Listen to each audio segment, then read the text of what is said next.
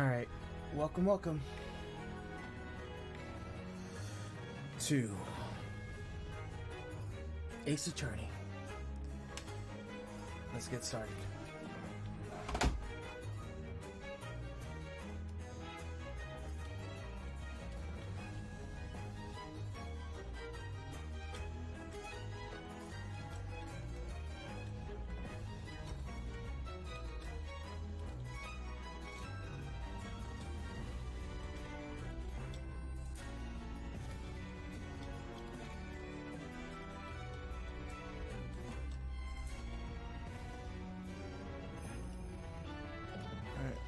What does my... Oh, there it is. Alright. Welcome to Ace Attorney. The last time we played... I forgot. I think...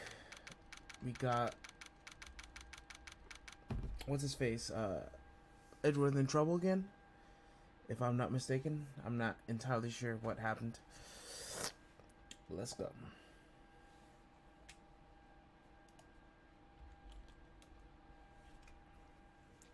February 24th, 12:14 p.m. District Court, courtroom number 9. Literally, I don't remember anything that happened last session. Oh, wait, give it a sec. My computer is, The court will now reconvene for the trial of Miss London Sky. Alright, let me just real quick. Just let me real quick.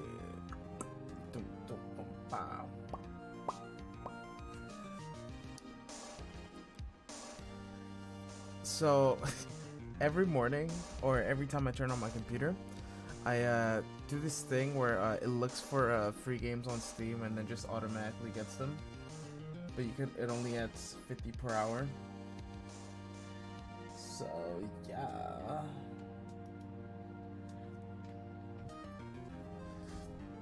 Alright.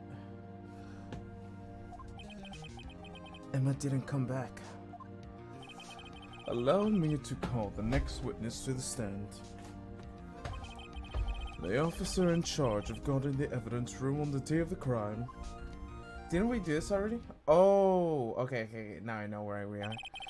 Witness, please state your name and occupation. Me, partner? Oh, I'm just some man, same as you, wandering the trails of civilization. Occasionally helping the elderly cross intersection when needed. Yes, we get it. Oh, I know! You're a patrolman! Okay, give me a sec. Oh, as for my name, if you listen hard enough, you could hear the howling wind calling it out. To be exact, it's Jake Marshall, Your Honor. Howling wind? I've never heard Edward described that way before. Oh, that's funny. Now, Mr. Marshall, let me ask you something. What were the charges of guarding the evidence room on the day of the crime took place? Is it correct? According to the papers, partner. What do you mean? A desperado's soul is boundless to the desert sands. No paper could sum it up. Maybe it's best we get quick with this. Quickly. Please share us your testimony on the day of the crime. In plain old English. I'm pretty sure he's doing plain old English. Yes, plain as it could be. My job was to keep wary eyes on the bone orchard. They said I was supposed to make rounds 3 times a day, but that ain't my style. Besides, this room's protected by 2 security systems anyways. If I remember right, I was at the street side saloon at the time it went down. I'm just an innocent traveler, man, so if you're out of ammo, it's time to hit the trail. I can't say I particularly care for your attitude. I can't say I care for your beard, but you don't see me complaining. Wait a minute. Do you mean 2 security systems? What do you mean by 2 security systems? I mean the security cameras and the ID card reader. I reckon even a cowpoke like you knows about those. Very well. What about the fingerprint active lockers on the evidence lockers? Fingerprint activated lockers? What kind of newfangled hickadoodie are those? He's not even being very helpful. He's not even that good with machines or with following orders. Everyone's got their weakness, don't they, Mr. Prosecutor? This one seems like trouble. Okay, Mr. Wright, he's all yours. Day of the crime. My job was to keep a wary eye on that bone orchard. How exactly were you keeping an eye on the evidence room? Just made sure nothing moved in the security camera monitor. The room's so still. Even time dies in there. I was just a caretaker who interred the recordings. You interred them? Videos are nothing aren't that useful. When the time would come, I'd erase the tape. If nothing unusual is recording on the tapes, to be erased every 6 hours? Exactly. Exact time I'd erase the time felt like I was erasing a part of my life. This guy has a flair for the dramatic, but this isn't going to do him any good. So, in actuality, you don't physically enter the evidence room. They said I'm supposed to make rounds 3 times a day, but that ain't my style. But you made rounds on the day of the crime, right? Ain't you heard a word I said, partner? I told you that ain't my style. I'm afraid I don't understand. No desperado? I know its rules get in his way. No desperado? I know joined the police. No, desperados I know joined the police force. What? What? I'm so confused. So, Officer Marshall, on the day of the crime... Just between you and me, I didn't set foot in that evidence room that day. That day? Wink wink. So that means he has set foot in the evidence room in the past.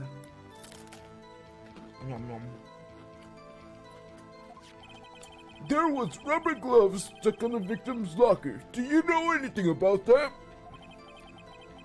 Sorry, partner, can't say I do. I haven't been that gripped in weeks. How does this guy keep avoiding being fired? His presence alone dictates his hire. I was like, walks in. Howdy, partner. I'd sure appreciate a job here. Deputy. This man is like, yeah, sure, you could have the job. I'm like, alright.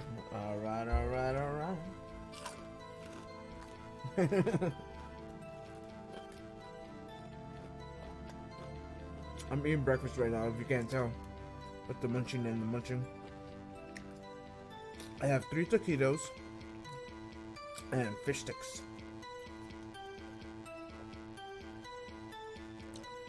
Because that is what I have in my fridge.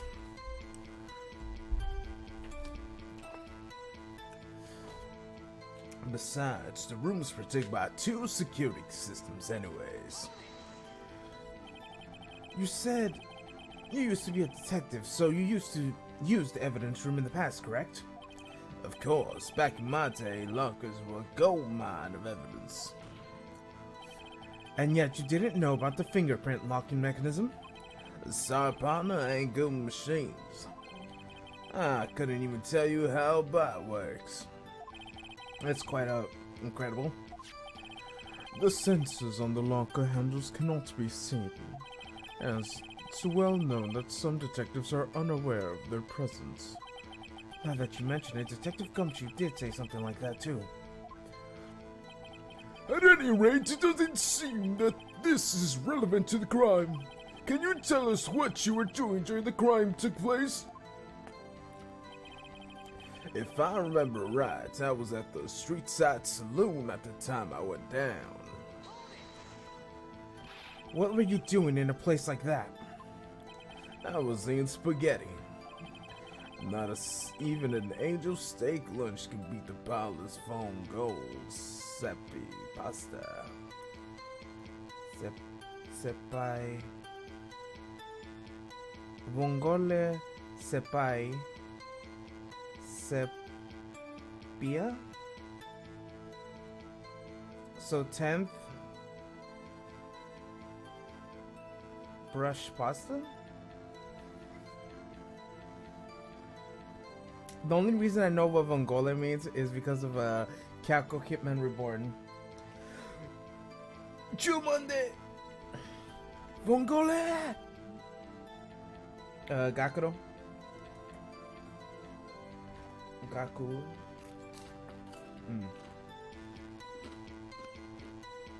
Give me some.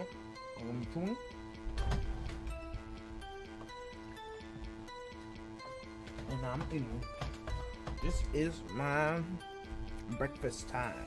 Breakfast time!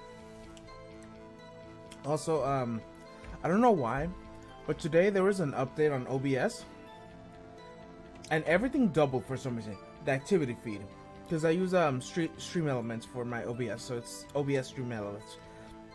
I got 2 stream feeds, I got 2 double chats, I got 2 streaming icons. So it says stop streaming twice. And then I got like a bunch of like double things, and it's weird, man. I don't know. I don't even know how that happened. But I'm pretty sure that's a bug, and I hope it gets fixed next update. Cause it's just not, because it feels like I'm recording even though I'm not recording.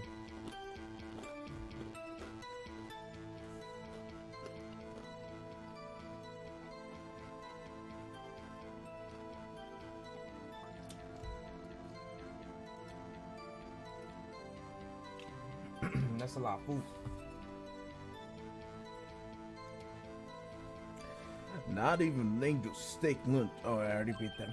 You mean to tell us you abandoned your police duties to eat some noodles? Not all desperados eat tacos, partner. That's not what I meant. I hope this has at least taught you a lesson.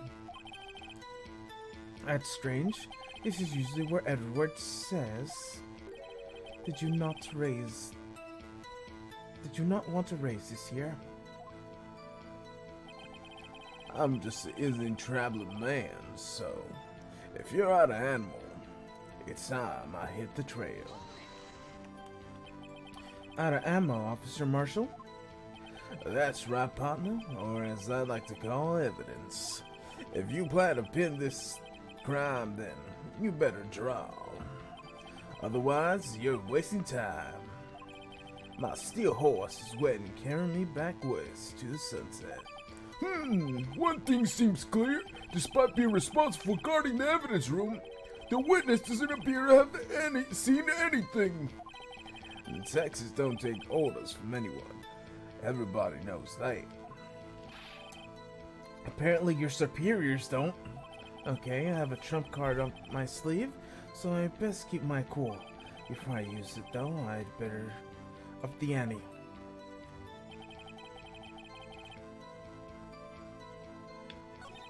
Alright. I remember it. I know. Alright, presenting.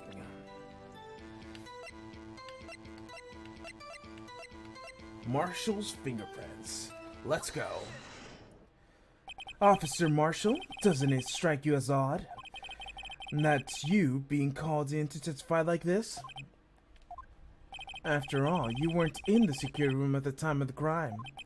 And yet you dragged me down here. Explain yourself, partner. It's quite simple. You left a very large trail behind at the scene. Or to be exact, a handprint. Listen real good, partner. Like I said, I'm a caretaker of the crypt. I pay my respects, that's it. Make my rounds, about once a month. It's only natural my fingerprints would be in there. I only wish it were, officer. But you see, your fingerprints were covered in blood.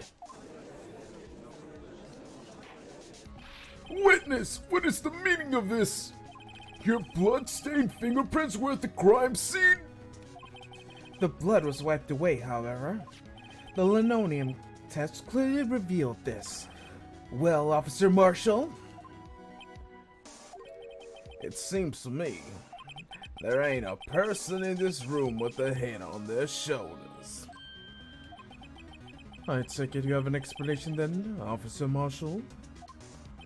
About the bloodstain. About the bloodstained fingerprints? Very well, you may begin your testimony about your fingerprints. Found at the scene of the crime.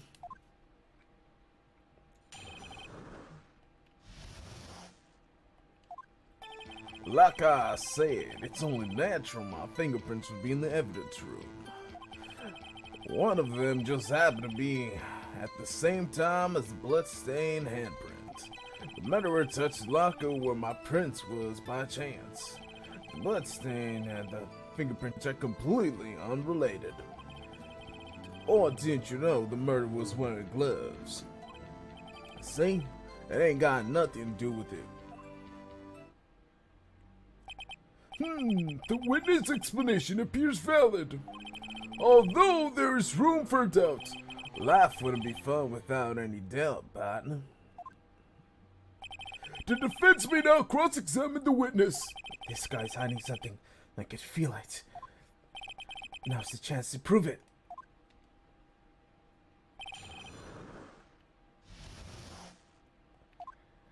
Like I said, it's only natural my fingerprints would be in the evidence room.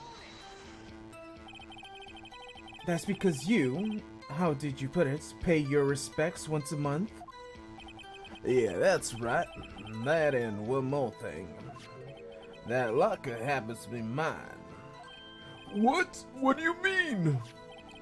I mean what I said.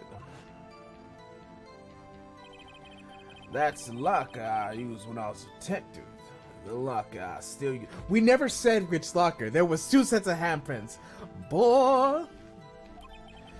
All that's in there now is a heap of broken dreams. I see. That'd be strange if my prints weren't all over that locker. Apparently his fingerprints data was never removed from the locker's programming. He must have been using Fingerprint Locker all this time without even knowing it.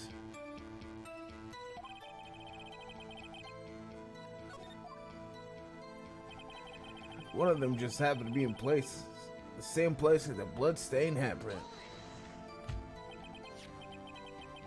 So then, what happened to the bloody handprint? Wasn't mine. It's no mystery. Please explain. My locker was covered in fingerprints. It just so happened the murderer touched my locker where the fingerprints was by chance. The chances of happening are 1,000,000 to 1. On the contrary, one will argue just the opposite. The chances of that not happening are 1,000,000 to 1. And get one thing straight, partner. You ain't gonna get no reward from me and mere foot fingerprints. You wanna know why? The bloodstain and fingerprints are completely unrelated. Unrelated? They're as different as day as night.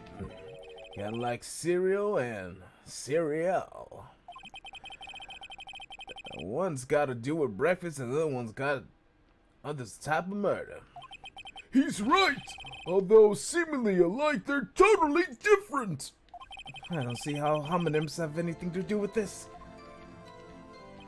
Oh, didn't you know the murderer was wearing gloves? How do you know that? I may be a loner, but I still do my job. Keep up with the reports. There was a blood stain on the scene, though thought to be left by the murderer. That's right.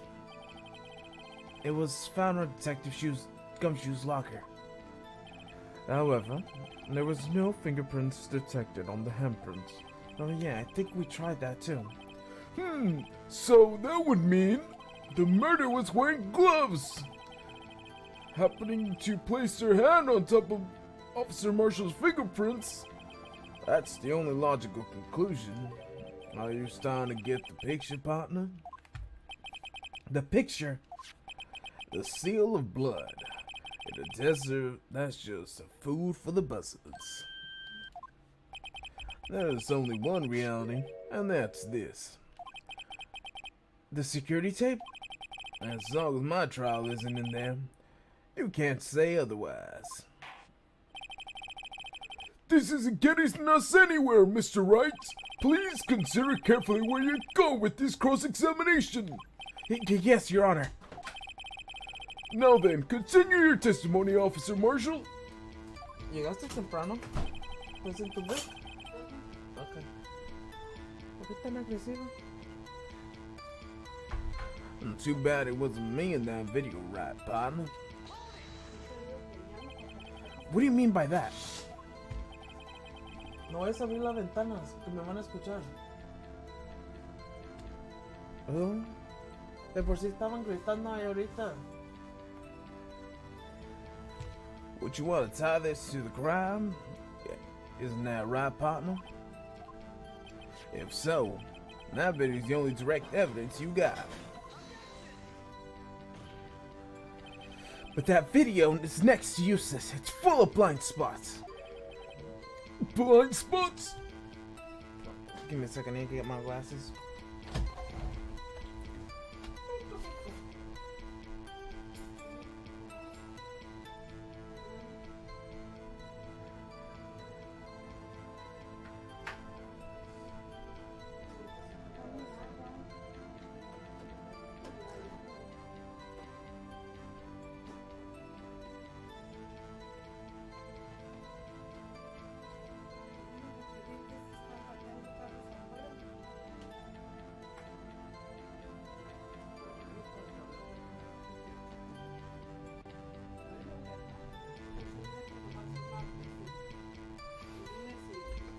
Que esa no, mira la cosa.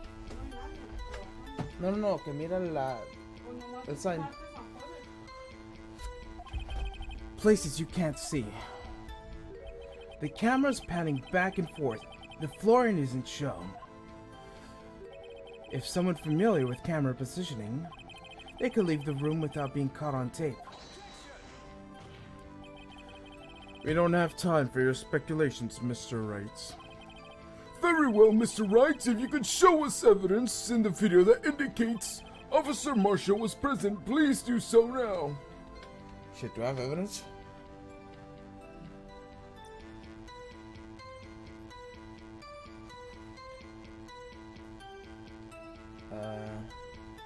Fuck.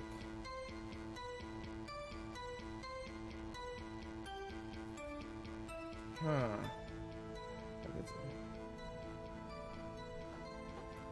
Alright, let's show evidence. We'll figure it out. Very well.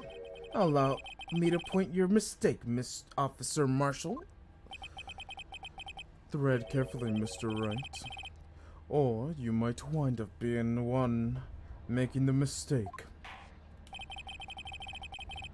Now then, let's have another look at the video. Show us this incriminating evidence of the witness, Officer Marshall Jake.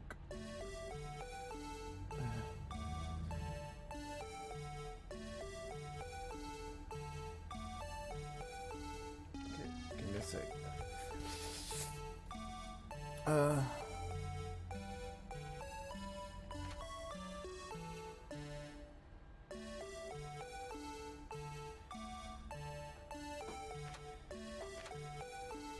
Okay.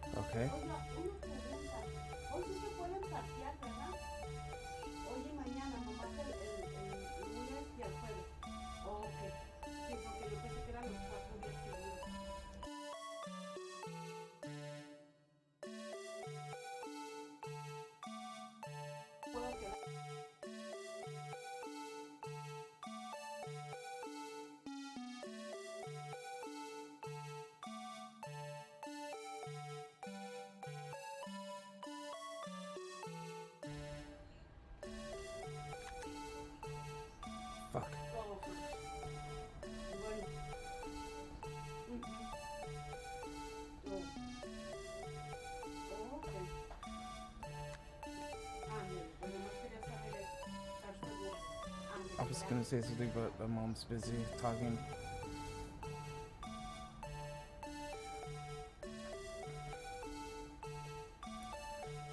Alright. And there. Presenting the cloth.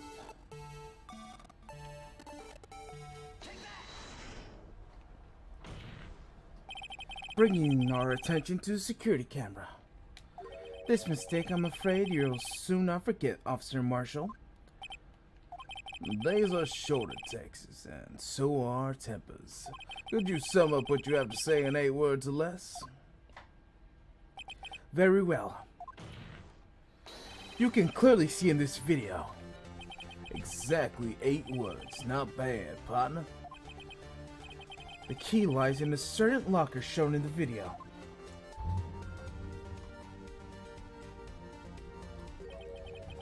That's locker with the white cloth sticking out.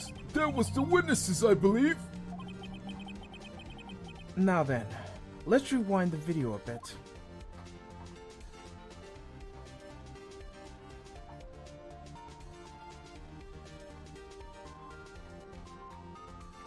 Alright, while they're rewinding, I'm gonna take another fish duck.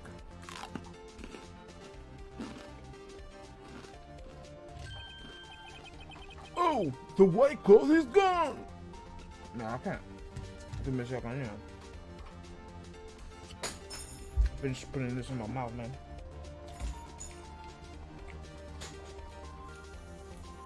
Breakfast time. Alright.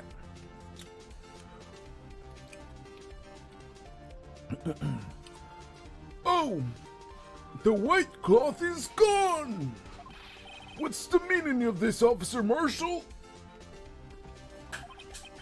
When the crime took place, the white cloth wasn't there. Then, it suddenly appeared. There's only one explanation. Officer Marshall, you were in the evidence room at the time of the crime. What's more, you opened your locker when the camera was turned away. Order! Order! It would seem... Hold your horses, partner. Sorry, but you got the wrong man. So what if my locker was open? That doesn't mean I'm the one who opened it. The murderer needs to hide something, so he put a locker. He opened the locker and stuck it in. It's not my fault he happened to choose mine. Why is everyone staring at me like I'm a wanted man? This guy's just plain dumb. He really doesn't know. I hate to rain on your parade, but you're the only person who could open that particular locker. Oh yeah? I call you a bluff. You say open that locker, now prove it.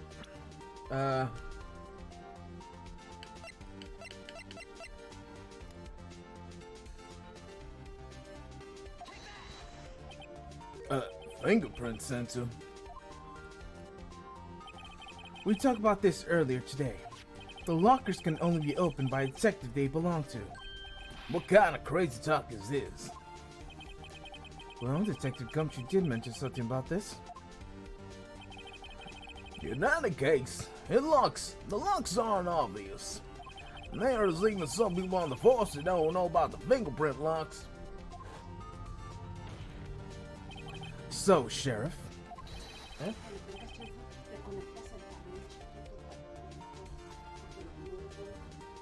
Cárgalo tú.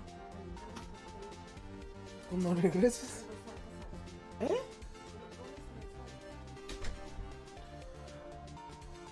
What do you say in 8 words or less? He's eating jerky or what is that? I only got one word for you, partner. No!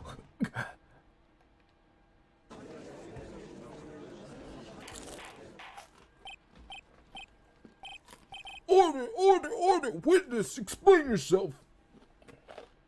Alright, give me a sec. I just need to check if I'm streaming.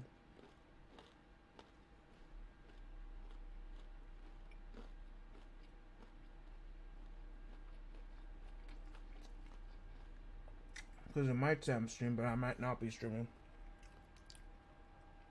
My channel. Open. Checkity check. Open. Perfect. That's all I need to know.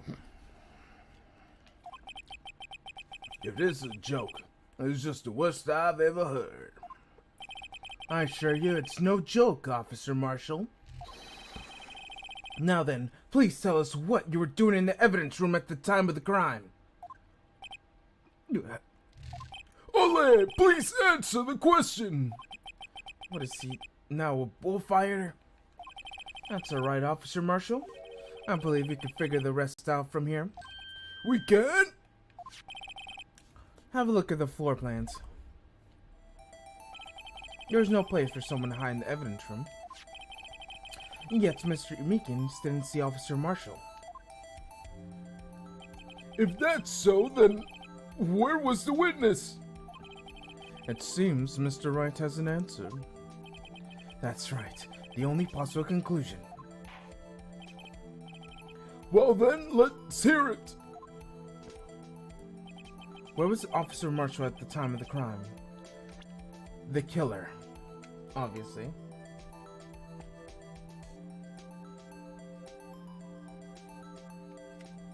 The victim.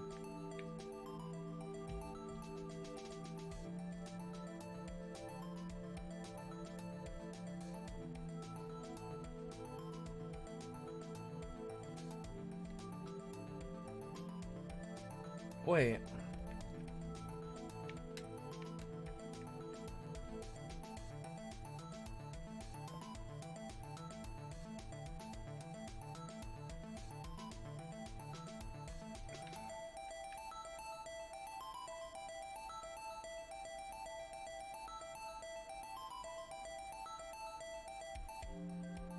I'm so confused.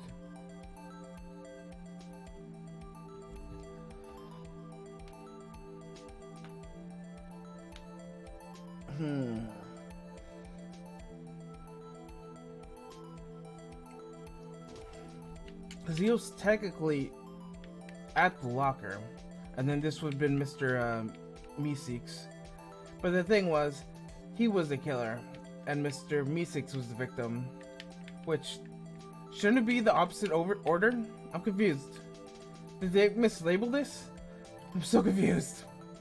Because he was there, and then Mr. Meeseeks walks in like, "Hey, stop! What are you doing here?" And then he goes, "Whoop!" And then they switch position, and then Mr. Meeseeks is over here. But that's when he's over here, not over here. What's wrong with this scenario? Okay.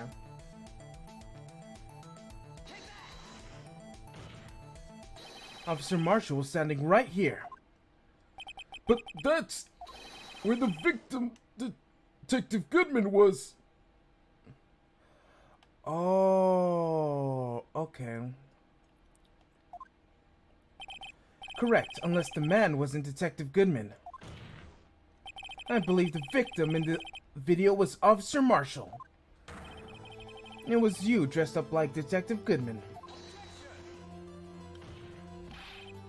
But that's preposterous. Officer Meekins witnessed a detective at the crime scene. Once he saw the man's face, he'd know for sure. May I point out that Officer Meekins did not know Detective Goodman. He also testified about the man's reaction when confronted. When I entered the evidence room, I asked him to show his card, sir.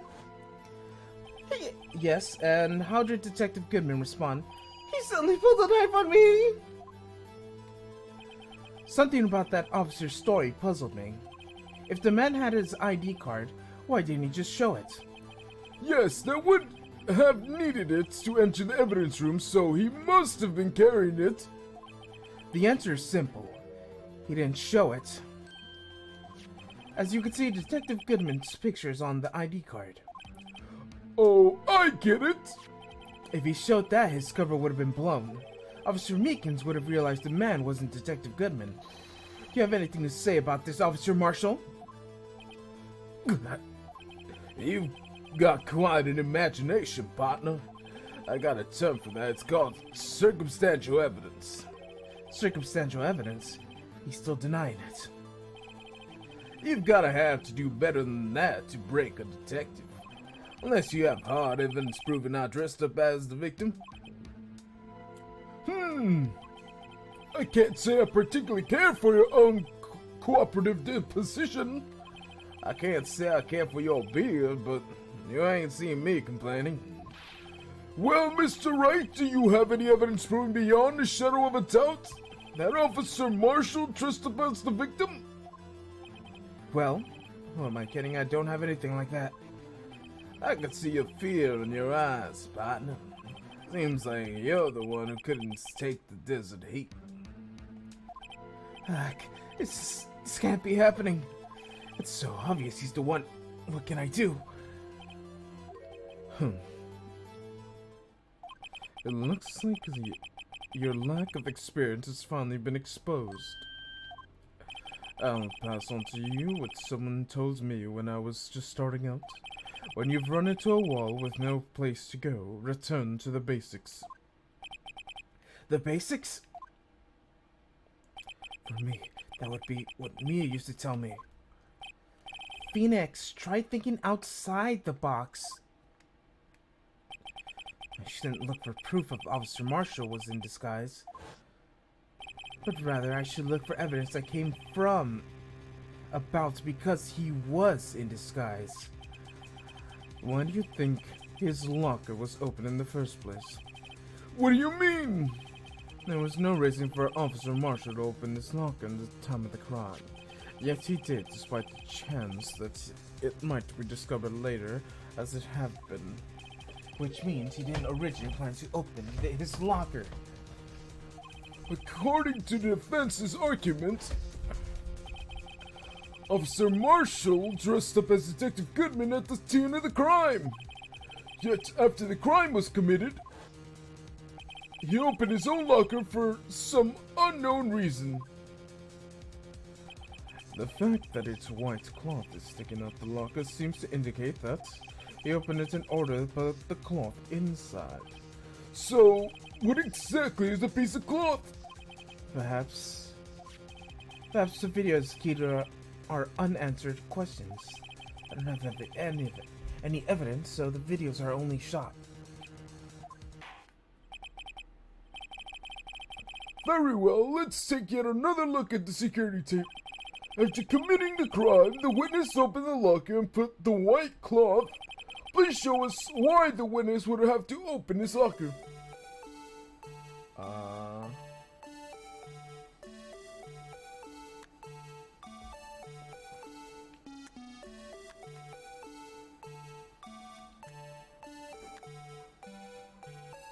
Here comes Mr. Meekins. Alright. Up. Time to go back.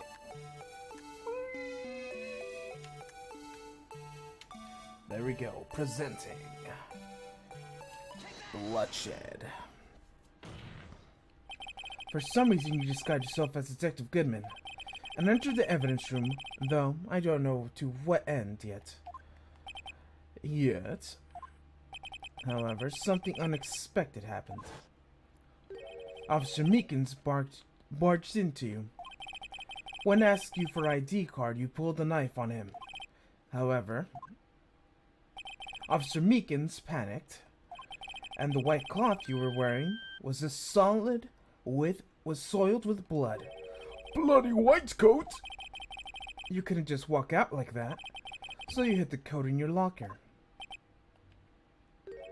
Not a bad, partner.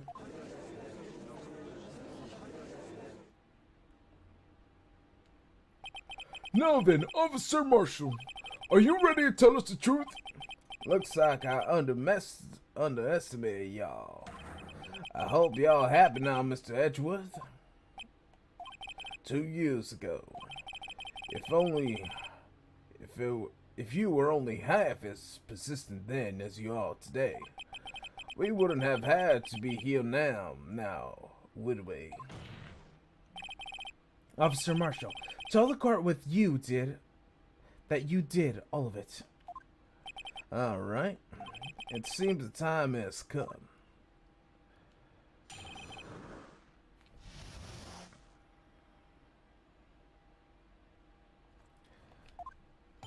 I had to do it that day. I couldn't just stand by and let it die.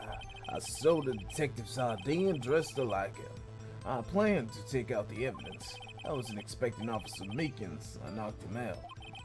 I managed to escape. I knew which areas wouldn't get caught on camera. There wasn't any murder in the evidence room at 5:15. So, the supposed victim was really you? But there is one thing I still don't understand. Traces of a large quantity of blood was found in the floor in the evidence room. If no one was murdered, then how could that be? Officer Meekins managed to cut his own hand. My guess is he's the donor. It was way too much blood for a small donation.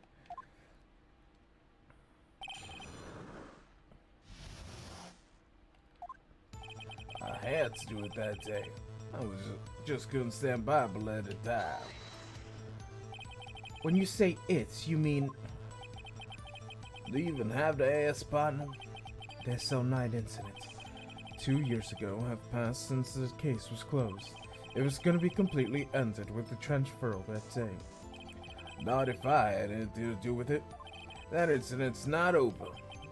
But what did you hope to accomplish by sneaking into the evidence room? When the case is closed, only the case lead detectives can look through the evidence. I wanted to have a look at myself one more time. No matter what the cost. I don't care what anyone says, partner. That case is mine. But Officer Marshall wasn't in charge of that investigation.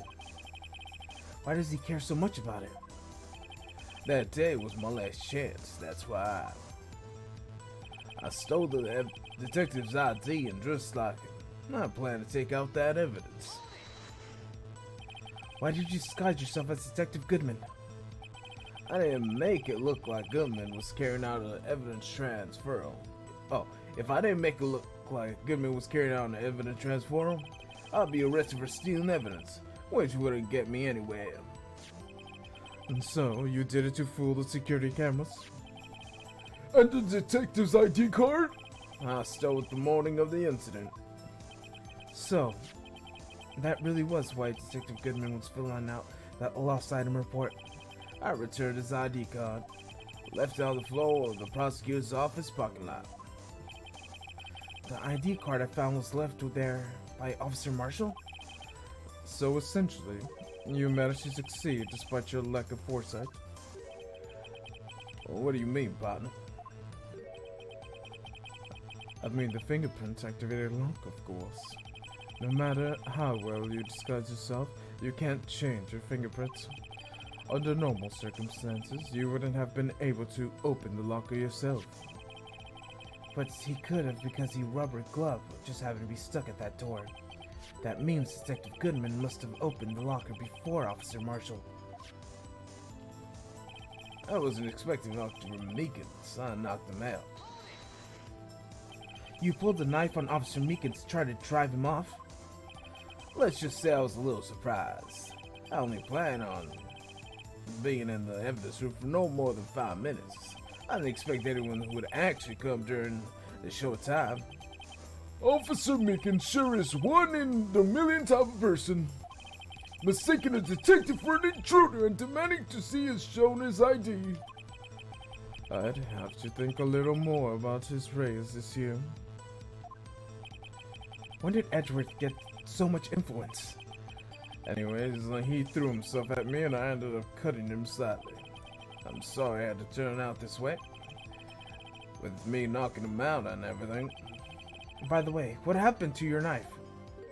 Oh, you mean this one? I don't know what to say. So you knocked off Officer Meekins out and... I managed to escape.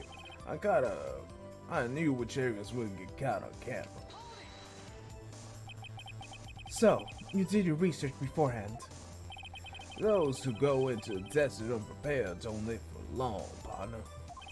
I didn't think it would make a difference, though. The security tape is erased every 6 hours. If all was gone as planned, no footage would have been left. However, you bloodied your coat in your struggle with Officer Meekins. If someone was in the security room, when I came out, the jig would have been up. I opened the locker and stashed it up in there. What if Officer Meekins doing during that time? What else? He was sleeping like a baby. So you're saying is on that day, There wasn't any murder in the evidence room at 5:15. But the blood found at the scene of the crime indicates a crime took place. What are you, blind? The victim shown on the tape is me. And I'm not dead yet, partner. and so you stole evidence from the locker? Actually, no, I didn't. Why not? When I opened the locker, the evidence was already gone. What, Mr. Edgeworth? Where is that evidence? It's still missing, Your Honor. Detective Goodman's locker was already empty. Someone else stole the evidence. Officer Marshall, may I ask one thing? Fire away, partner. It's a free country. Just remember, I'm also free to decide whether or not to answer. why did you do this? Stealing the detective's ID, injuring a police officer, this is no small offense.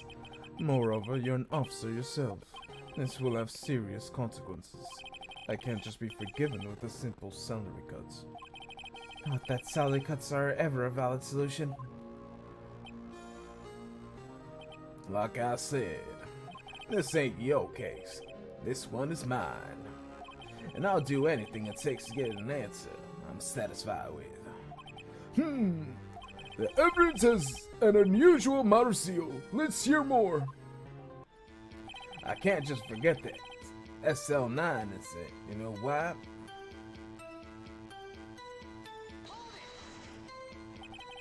But that case was solved 2 years ago, wasn't it?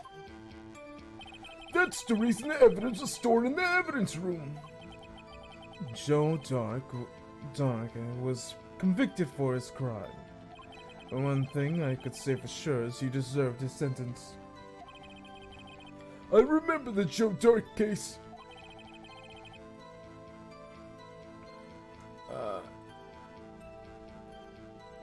It involved serial murders, didn't it? I don't intend to complain about how it turns out, but there's something that still bothers me. Something went down on that trial. Something no one will talk about. What happened? I don't know. That's what I'm trying to figure out. Why is he so concerned with that incident? Maybe I should press him with what I think his real reason is. I have a feeling he'll wind up here sooner or later. Everyone's involved here is related in some way to the case. I better take another look at those files. Alright.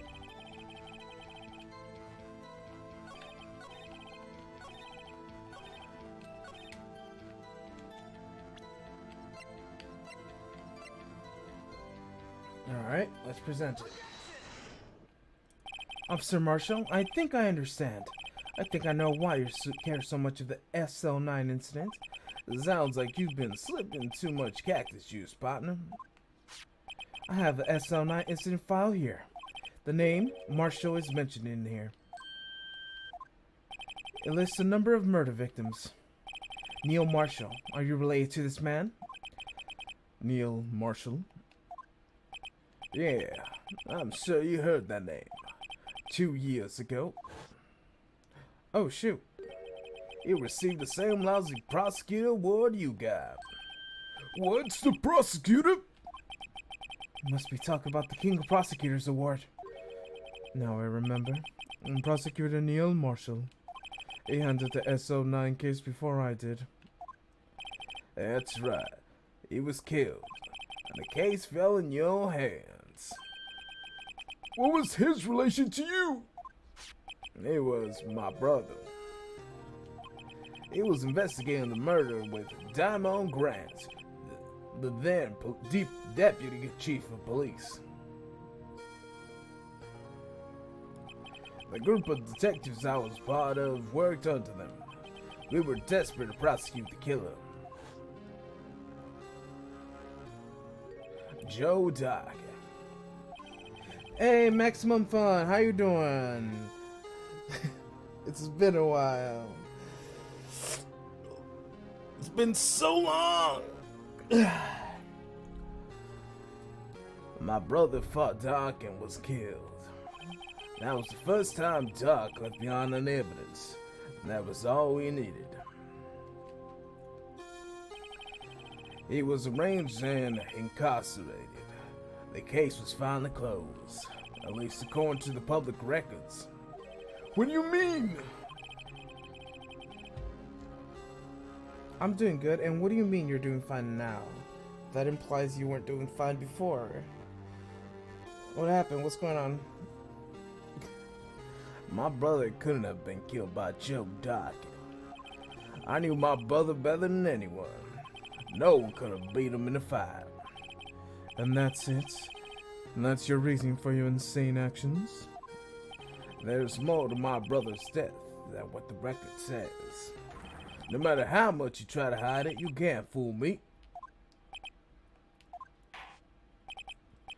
Well, at least one thing's for certain. We know what happens at the police department on the day of the crime. That was the last day of the SL9 case would be reopened. Not satisfied with... Not satisfied with its resolution, Officer Marshall, plans to steal that evidence. Disguised himself as Detective Goodman, he entered the evidence room. Officer Meekins confronted him, so he rendered him unconscious and fled. Yes, and the mystery has finally been cleared up. No murder took place in the police department that day. The things that happen by chance never ceases to amaze me.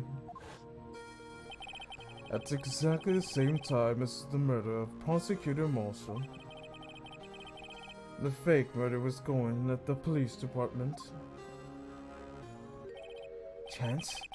It's gonna be more than just that.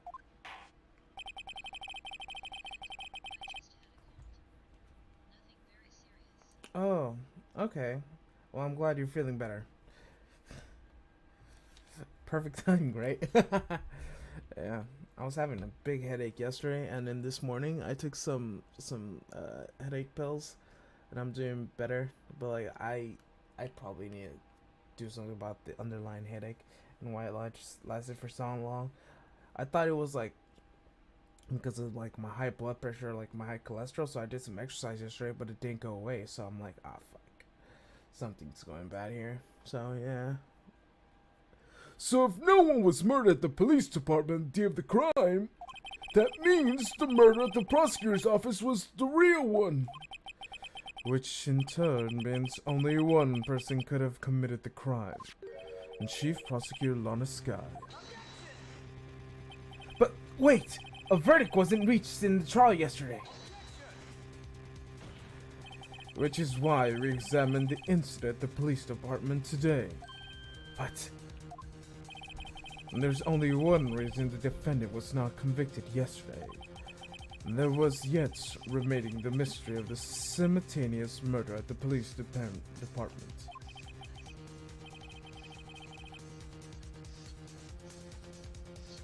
yeah, no, I hope so.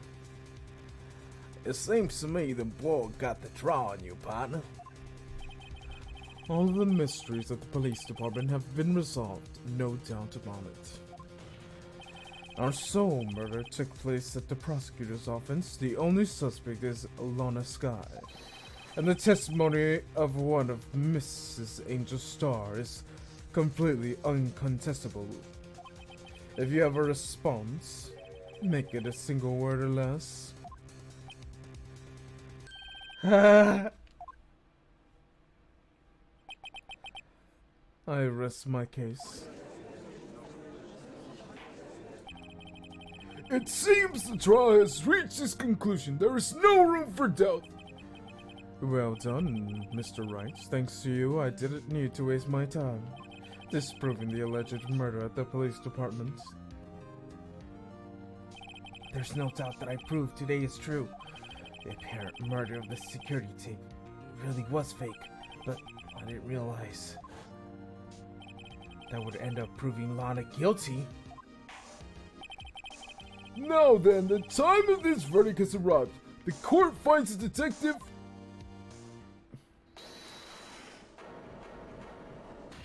Ah, there you are. Your Honor, wait. Emma? The defense has an objection, a scientific objection, right? What do you mean, right? Mr. Wright, are you this girl's guardian? Your Honor, in a sense... Please, Your Honor, all I'm asking is for a minute of your time. Please hear me out. Mr. Edwards, please. I don't want to leave any loose ends. You want a minute? I'll give you 3. Oh, wow. I was kind of in shock. I mean, finding out about the SL9 incident referred to Joe Dark killings. Now that she mentions it, the names of both Sky sisters were in that file. But when I figured it out... Yeah, very generous indeed. I mean, what Officer Marshall was trying to do that day. So I knew his fingerprints would have nothing to do with that crime. That left only one thing, the other handprint. You mean the traces of blood beyond the Detective Gumshoe's locker? Yeah, no. Then Karma will be like, No! You must end this now!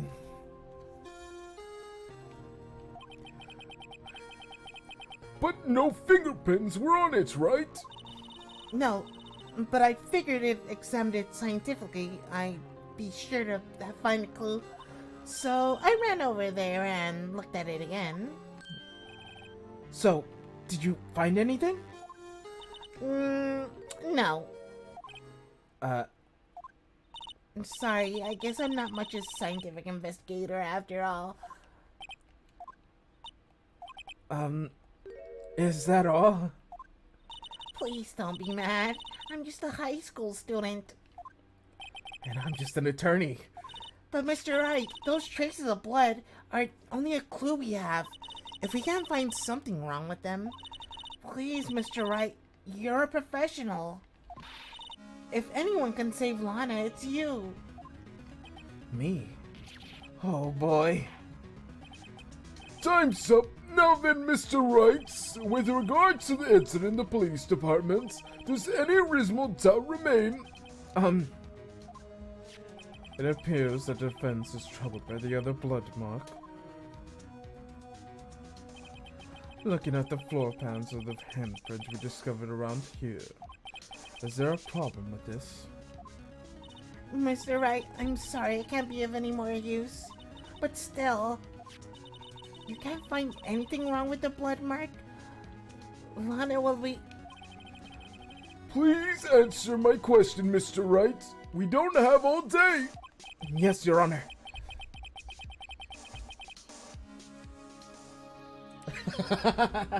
Professional indeed. If I needed to concentrate, it's now. What could be wrong with this handprint on Detective Gumshoe's locker? Could there be something I'm missing? I object.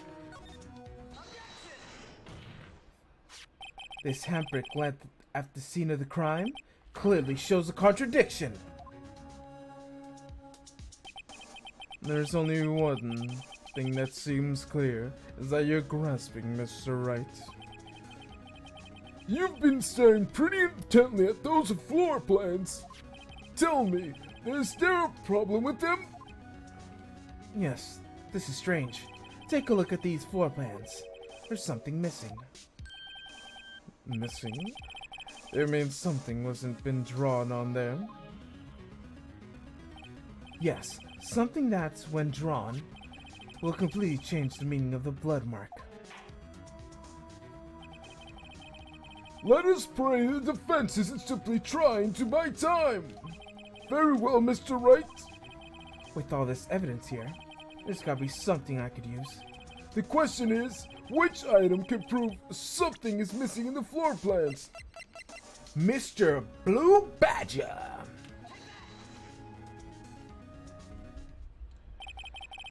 What about that piece of plywood?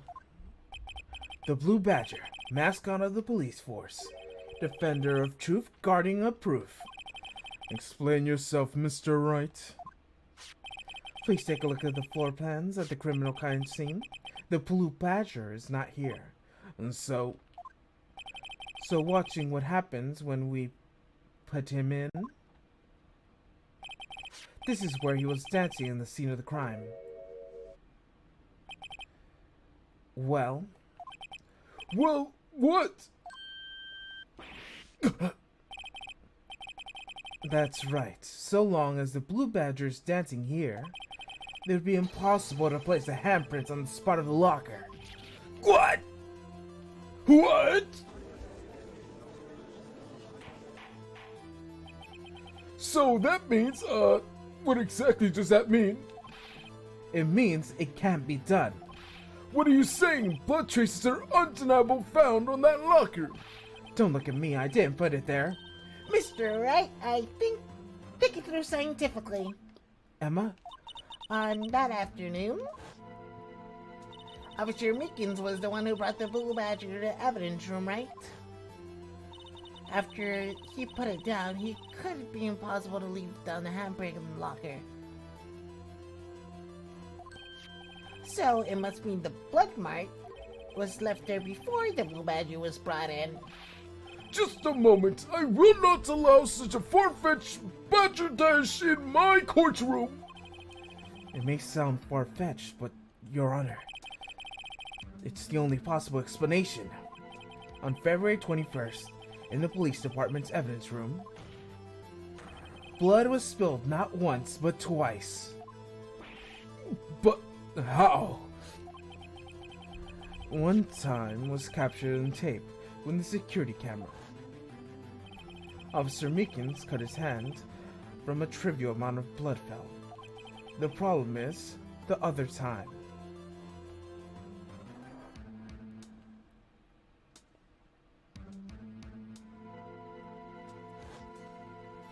Someone bled prior to the struggle shown in the tape. It had to have been Detective Goodman when he was really murdered. That is ridiculous. I refuse to accept your absurd claim. The murder portrayed in the security tape had been proven to be fake. However, that does not explain the blood mark found in the locker. So then, assuming the murder you purport really happened, when did it take place? I demand you show evidence that proves when it occurred. When did the first incident occur? To summarize, the defense claims that prior to Officer Meekins being cut by Jake Marshall, who was posing as Detective Goodman, another incident took place in that evidence room. That's right. The blood mark on the locker proves this. Very well, then tell us, when did this first incident occur? As Mr. Edgeworth said, proof must be presented. Proof? That shows when the murder took place. There's only one piece of evidence that could show that. Now then, will the defense please present this evidence? What shows that the first crime took place? Oh, fuck. Oh, right. I know.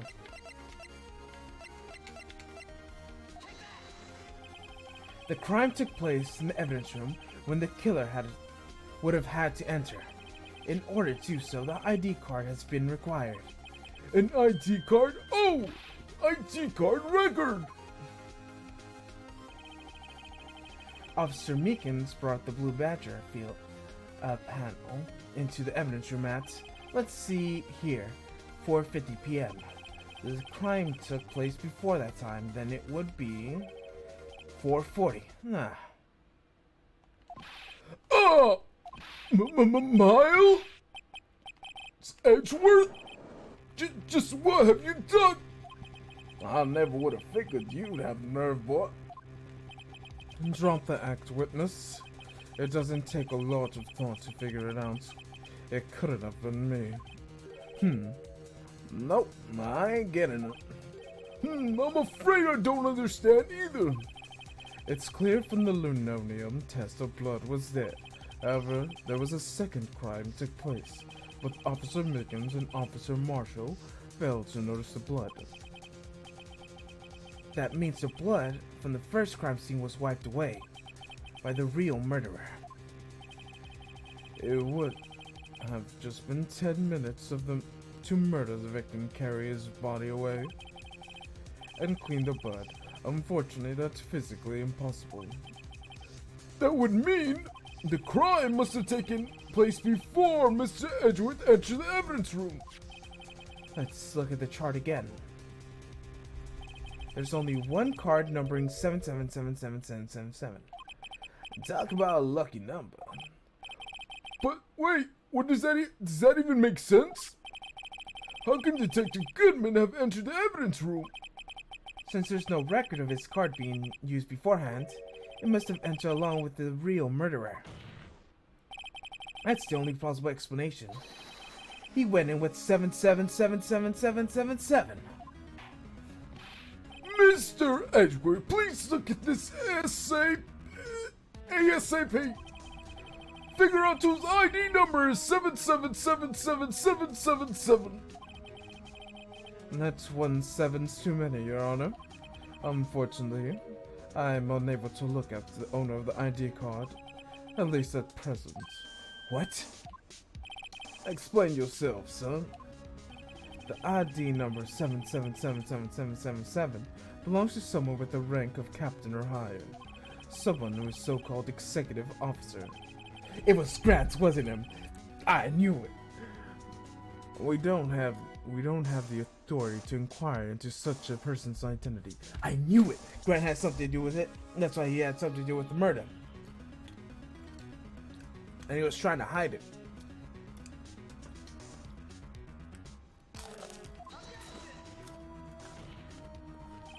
But that's ridiculous. Just how?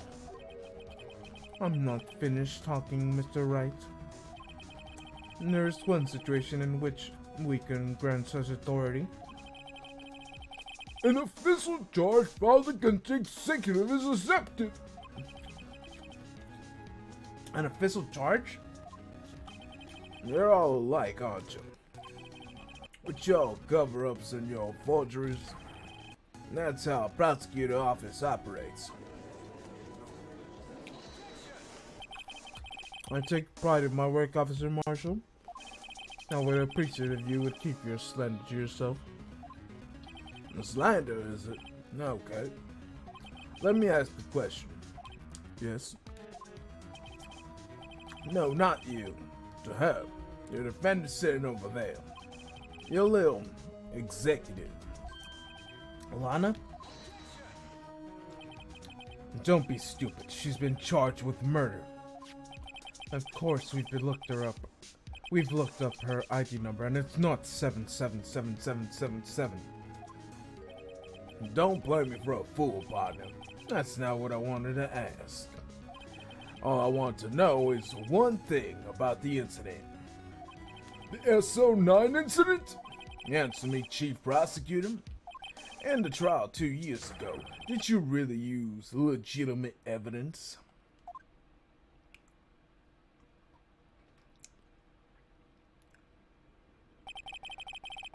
Do you need the witness to repeat his question, Chief Prosecutor? I heard him find Mr. Edgeworth. 2 years ago, I was in charge of the prosecution for that trial.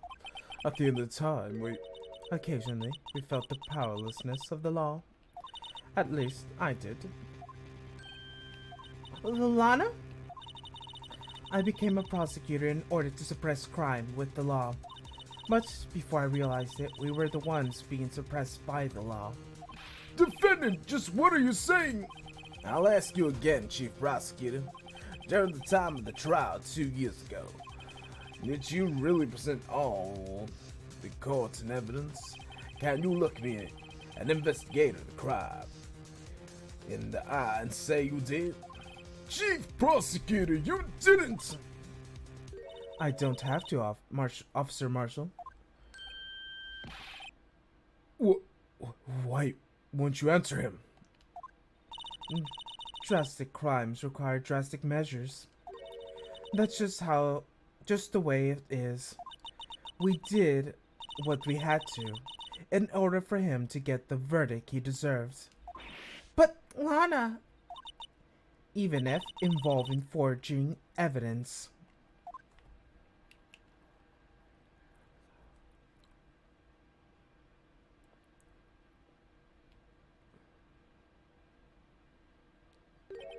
See, that's what I'm talking about. No. No! Order! Order! Order! Order! Lana's might cause upstairs. The chaos in the courtroom could be quelled with the conclusion of the trial. Could not have waited until the following day. Alright, I need to close the windows.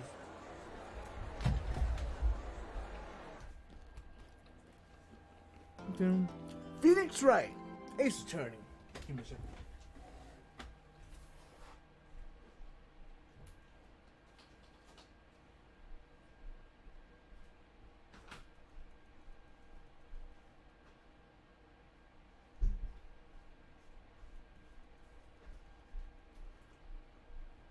Okay, I'm back. Cause my mom got here, she started opening windows and things, and I told her the neighbors were being loud, and I'm being loud. The neighbors are gonna complain that I'm being loud, cause these walls are paper thin, and I need to be quiet. But I'm super loud when it comes to streaming.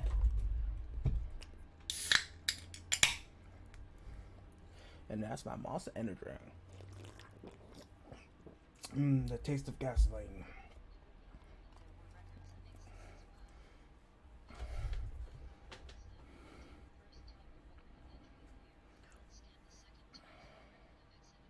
Ooh, yeah, that'd be super cool. But there's only one record, so you could tell when, like, if someone was in there, you know how long they stayed in there. You go. Why would you make a mistake?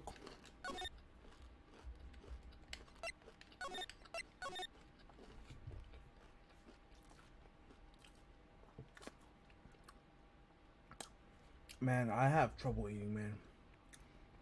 I don't know what's wrong with me, but every time I eat, I'm like halfway choking. And I always have to have a beverage near me.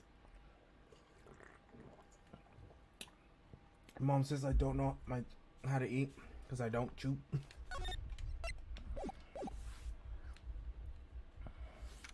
February 24, 3:12 p.m. Law and Code offices. I'm so sorry, Mr. Wright. I'm sorry for what my sister said. Drastic crimes require drastic measures. That's just the way it is. We did what we had to in order to get the verdict he deserved. I didn't know. I never knew that the SL9 incident was just another name for the Joe Dark killings.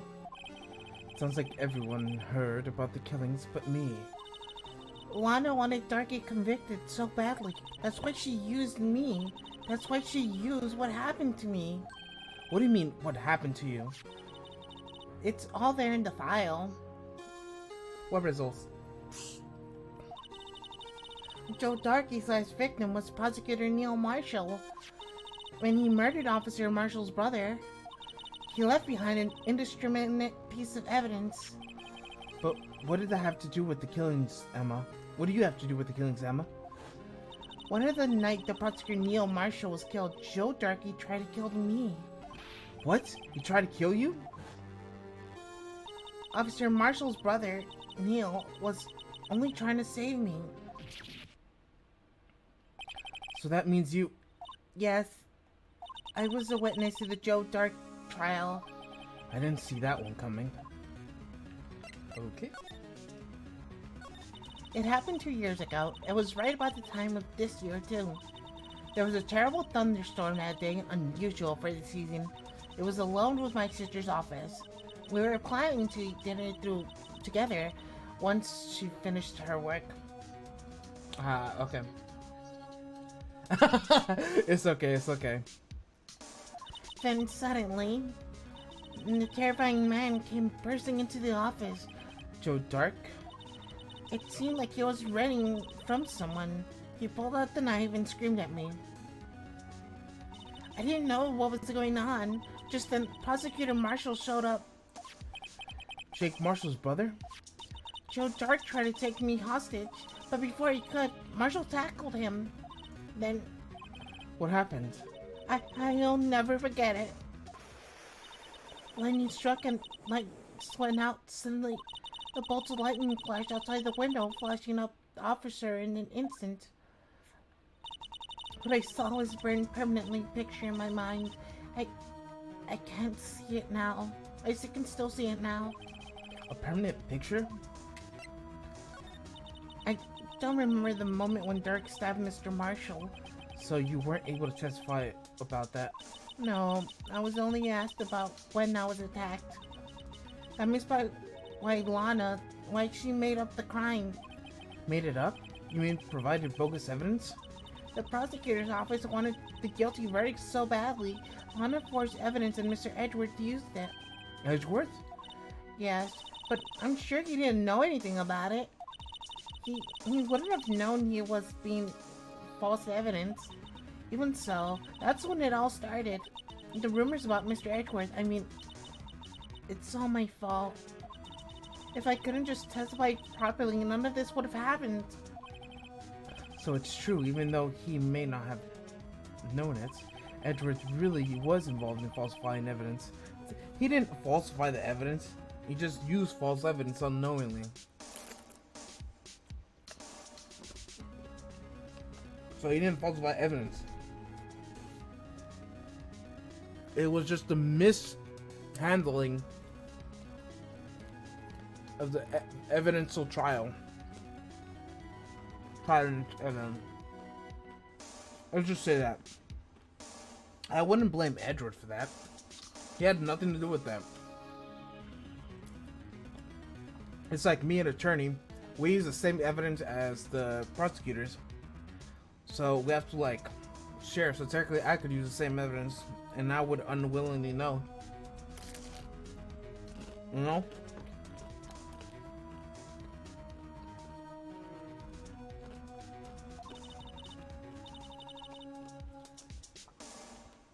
After the case ended, Lana was never the same. She became cold like she is today. She must not have been able to face up what she did, especially not to Emma. What did you see in the instant of the crime occurred? Darky knocked down Mr. Marshall and raised his knife. Neil Marshall was stabbed right in... Neil Marshall was stabbed right in front of these poor girls. I don't remember what happened after that. Apparently I passed out. When I came to, Lana was cradling me in her arms. Poor Emma, you've been through so much. She looks older. She does now. I couldn't bring myself to testify about that instant. I tried, but the words just wouldn't come out. I drew a picture, but it wasn't any good. 2 years ago, you must have been 14. That's understandable.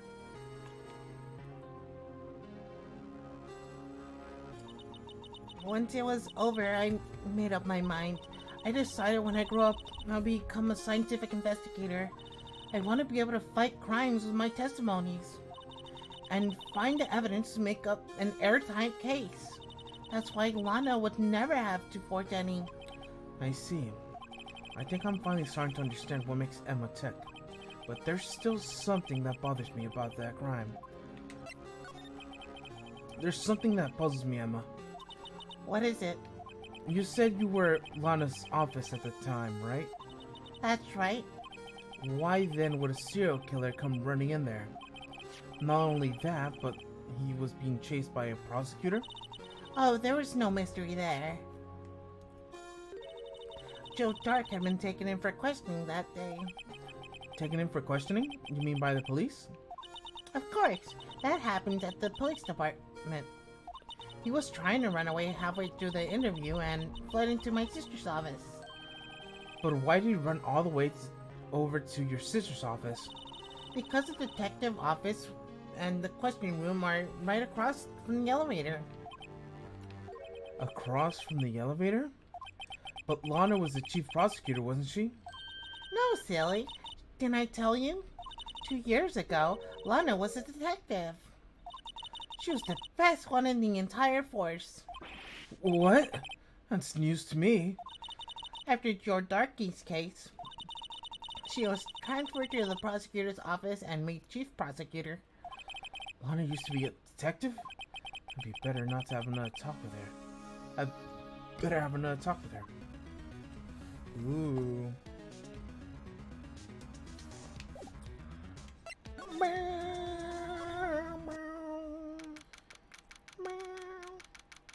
Alright, let's get another fish before we start this scene. It's my breakfast. Don't worry about the crunching. It's very crunchy. They were in the oven. Toasty. Toasty, toasty fish.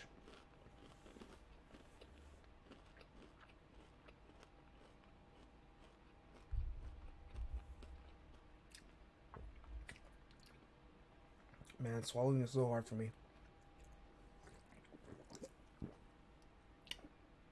This is why when I go out, like, it's not good for me to eat noodles, because they'll just get lodged in my throat, and I legit have to, like, stick, or beef or something, I legit stick my hand into my mouth, into my throat, and then try to pull out the noodles, and then go, and then I just pull it all out, and then I try to chew it again, and then see if it goes down my throat a second time, because I'm dying.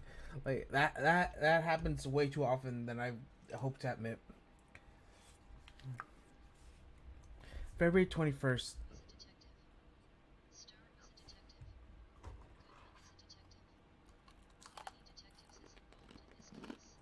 All of them.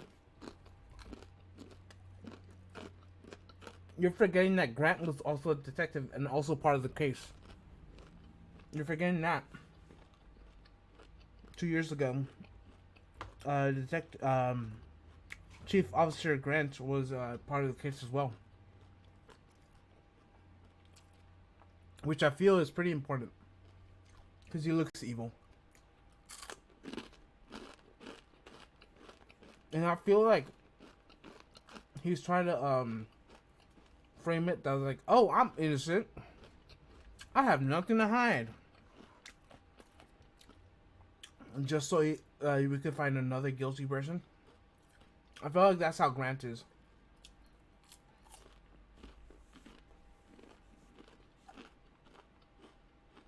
Man, I need to stop eating.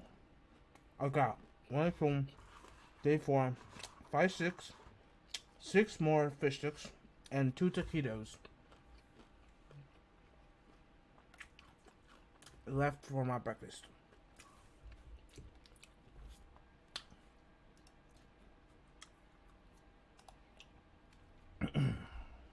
February 24th, Detention Center Visitor Room. Lana? Mr. Wright, it seems I kept causing you trouble. Falsifying evidence? I didn't think you were the type. Criminals don't mind paying foul. Why should we? But Lana, if you're wrong, an innocent person might be found guilty. Yeah. I don't have real food, so I just have to find anything that's in the fridge and then just eat that. I literally just fill up the little oven with food, or like with I had 3 taquitos, and then I just filled the rest with fish sticks. Last time I streamed, I had the whole thing filled with fish sticks. no taquitos, and then the stream before that I had, what was it, 4 taquitos, and the rest fish sticks. I had 3 because those were the only ones left. If I could, I would have had 4.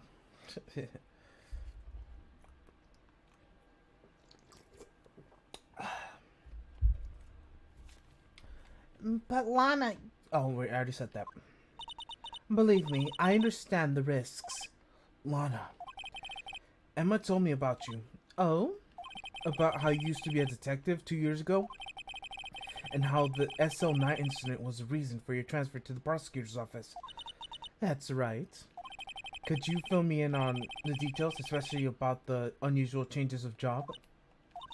I suppose you have a right to know, Mr. Wright.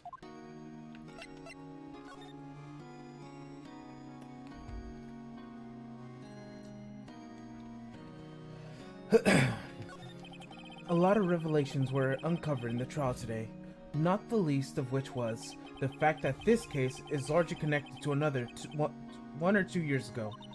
Evidence from the case was stolen as well, though I expected as much. I know how obsessed Officer Marshall can be. That trial, it really wasn't fair, was it? I believed you, Lana. I believed no matter what happened, you'd always stick to the truth. It couldn't be helped, Emma. At the time, 2 years ago, I sold my soul. Well, all drama aside, the fact of the matter is, 515 was no murder at the police department. Tell me it's not true, Lana. What the witness, Mrs. Starr, said about you stabbing Mr. Goodman with a knife. Lana, I don't understand. Why don't you tell us? Emma, it doesn't involve just me. I don't think I've ever seen Lana look so phased before. It's true, I'm a member of the police force 2 years ago. She was amazing. They still talk about all the cases she and the police Chief Grant cracked together. See? Chief Grant. Chief Grant? He was chief of police back then, but he still works the crime scenes. Damn on Grant, he was everything I aspired to be. There was the best team ever. They solved cases before the reports were even filled. Emma really idolizes her big sister. But now you're a chief prosecutor. What happened? I always planned on becoming a prosecutor. The reason I became a detective was to gain experience investigating crime scenes, so you could use the experience in court, right? Grant's help in the SL9 case was crucial to the resolution. After that, he became chief of police and arranged my transfer to the prosecutor's office. Maybe I should ask more about this investigation of theirs 2 years ago. 2 years ago, I investigated a command of the detectives investigating Dark. Second in command? That means your investigated lead was Diamond Grant, right? Yes, Deputy Chief Grant and I shared the same office and the same investigations. They had been the same office? We had led a team of the best detectives in the force. He wasn't running to Lana's office, he was running to Grant's office because they were partners. That's it. That's where the connection lies. You know what?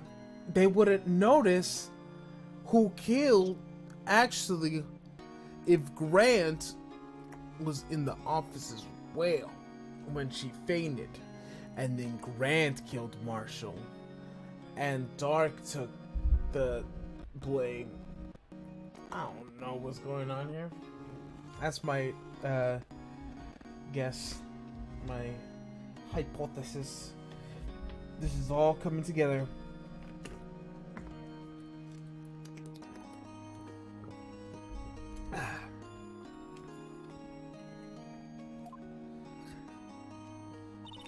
Detective Goodman whose case was Jake Marshall and Angel Starr. It was the first time Marshall worked with his brother. He was quite gung-ho. Without a doubt, Joe Dark was the serial killer.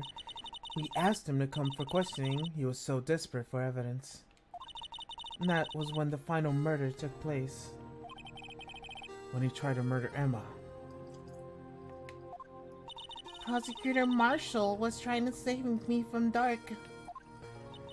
You see, the first person who happened upon the scene of the crime was me. Now you tell us? Alright. Diamond Grant and Neil Marshall were the ones questioning Dark that day. The investigation was in the final stations, and Dark must have suddenly panicked. He waited until Grant and Marshall left their guards down and fled the room. From there, he ran straight to the office shared by Deputy Chief Grant and myself. That's where you found me. So you were the first person to run into the scene, Lana? It appears so. I was filing some papers while Grant and Marshall were questioning Dark. Hey yo, what? And when I returned to my office, I saw 3 bodies on the floor and smelled the blood. Okay, it couldn't have been Dark, because first of all, Marshall was stabbed in the back, and Marshall threw Dark down. So technically, it would have been someone behind Marshall, and with enough force to put both of them to the floor. So the only one that has enough stature, enough strength to deal the final blow and knock out Dark at the same time in order to catch him in the act would be Diamond Grant, and blame it on his partner, Mr. Dark. They could have been working. It could have been more than one serial murderer. It could have been sometimes one day here, one day there, one person here, one person there, you know? A little bit of murder, a little bit of, it's all coming together. It's clearly Diamond Grant. Clearly. Three bodies. Prosecutor Marshall, the victim, Emma, who had passed out, and the suspect, Joe Dark. During the struggle, it seems Mr. Marshall struck a final blow before he died. Joe Dark was incurred a minor concussion and laid unconscious. What did you do? To be honest, I panicked. Emma looks so old there. Like, the lighting is not helping her. Like, she looks older than Lana right there. It looks like Emma could be her mother.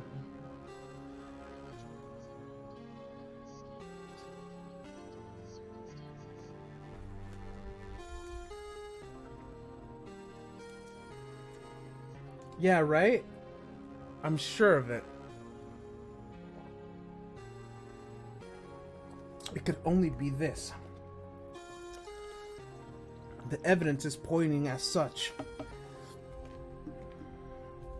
And what says evidence but the truth? But what is truth? The mere hypothetical answer to what evidence presents.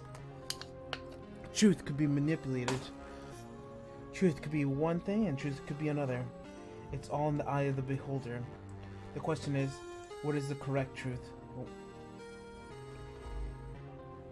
There is a truth that is perceived and the truth that is. They might be the same or they might be different. At that time, the truth was dark, and it may have so been, but the truth, it will not be presented in this case. The real truth, the final truth.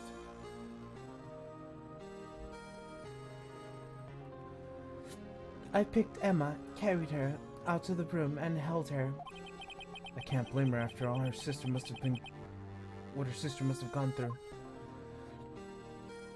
After that, I placed Stark under immediate arrest. Let me get this straight. You were involved in the SO9 incident? That's right. Quite a coincidence, I don't buy it. What are you saying? There's no way everyone involved in this trial was involved in that incident. Just by chance. But the case was solved 2 years ago. At least one person went to the extremes because they didn't believe it was truly solved. Officer Marshall, yes. His actions came by surprise to me as well. Ever since his brother died, he's completely changed. Are you saying he wasn't always a cowboy? I mean, he clearly was wearing a cowboy suit. And so was his brother. From the flashback. I guess he wasn't convinced the ruling against Joe Dark. Life doesn't end with closing of a case. Everyone has to live the rest of their lives with their memories. The case just might not be over yet. Emma was assaulted by Dark, right? At the police station department, right?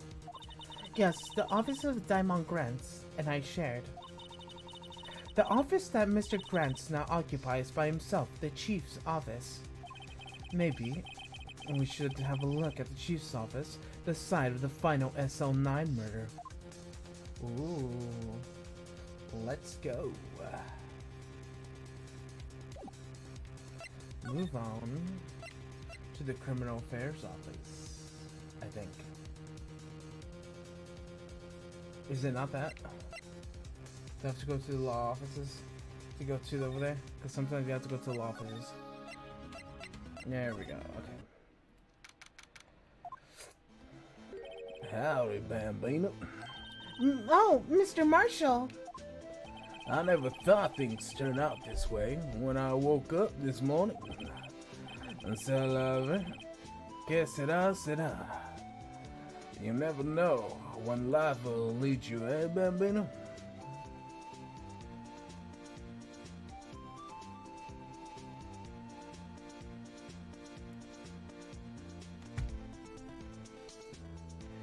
I think it means when will wills. Or I might not have the translation correct. Yes, it does. Yeah, I think when will wills. When will wills. I should have known my luck had run out when old Billy died up this morning. Billy? Must be his pet cactus. Say, where are you headed? I'm just over to the prosecutor's office for a little interrogation. It's a voluntary appearance, and just so we all know, I won't be coming back. I'm sorry, but you can't go in the evidence room today, partner. But Mr. Marshall, why did you do all of it? Why do prosecutors head west? If ever there was a case I needed to know the truth about it, was that one. Before you turn yourself in, Mr. Marshall, would you mind telling us exactly what happened? Looks like I won't be getting a steak lunch today. I guess we're talking to Marshall. Something was fishy about that trial from the beginning. It wasn't me either. All the detectives thought so. What do you mean, fishy? Some of the facts reported were inconsistent with the evidence we found. For example, the murder weapon. The murder weapon? You mean the switchblade knife with the broken tip? That's Joe Dark, all right. But in the initial autopsy report, a question was raised. A question? The blade of the knife was not a perfect match with the wound that the victim sustained.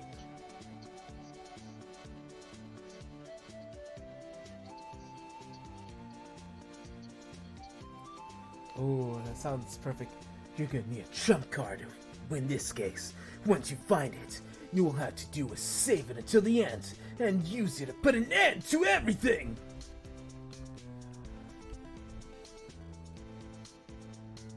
I was thinking more Yu-Gi-Oh when I read that. But I feel like you're more of a... That's more of a Marshall thing to say. You're gonna need a trump card to win this case. Once you find it, all you need to do is save it to the end, and use it to put it to an end to everything. What does that mean? It means there's a good chance the knife was not the murder weapon. What? However, the report was finally submitted, but possibly could have been erased. Could the facts have been concealed with forged evidence? In that case, left behind scars on all of us. The scars of the SL9 incident left behind? I got the look, but he got the brains. He got the looks, but he got the brains. Oh, I got the looks. Oh, yeah. I got the looks, but he got the brains. He was one of the best prosecutors around. I just made detective when I went down. It was our first case together. How old was he, your brother? He was 27 at the time. Hey, me. He was awarded the highest honor of the very day. The highest honor? You mean the king of prosecutors. I knew it. What you're looking at me for? That's an honor for a prosecutor. Mr. Marshall must have really been close with his brother. The day of the SL9 incident took place, that wasn't the same day as... That's right, and it was the day of the evidence transferal. Interesting. I was drizzling that morning, and by nightfall there was thunder. I couldn't believe 2 years have gone by already. I tried to steal the evidence so the case wouldn't die. Well, apparently someone tried to stop you. Detective Goodman was murdered, and the evidence locker was empty. There was something going on behind the scenes in that case. We all knew that latter.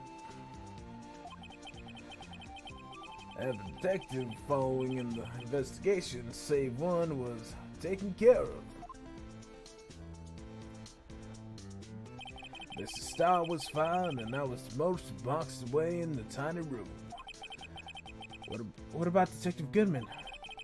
If they did something to him too, the commissioners would have get suspicious. Nah, they were careful enough not to get too obvious. They? Who are you talking about? Don't get upset, Bambino. I mean, Diamond Grant and Lana Sky. The investigation led Diamond Grant and second in command, Lana Sky. There wasn't a person on the force who hadn't heard of that 2-0. The case was the biggest step in both of their careers. Both of them ended Lana's transfer in the prosecutor's office, right? Yeah, Diamond Grant, the new chief of police, arranged for that to happen. She's never been the same since she left. Everyone who knew her said so. Chief Prosecutor Sky was totally different from when she was detective. Now that she mentions it, I must say something like that too. Tell me, what happened to my sister? I'm sorry, Bambino, but her secret's way too well guarded. I never found out. Lana's secret. This all started 2 years ago? So there you have it. That's my storm. Did you enjoy it, partner? It was certainly enlightening. There's one thing for sure I found out in court today. That boy Edgeworth isn't my enemy. It was the one who used the falsified evidence to get a guilty verdict, but someone else was the one who gave him the evidence and planned everything. That someone is Diamond Grant. I knew it! Diamond Grant leads to everything! Don't believe me? Well, I don't blame you. I wouldn't be a patrolman after today. Too bad I won't be around to work with you. But when you become a real scientific investigator. Adios, Bambino. Okay.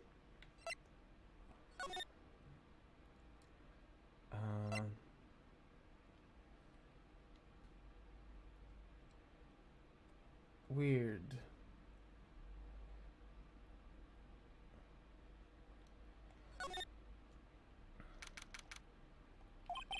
This place looks pretty empty, but today is deserted.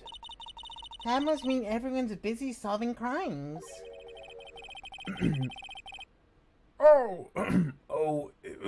Fuck. What's Grant's voice?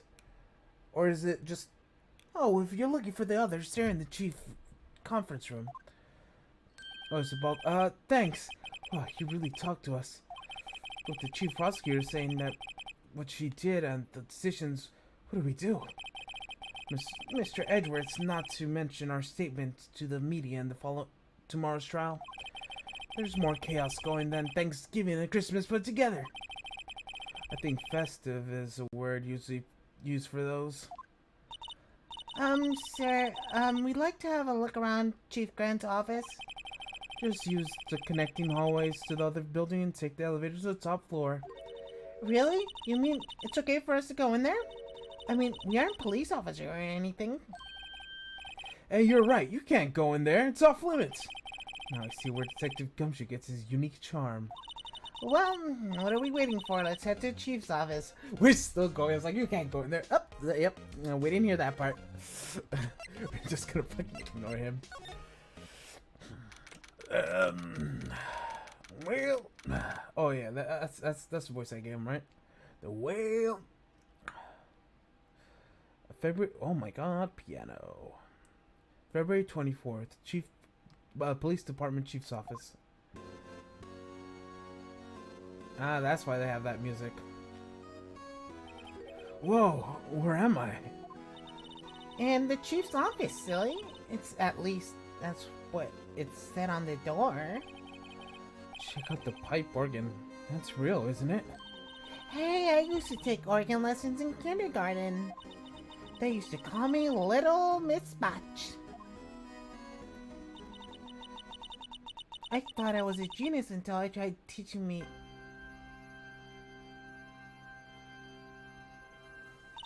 I never could remember what the C was.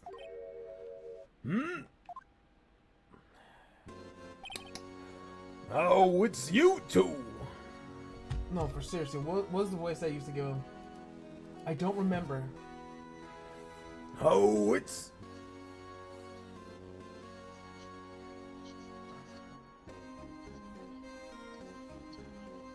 Okay.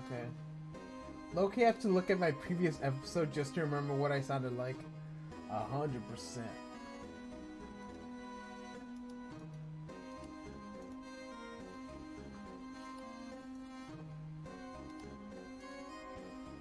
Alright, give me a second. I need to go to my own channel to figure out what I sounded like. Also, it doesn't have what I'm streaming. Alright, edit video. I need to at least put Ace Attorney on this.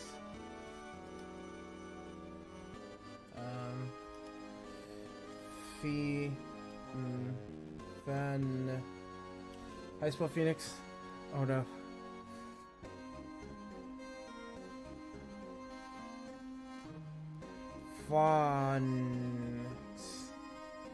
Phoenix Wright. There we go. Save. Okay. Me with my 0 spelling abilities. As an American.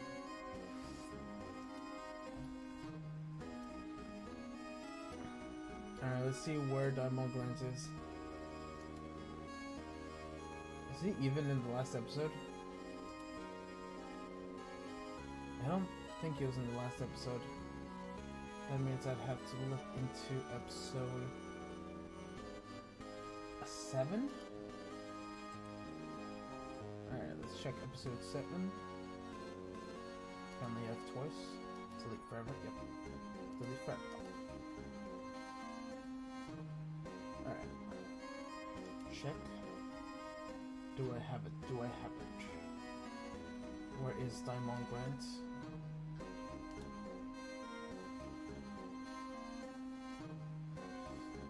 Where could Mr. Grant be? Where do we see Grant? Is he at the end? Oh, there he is.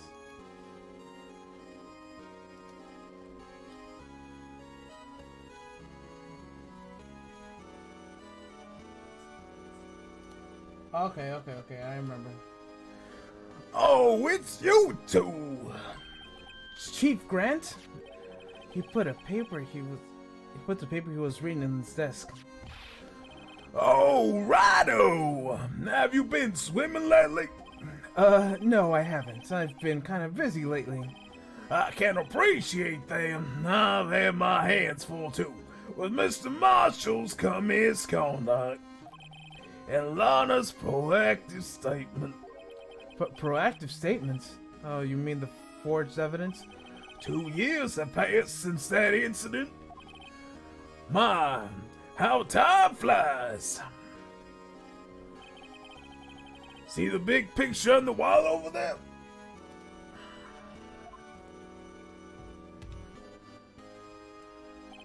That's a picture of Lana, Neil, and me. So that's Mr. Marshall's brother, Prosecutor Neil Marshall? We took it to commemorate our work together. Something's not right with this picture.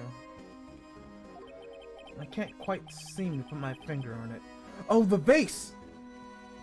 It's the vase! Grant's team picture added to the court record.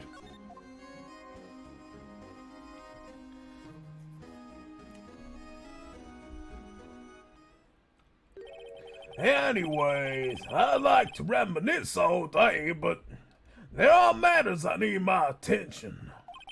I'm gonna lock up here, so let's go out.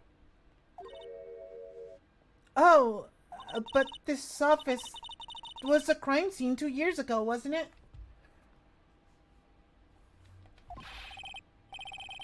That case has long been over.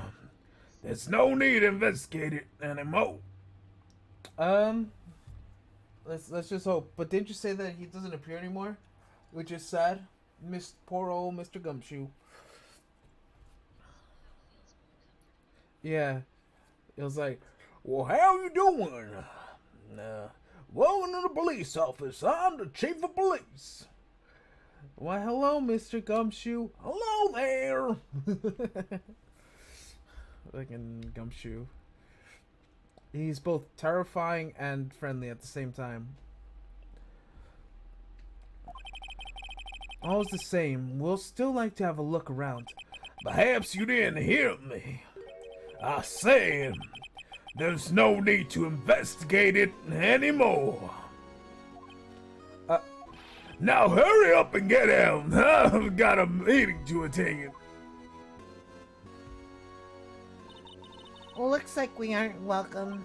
It seems the case isn't over with yet, after all.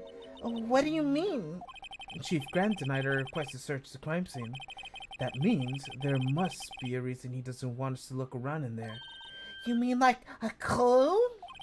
There's gotta be a way we can get inside the chief's office.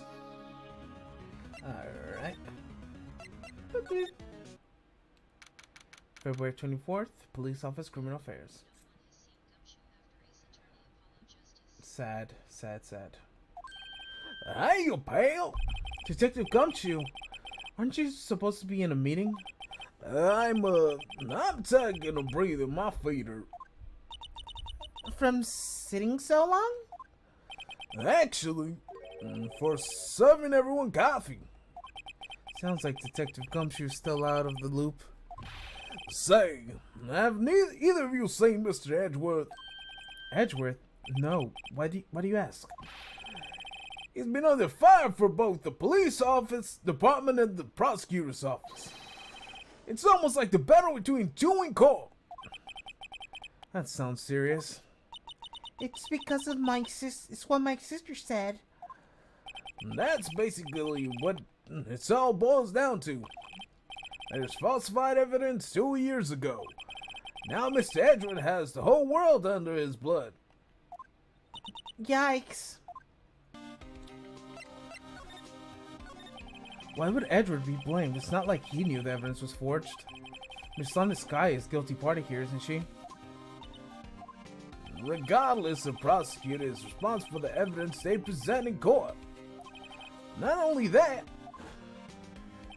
but as you know, there's been a lot of rumors going around about Mr. Edgeworth. It's amazing talent as the prosecutor kept him safe from those who don't like him.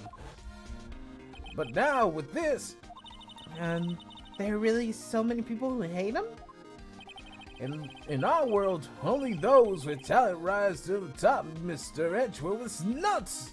Only just has that, but he's young. There's no better recipe I know for making evidence. I cannot read right now. I don't know what's wrong, but I do have the sniffles and I have no tissue. Oh, I do have tissues. I got some. I keep forgetting they gave me tissues.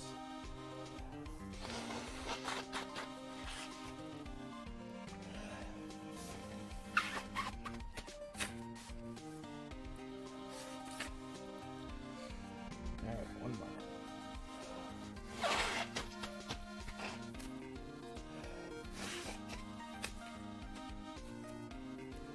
Alright, I should be good now.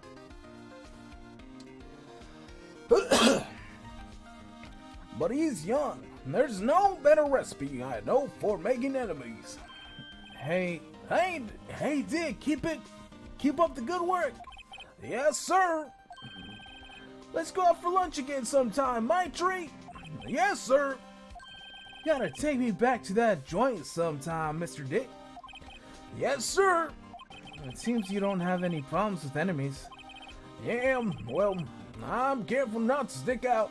I'm pretty sure you stick out pretty much. Anyways, I'm a bit worried about him. Under all that pressure, I'm afraid Mr. Edgeworth just might crack. Actually, I took a look at that file earlier while the coffee was brewing. He seems generally concerned for Edgeworth. Well, what did you find? Did you find anything? The only evidence Darky left behind was during his final attack. His final attack, you mean? When he killed Prosecutor Marshall, who was trying to protect some girl. Me. It seems Detective Gumshoe never realized Emma was the girl. That's when he left the most incriminating evidence of all. Well, what is it? Oh, let's see. I think it was something to do with the murder weapon. Oh, forget it. Look at all the written before. Somewhere in here, okay? His powers to recollection never fails to impress. Maybe we just show him the murder weapon? It might jog his memory?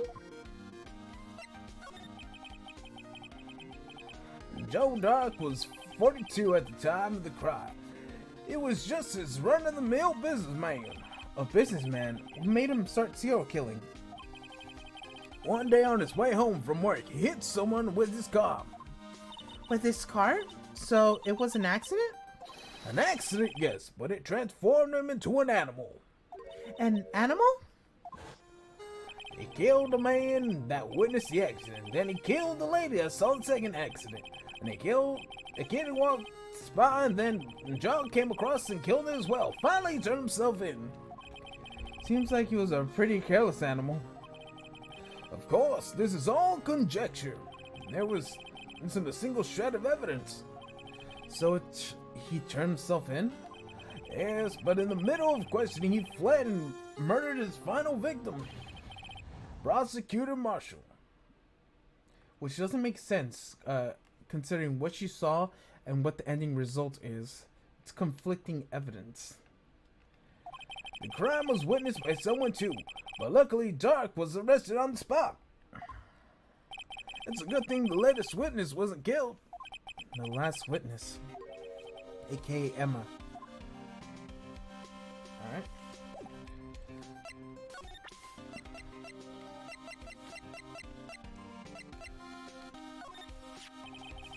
About this. Hey, is that... The tag is attached to it. There's the label SO9 incident on it. I believe this would be the broken murder weapon you were speaking of. What are you doing with that? Ever since the case was closed, that knife's been locked away in the locker. On the day Detective Goodman was murdered, this suddenly disappeared from the locker and was found in Mr. Edgeworth's card muffler. That's it! I remember what the incriminating piece of evidence was. When you showed me the knife, it all came back to me. What was it, Detective? Quickly, before you forget again. What? Alright. This knife, it was Joe Dark's, wasn't it? That's right. We traced it back to the store he bought it at. Plus, it had his fingerprints on it. But no one actually witnessed him using to murder anyone, right? That's where his luck ran out. When you take a good look at the knife, you'll see it's broken. You don't have to take a good look to notice that. Yeah, well, anyways, take a guess where the broken off tip of the knife was found. And that's what did him in. Probably. Let me take a bite of this, fish stick. You mean forging evidence? Wink, wink, nudge, nudge.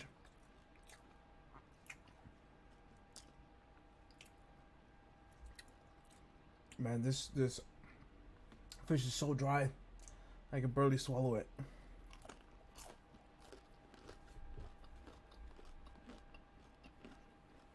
I got 4 more pieces and 2 taquitos. Now time to drink my water.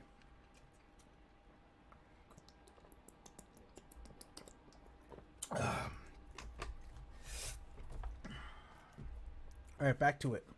Where was it? The victim, Neil Marshall, was carrying it inside his own body. It was found deep inside the stab wound.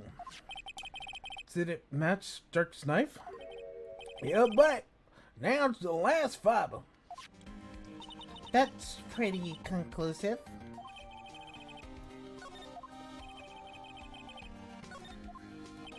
Well, there you have it in a nutshell. That's all I know. Can I ask you for one more thing? What is it? If you want money, you should ask Chief Grant. That's not money, but it does concern Chief. His office is a crime scene, right? It's where Prosecutor Neil Marshall was murdered. The chief was out and his office is locked, but we'd like to have a look around if that's okay. Well, if any detective's ID card can unlock the door. What? Really? Well, but if I let a civilian in there, I'll be charged with breach of trust. Breach of trust?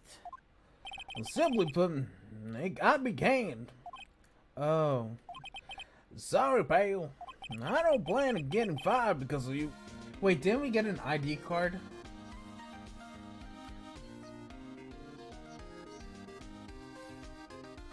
What? How about this ID card? It was Detective Goodman's. That won't work either. That was the day he died. Oh. So in other words, Gumshoe is the only chance of getting into the office. I wonder if there's something you could show him that would make him change his mind.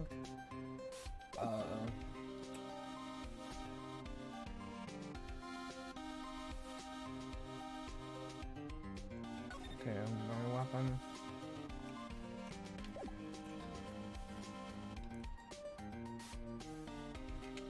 Move. Move.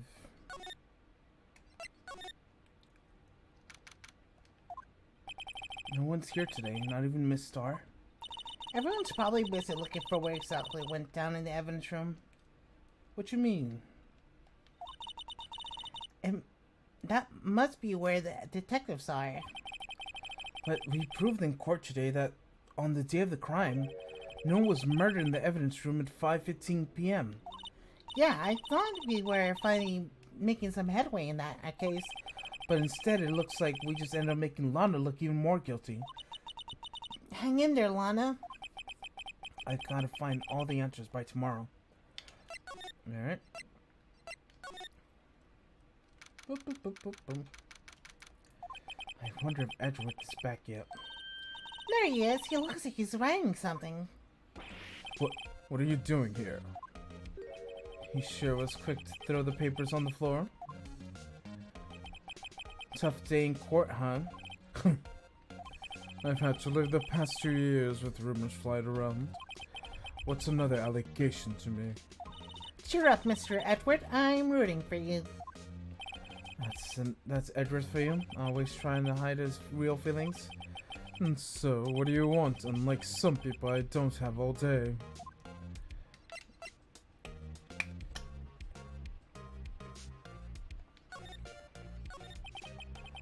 There's no excuse for what I've done.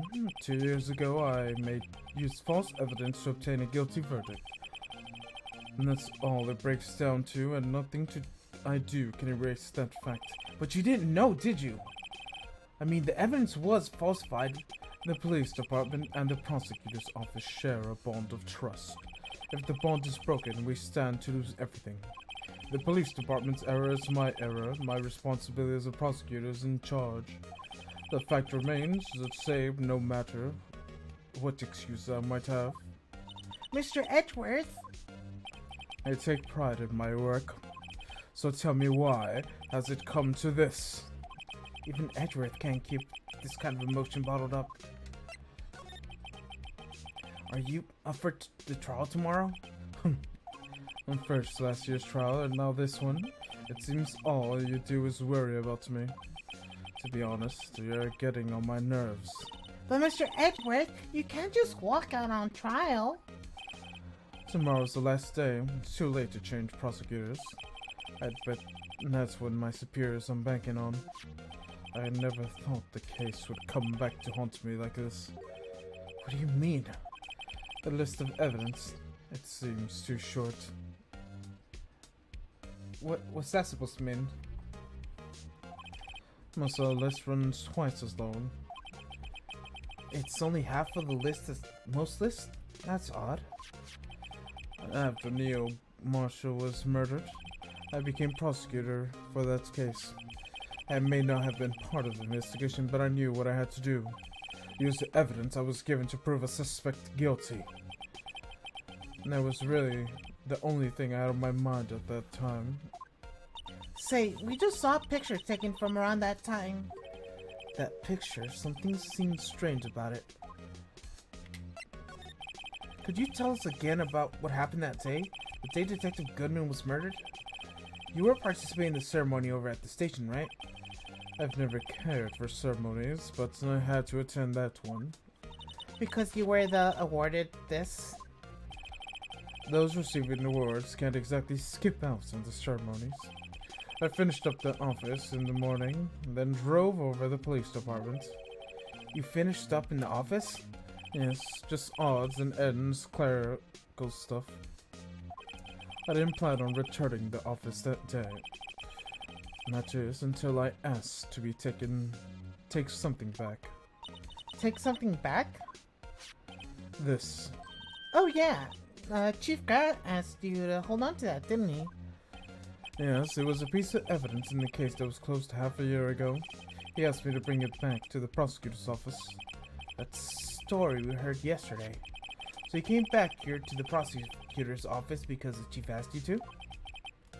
That's right. It doesn't feel right. The picture hanging on the wall, Chief Grant's office. The prosecutor Neil Marshall, he had just started making a name for himself. Oh, Prosecutor Neil Marshall, he had just started making a name for himself. Looks like this was taken when he received King of Prosecutors Trophy. Also, why is it so big? Yeah, right? Also, it's a shield and a sword. A broken sword. And a broken shield. And Edwards is only the shield. Speaking of that, something happened that bothers me. Yes? The trophy Marshall is holding, it looks different than yours. Yes, you're right. I remember now. Remember what? That was the official prosecutor's trophy looked like 2 years ago. There was a story behind its design. A story? Sounds interesting. Would you mind telling it to us? It's simple, really. Contradictions. That was the awards based on.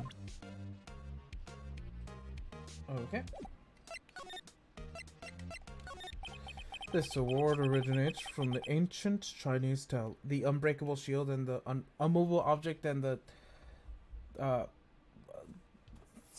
shield. I don't know. Unstoppable force and unmovable object. Is that it? The Chinese word contradiction is written with two characters.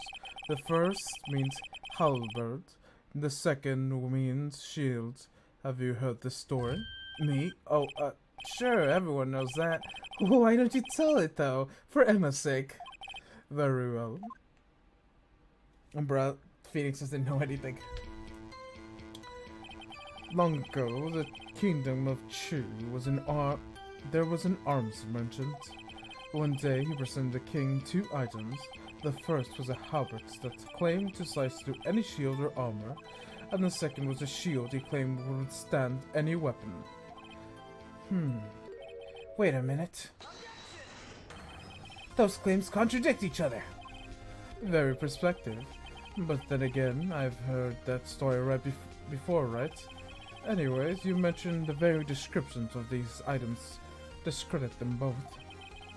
Then the king pointed this out to the merchant as was left speechless, and thus Chinese word for contradiction was born.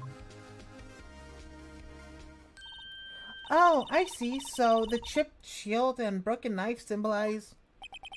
Precisely, they symbolize the merchant's items.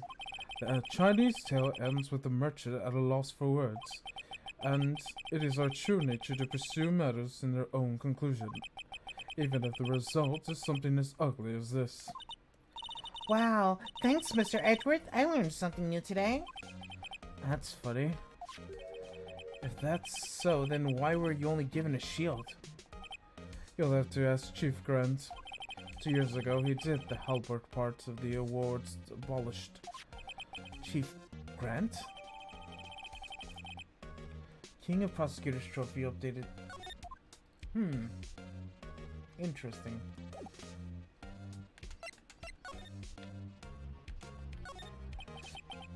I wonder what he was writing before.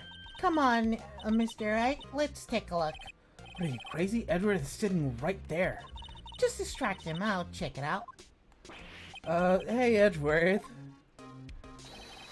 That Detective Gumshoe... Is that Detective Gumshoe out the window? Oh no! He's falling on the ground! Hold on, first let me see what the girl's crawling around my feet. He didn't even look. What? Letter... If you're having trouble reading, I'll read it for you. It says letter of resignation. Resignation? Edgeworth, you don't mean... I'm tired, right? I feel as if something inside me has died. But, Mr. Edgeworth, none of it is your fault. I know the path I've walked, you don't need to tell me. And the path I've walked hasn't been a just one. I can't forgive myself for what I've done.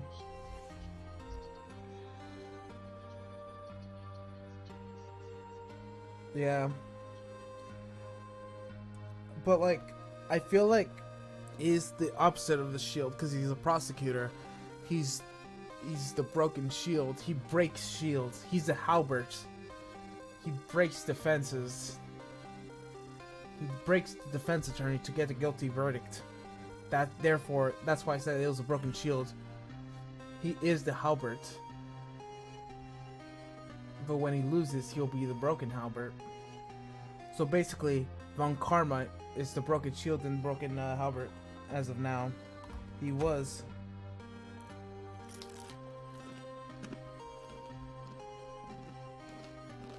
Alright, give me a sec, I'm in.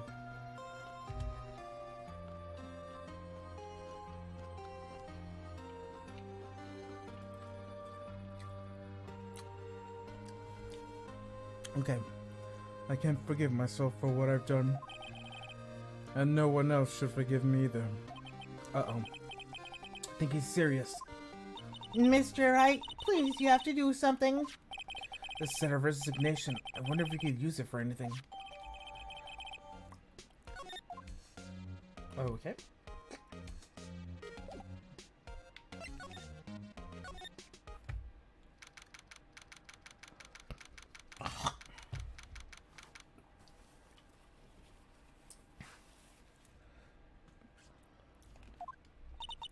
Excuse me. Would either of you care for a £1/4 of roast beef? Mrs. Starr, I guess she's out of lunches. You certainly are curious soul, aren't you? Kinda like the first person who snuck a cow's nipple to their discover milk. Still, I never thought you'd be digging up a case from 2 years ago. Everyone is trying us being involved in the SL9 incident. Not only that, but the murder occurred on the very day that the evidence from the case was due to transferal. This can't be attributed to a mere coincidence. Aren't you forgetting something? You know, a little scene that happened to witness? The instant Lana stabbed Detective Goodman with a knife. No matter how much the past you dig up, it won't change what I saw. Roast beef is meant to be savored when eaten. Miss Starr hatred towards Lana. It dates back to 2 years ago.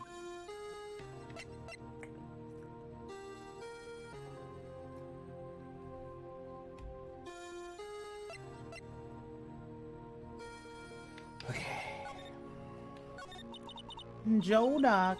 That's a name I'm not soon forget. We trailed him for half a year. Oh, depression. Still, I don't think I was ever more alive I was then. Those days were steamier than a bowl of hot gravy.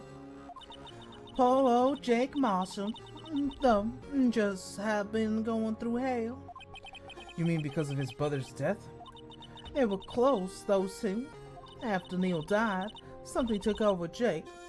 He became obsessed.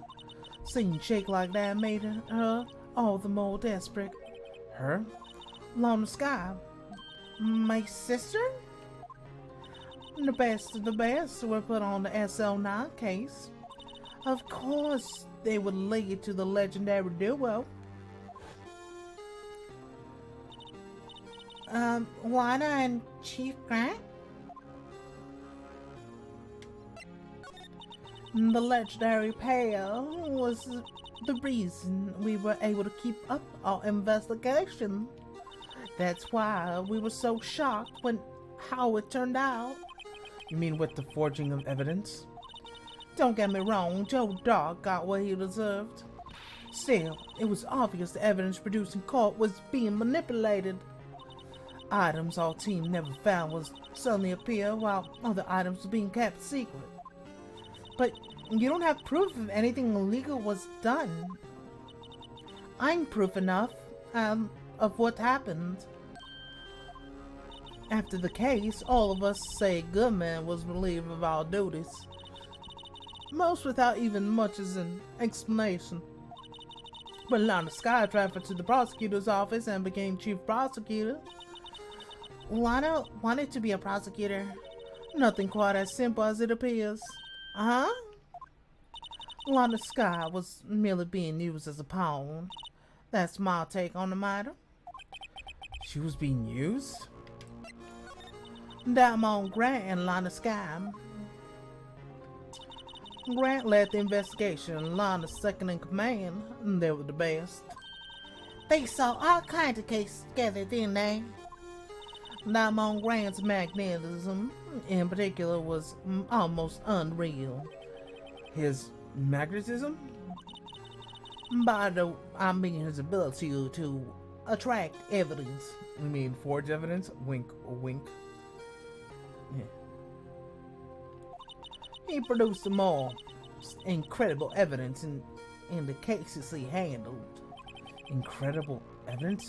You mean... Oh yes, there were rumors about him even back then. No one dared to confront him though. I take it she's talking about forged evidence? Back then, everyone looked up to Lana. All the detectives wanted to be like her. Really?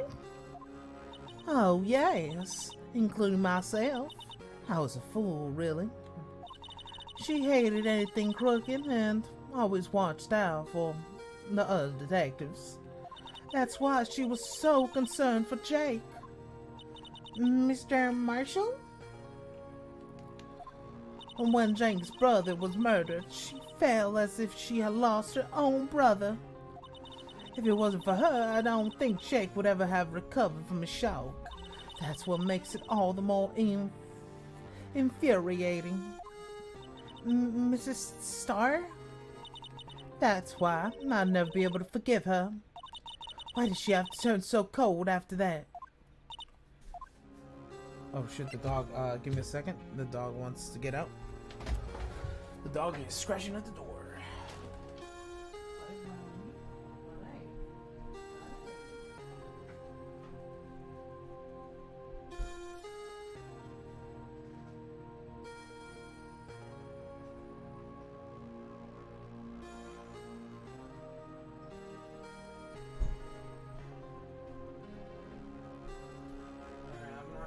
Back in a bit. But yeah. Alright, I'm back.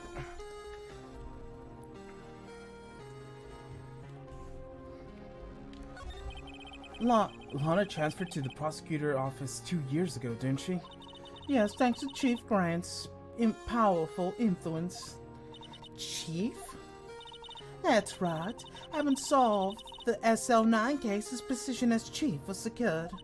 There was only one thing left for him to control, and then no one could stand in his way.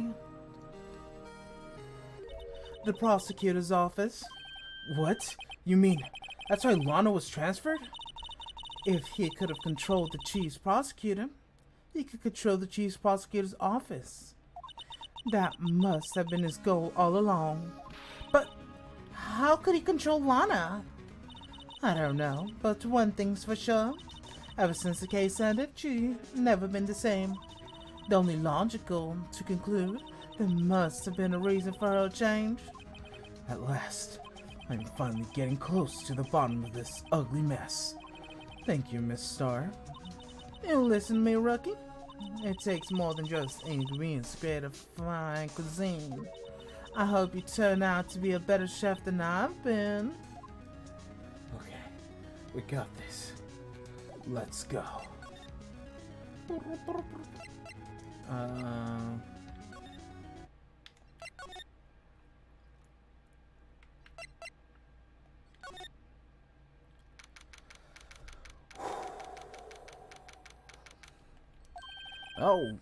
Oh, you're back. You're still here?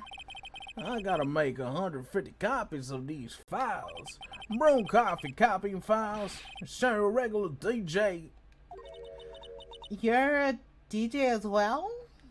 If I'm not mistaken, I think he means desk jockey. Oh, that DJ. I gotta admire your persistence, but my answer is still no. I'm not letting you in the chief's office, period. I have my neck on the line. The office is the last crime scene of SL9 incident. I have to take a look in there. There's gotta be something to do to get detectives to change his mind. I got just the thing. The most recent thing. What? This crumble piece of paper? No way, Mr. Edgewood can't be serious. He's never not serious. I can't believe they've pushed him this far. Mr. Edward's really feeling responsible. When I first met him, I thought he was as cold as ice too.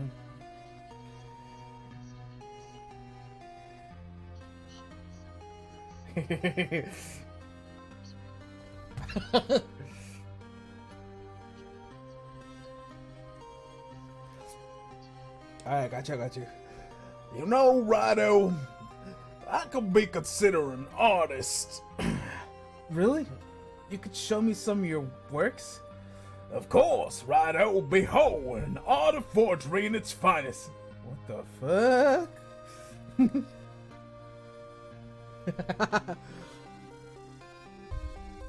When I first, I read this, but I know difference now. He trusts us, detective, replied him with sound evidence, but we betrayed him. Detective, That's it. I've made up my mind. but Here, take my ID card. We can't do it if someone else found out. they wouldn't let you off the hook of another lost item report. Look at me. It's no secret I'm already out of the loop.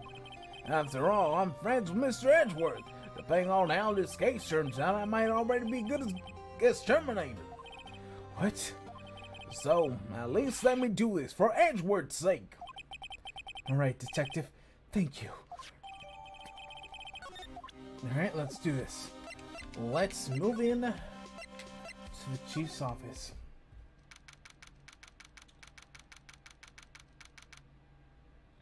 Wait a minute. Huh. Here we go, Mr. Wright.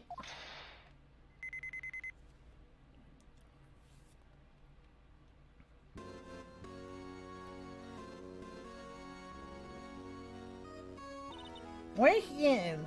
If anyone finds us now. Detective Gumshoe's a goner. If that happens, I'm counting on you two to bail me out. Ah! Gosh. Did she just slap Detective Gumshoe? Sorry, I thought you were a ghost. I didn't even know you would slap a ghost.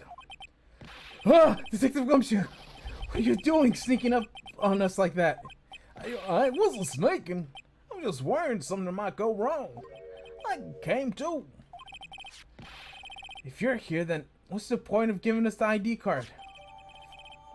Gumshoe's ID card crushed and rendered usable in pocket. What? Hey, don't do that to my card.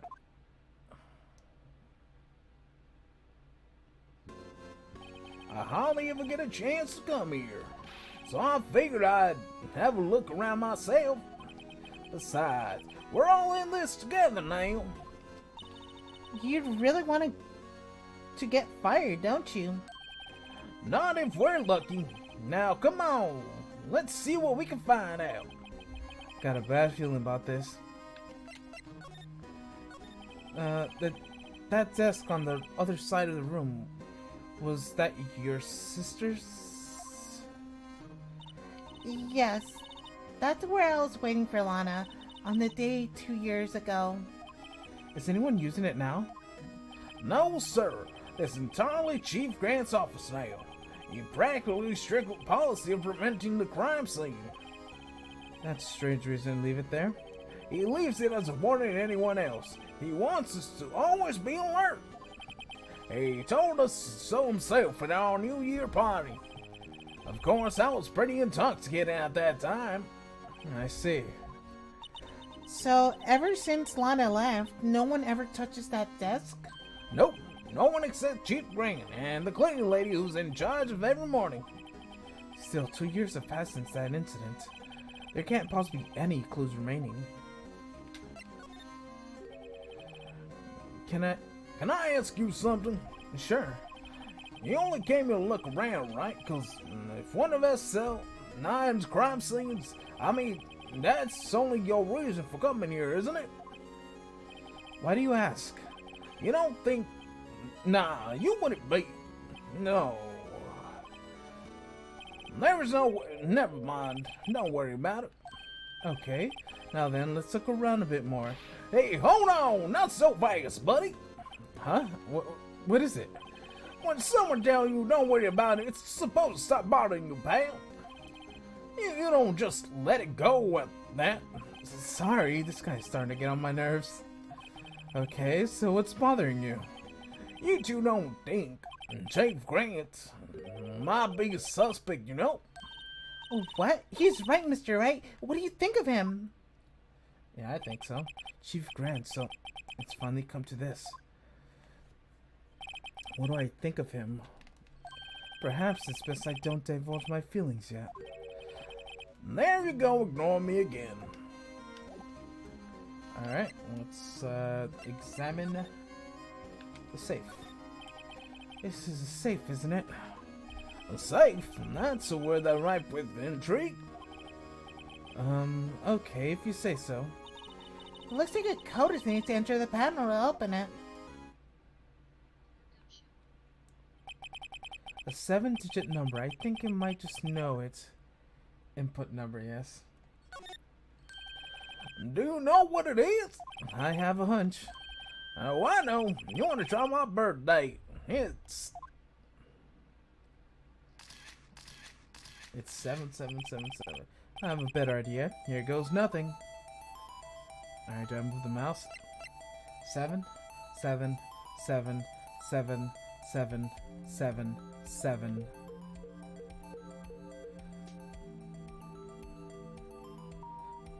Code confirmed. Access granted. Bingo. What number did you enter? whose birthday was it, pal? 77777. The final ID card number on that record. What? The number of the mysterious executive officer who entered the room that day. You mean the 777777? That ID number? I think yours 17 shy this time. This can only mean one thing. That's Chief Grant's ID number. Say, anyone can care to look inside? Alright, let's examine the safety of. Is there money in there? How much does he have stashed away? Oh, look, it's It's shot of broken cup. It somehow looks familiar. Where have I seen this before? there's something else in here too. What's this? It looks like a piece of leather cloth. That's from Neil's vest. This is a handprint, isn't it? Hey, I saw something wearing a shirt like that once. You think Chief made up the design? Huh? I don't think so. Oh, well, it was just a thought. Is this all that was in the safe? Apparently so. It's empty now. A piece of cloth with a handprint on it. And a broken shard of cup. They look like pieces of evidence. Yeah, but unless you can prove they have something to do with this case, I'm afraid I'm just gonna have to take them. After all, it's my neck on the line here. Great. Now I have to prove their relevancy to them. How are these two items related to this SL9 incident? Come on, you got something to show the detective. Yeah, of course I got something to show the detective. The jar.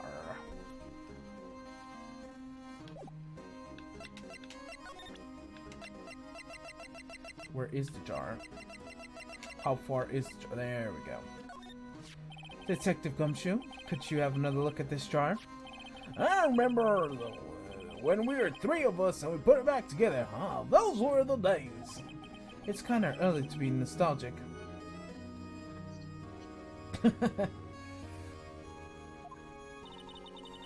Wasn't the jar a piece of evidence from that case?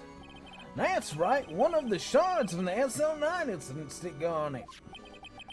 Doesn't it ring any bells? You know, the fragment we just found? You mean this one? That was in the safe? Yes, that one. That was in the safe. Now that you mention it, it rings a lot of bells. Let's see if it fits. Assemble fragments. Here, let's see the shard and take a crack at this. Go ahead, pal. Show us what a rookie can do. Mr. Wright, here's some glue. If I take this piece together again, I'll prove Chief Grant was knowingly hiding in evidence. Here it goes. Alright, let's rotate it. And combine.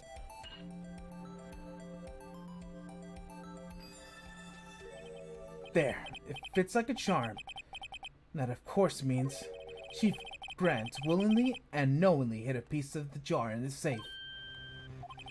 In other words, he concealed the piece of evidence from the SO9 incident. But... Hey guys, get along with this. What is it? This piece you just attached is different from the others.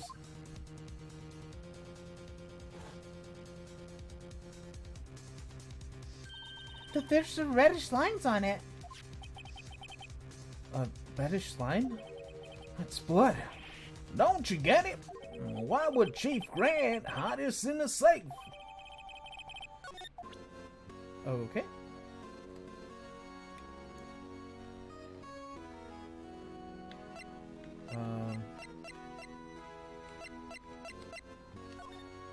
Detective Gumshoe, I'd like you to have a look at this. Hey, I know what that is. You want to take a look at some fingerprints? That's a great idea, Detective. All right, go to town, sheesh. What do you know? What are you doing? Why are you sticking out your hand like that? Go ahead, take my fingerprints. It's not your fingerprints you want to take. Huh? Come on, this isn't time for jokes. We're talking about the cloth we found in the safe. Oh, hey, I knew that. I'm the one that with the handprint on it, right? See, your sense of humor. Okay, Mr. Wright, let's check the fingerprints. Sprinkle them powder over the cloth. Once then, we've been absorbed the prints below and the rest away. What are you, my mom? I don't have to be told a million times. All right, let's do this. Over with it. Let's do the thumb first. Beep, beep, beep. Oh. Beep, beep, beep, beep, beep, beep, beep, beep. You have to spam the A button as much as possible so you can show the evidence.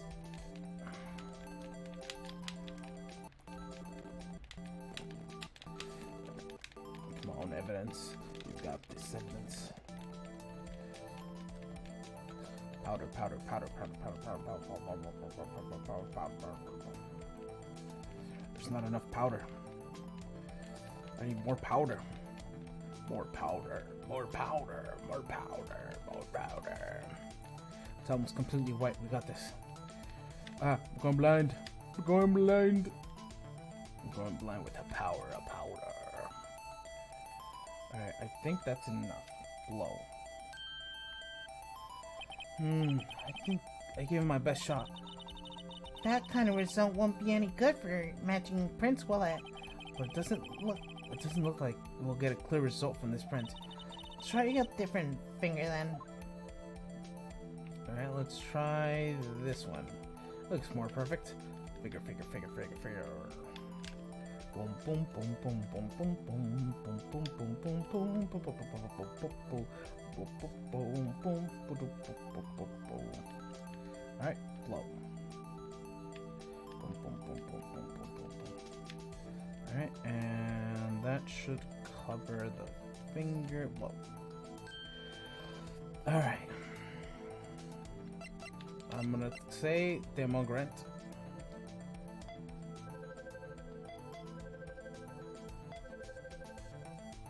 Damn it, okay. No, it doesn't match. Looks like we're out of clues this time. Yeah. It was inside the chief's safe. Right along with the shard. So it means we've got to have something to do with the incident. The one that happened right in this room. She's right. We should check the fingerprints of everyone who was at that tape. That way I see if there's a high power at work here. We just gotta have faith. Alright, let's do Emma. Oh shit, it was Emma.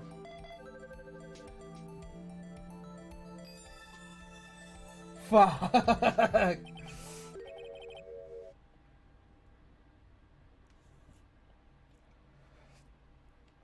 No, how could this be? What are Emma's fingerprints doing here? Hey, you found a match? Whose fingerprints were they on? It seems the prints are too old. They aren't clear enough to get a match. Oh, that's too bad. I thought they'd be Dark's fingerprints. Psst.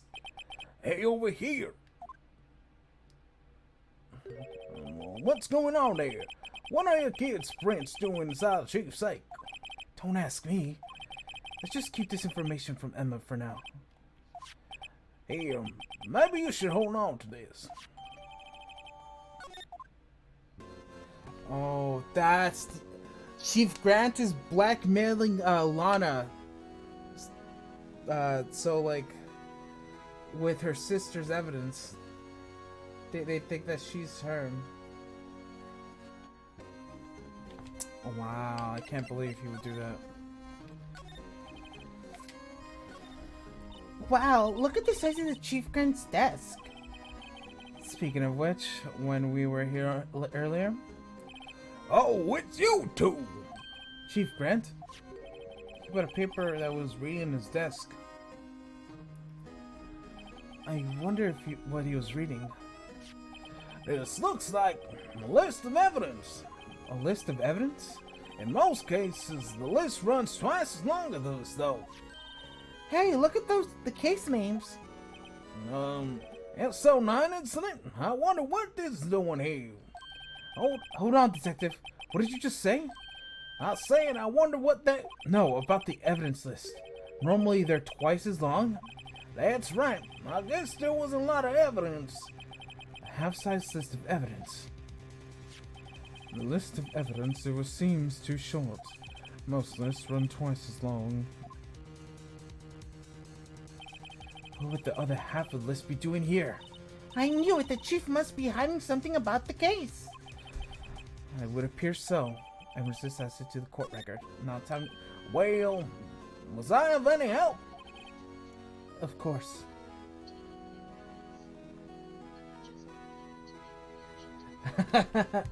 True.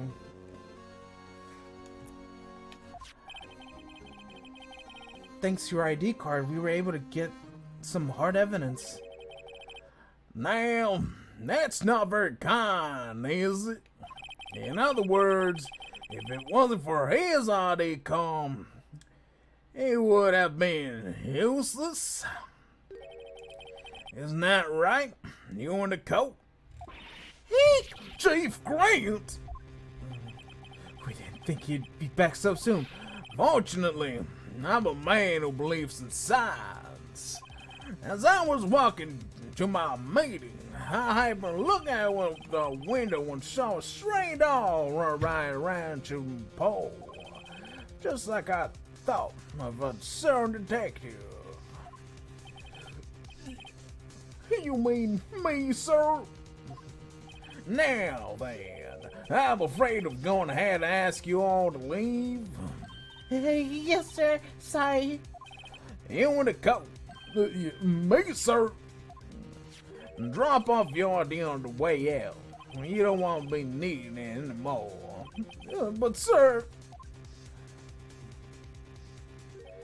Now get out. Yes, sir. We're on our way out too, then.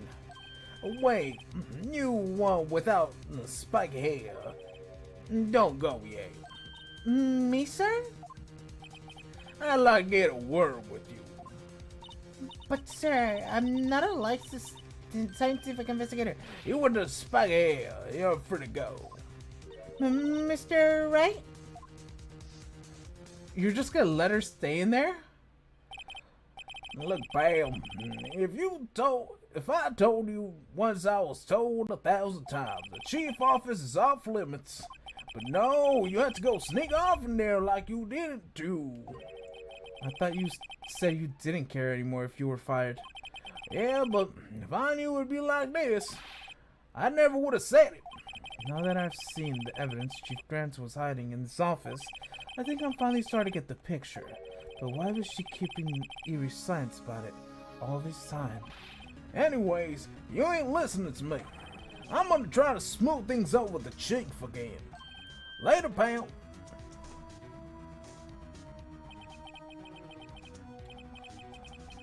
After that, I heard from Emma. She said the police wanted to ask her some questions, so she'll be busy for the rest of the day. Yo, why you... You're her attorney, bro. She doesn't speak to the police without her attorney. Bro, what the f*** are you doing, right? You stupid.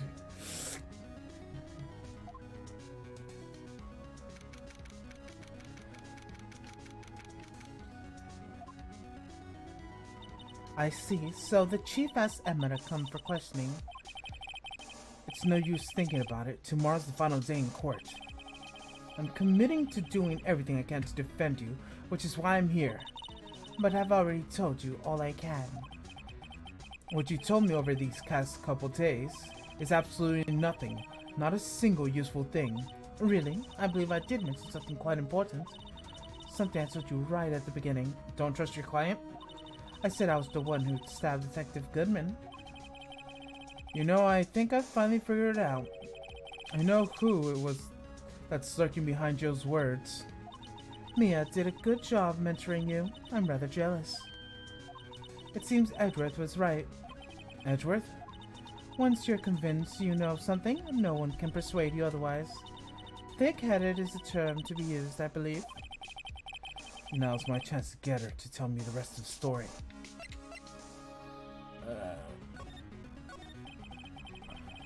I have to admit, I'm a little more suppressed at first.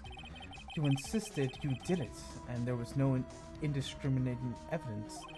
That was when it hit me. It's not that you're unwilling to tell the truth, it's that you're incapable of doing it because of all of a certain individual. That's an intriguing notion, a certain individual, you say? So, you think I'm protecting that person? Protecting? No, I think you're afraid is more like it. If I'm not mistaken, the person in question may have been persuading you to silence. For argument's sake, Mr. Wright, may I ask this person you're speaking of? The one I'm supposedly frightened of? What is this person's name?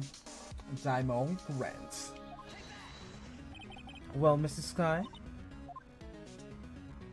Mr. Wright, you are addressing the chief prosecutor.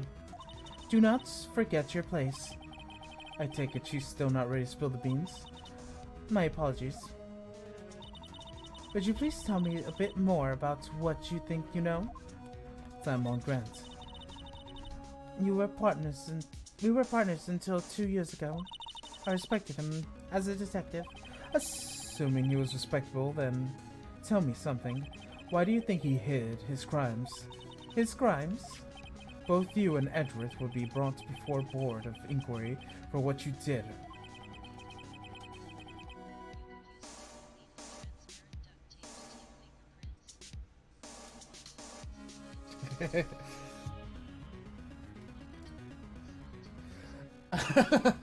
That's funny. Wait, oh, you could use a pencil lead and transparent tape to take fingerprints? Then why do forensic scientists use aluminum powder? I need to perform a scientific experiment. Specifically hiding and forging evidence. Of course, those are serious offenses. Why is it, though, that Chief Grant's name was never mentioned? Chief Grant? Edward didn't know the truth behind the forgery. The only party who would have possibly tampered with the evidence was me. I had access because I was in second in command of the investigation. Yes, you, but the other one is Diamond Grant. If you intend to accuse Chief Grant, you'll need more than just words. Show me proof that Diamond Grant falsified evidence in the case. Oh, right, yes. I found this in the safe in Chief's office. A jar piece, this piece of cloth. Do you know what these are? They're pieces of evidence from the SL9 incident. The person concealing evidence was none other than Chief Grant himself. Now tell me, why are you taking the blame for him? Touche, Mr. Wright. It's as you surmised. I cannot disobey Chief's orders, even if it means being found guilty for murder. Why not? Come now, Mr. Wright. You can't possibly expect me to be able to tell you that. 3 days ago, I had no choice but to cooperate. In the murder of Detective Goodman? Or perhaps I should say, follow orders. Yes, to be more accurate than cooperate orders. Although I can't tell you the details, I can say I was given an order that day. I need you to dispose of Bruce Goodman's body. You'll find it inside the trunk of Miles Edwards' car. Just as I suspected. Despite what everyone believes, you were not the one who murdered Detective Goodman. Correct. I was trying to take the body out of Edward's car. The trunk lock was broken, and I discovered the murder weapon while inspecting the body. The murder weapon? You mean Edward's knife? No. When I found the body, this knife was stuck in. The knife of the SL9 incident? Serial killer? Joe Dark's knife? I couldn't just leave that knife in him.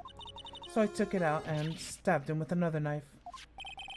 And that would be Edward's knife? That's right. Even though he was already dead, my hands were shaking at the thought of stabbing him. That's why I ended up cutting my hand.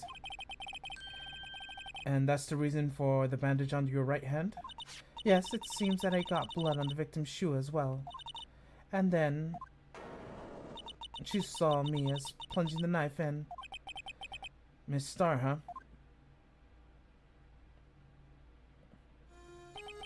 Why did you need to hide Dark's knife so badly? It took a lot of work to finally close Dark's case 2 years ago. It was over with. I didn't want it to be opened again. My intention was to prevent that by whatever means possible. So, you had Dark's knife. The weapon used to stab Detective was evidence in Joe Dark's case. And if word got out, which it would, the reporters would have field day with that. So you wrapped the knife in your scarf and hid it. In Edward's exhaust pipe.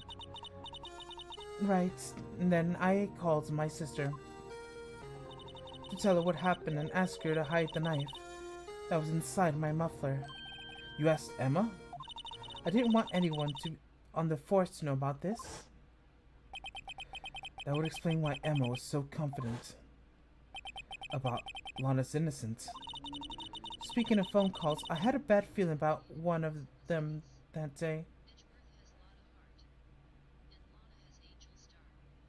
Oh yeah. Lana, how?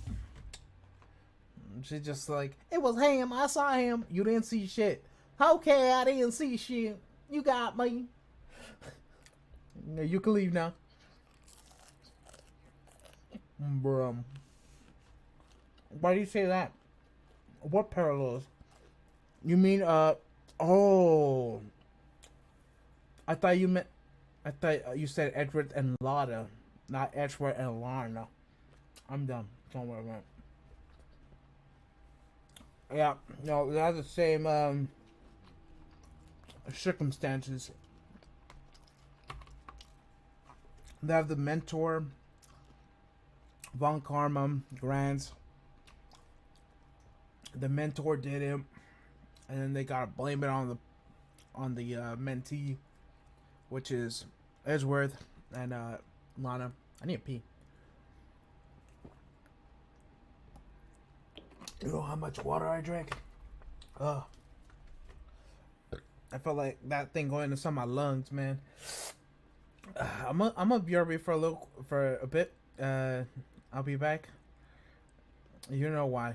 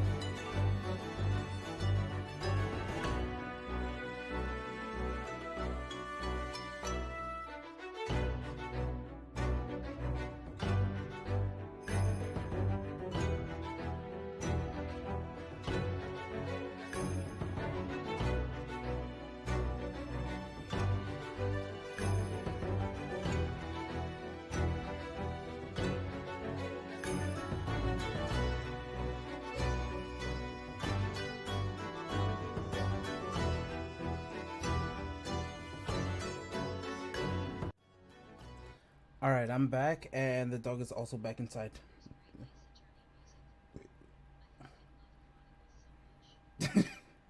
Bro, right when you said that, I came back and I turned off the music that you like so much.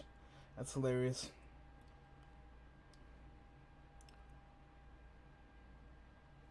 Alright. Thank you. Speaking of phone calls, I had a bad feeling about one of them that day. A bad feeling? The truth is, after I received those orders from Chief Grant, the first thing I did was make a phone call. The phone call to Patrolman Jake Marshall. To Marshall? Why on earth would you call him? The lead investigation for the SO9 incident had been murdered. I wanted to keep the fact to be kept hidden, and I needed help. He was the only other person I could trust, or at least I thought I could trust him at the time. However, it seemed that after I spoke with him, he went off for an escapade of his own. Oh, you mean, not wanting the case to die, he decided to take things into his own hands. He disguised himself as Detective Goodman and tried to steal the evidence. He had already stolen the ID card, but it seems he hadn't made up his mind to break into the evidence room. After the phone call, any remaining doubts he had must have disappeared. So the phone call caused the incident in the evidence room.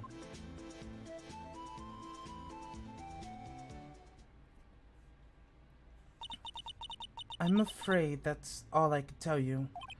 But, Lana, you've earned my respect, Mr. Wright, both as a defense attorney and as an investigator. Now, please, don't pursue this any further in court tomorrow. Tomorrow's trial. There's only one way to drive off Lana's demons. I gotta get to the bottom of everything. Detective Goodman's real murder.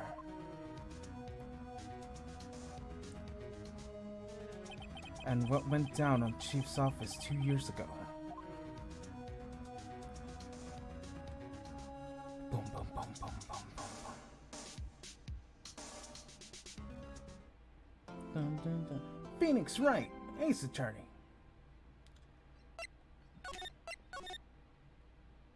Alright.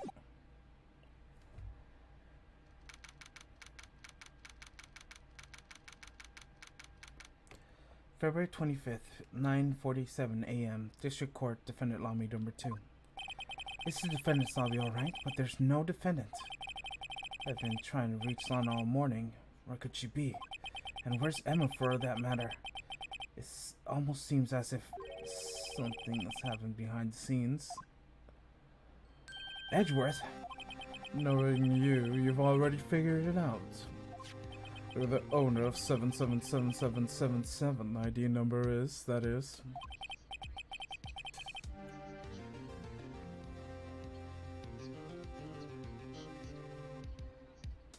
Excuse me, what?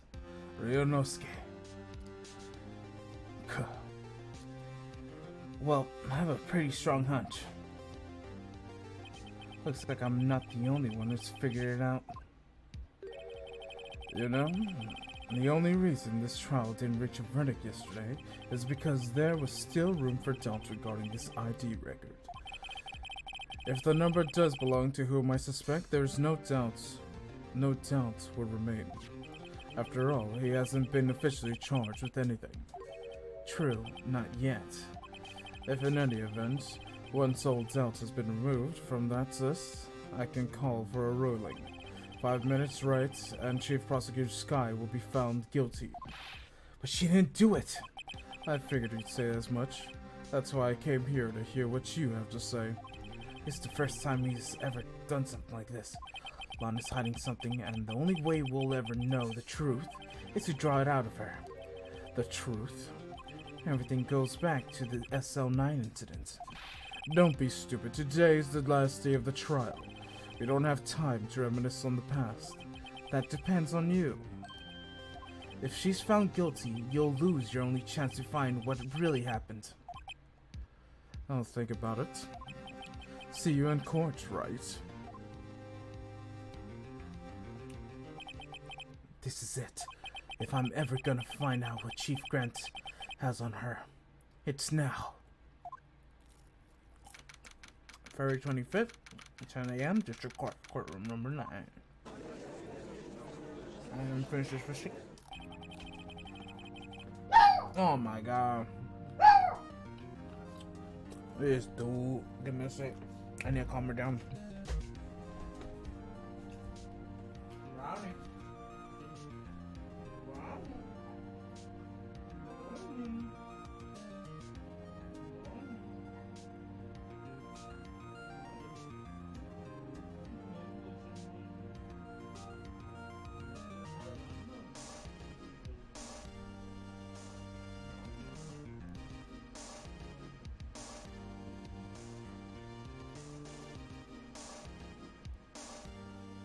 I don't think she's gonna bark.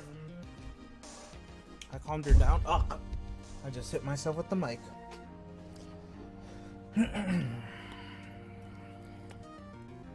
Court is now in session for the trial of Miss Lana Sky.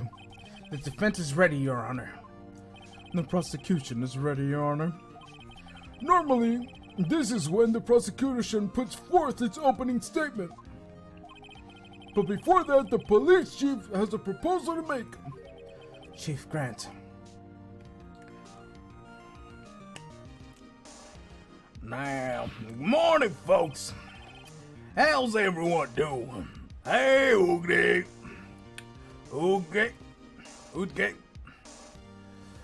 Been back to the pool yet? No, I've been drowning enough as it is in my work. Oh, that's a good one. Don't think I can top that. If you don't mind me asking, Chief, what exactly is this proposal of yours? Lana, as to say, the defendant has asked me if she could speak directly to the court. She wants to do what? Having heard what she intends to say, I feel she should be granted her request. In the end, it should save everyone a lot of trouble and time.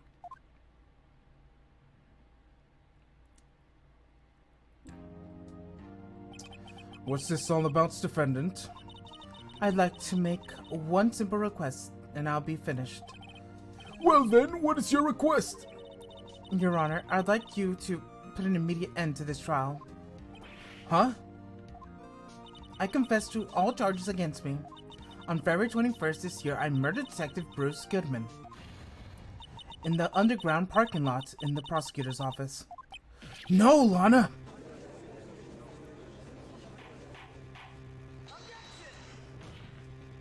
You can't. Your Honor, the defendant claims does not change the defense's plea. In that case, Mr. Wright, I no longer require your services. But Lana! Your Honor, I hereby forfeit my right to an attorney. The prosecution may lack direct evidence against me, but it has sufficient proof of the case through testimony and circumstantial evidence. I would like you to render your verdict now, if you please. Well, the defendant certainly has a right to self-representation. Her request is legally valid, although this is an unprecedented situation. Indeed, it appears there's no further need to continue this trial, even if Mr. Wright may feel otherwise. This can't be happening. It appears the time for verdict has arrived. This court finds the defendant...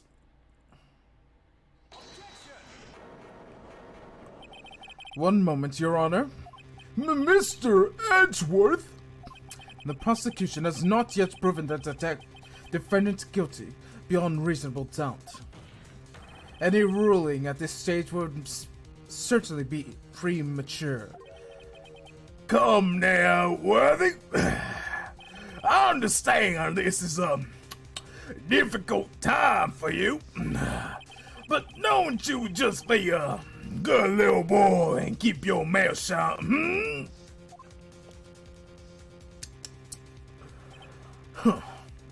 I don't think I care for your tone, Chief Grant. What? Creating another fabrication to cover up your past mistakes. Yeah, no, Loki. technically, I think what he did was, yeah, taken, well, not hostage, but like blackmail materials. Like, so I talked to Emma here, and looks like she's the murderer. So looks like you're gonna have to confess if you don't want me to trial Emma Sky for the murder of Neil Marshall. You wouldn't want that, would you now? You wouldn't want that, would you now? You wouldn't want your cute little sister behind bars now. Wink, wink.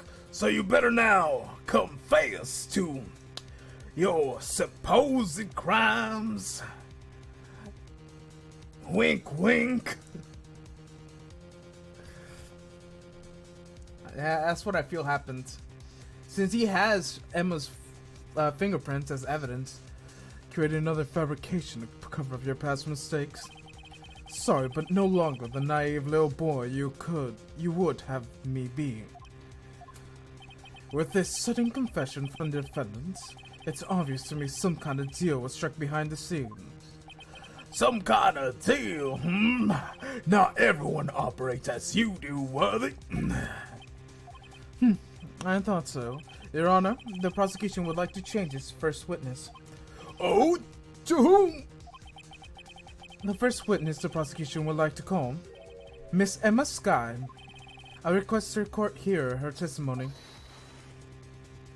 Mr. Edgeworth, I am exercising my right to self-representation. I don't think we need to continue. I don't care what you think, Mrs. Sky. The exposure of truth sometimes results in tragedy. However, no matter how tragic the truth may be, it would be a even greater tragedy to avert one's eyes from it.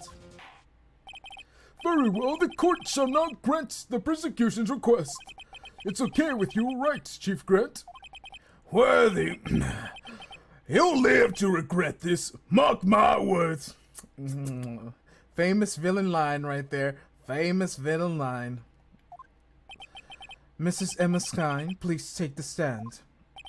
Looks like Edwards has decided to take the horse by the reins. Yeah, you got this, Edwards. Now, the witness, please state your name and occupation. My name is Emma Sky. My occupation. Oh my god, I turned to Lana. I forgot. Lana. My occupation. I'm Lana's little sister, and I wanted to be a scientific investigator. There we go. She's childlike because she's a child. 2 years ago, you encountered the serial killer Joe Dark of the Joe Dark killings in the courts, correct? Yes. I was trying my hardest to forget about that, though. I'm sorry, but I'm afraid I'm going to have to ask you to recall those events once more time. Mr. Edgeworth, please consider our trial concerns the murder of Detective Goodman. Is this incident was resolved 2 years ago really all that's relevant? Yes, it most clearly certainly is. Okay, very well. He sure gave up fast. Now, please testimony what happened to you 2 years ago. The trip to yesteryear has finally begun. It's bound to lead to the truth behind the trial. 2 years ago. I was waiting in my sister's office that day. A man came running and took me hostage. Neil Marshall rescued me, but I'll never forget what I saw in that instant. The man raised his knife and stabbed Mr. Marshall in the chest. It's a good thing you weren't harmed. I passed out. I don't remember much. That's understandable. However, please tell Mr. Edgeworth, what does this testimony have to do with Detective Goodman's murder? That will become apparent, Your Honor. You've got to admire him for his courage, considering he has no evidence. Very well, the defense may now begin its cross-examination.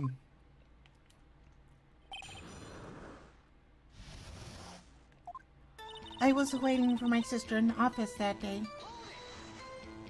2 years ago, the defendant was a detective at the police department, correct? Yes, she was second in command under Deputy Police, Chief of Police Grant. My sister, she was the best detective ever. Yes, I remember. Deputy Chief Police Grant and Mrs. Sky used to be quite the pair. I believe they shared the same office. That's right.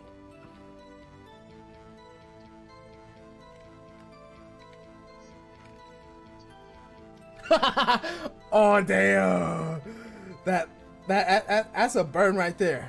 Chief Grant, if you remember, after my father died, I lived with Von Karma. So if you think you can intimidate me, you need to try harder. That's right. I'd always sit at my sister's desk and dream of playing that organ. I wanted to play that day too. The police department and the prosecution's office held a ceremony that day. Lana promised me to dinner after she finished her work. A man came running in and took me hostage. A man? Yes, Joe Dark. He was a serial killer. Joe Dark was brought in for questioning the day of the ceremony. We were desperate to get anything out of him that would lead to an arrest. When we saw his chance, he fled the room, right? Upon fleeing the room, Dark proceeded to take the elevator. He must have been in a panic because the elevator was going up. But he ran into Sky in Grant's office. There was a lot of noise coming from outside, so I opened up the door to have a look. That's when I saw him. Neil Marshall rescued me. What was the prosecutor doing there? That day, there were two people presenting during Dark's questioning, Deputy Chief Damon Grant and Prosecutor Neil Marshall. Also, forget about Grant. Neil Marshall had just received the King of Prosecutors Award. Young and dedicated, he went straight to the questioning room after the ceremony. I assume that would also be why he was first to run after Dark.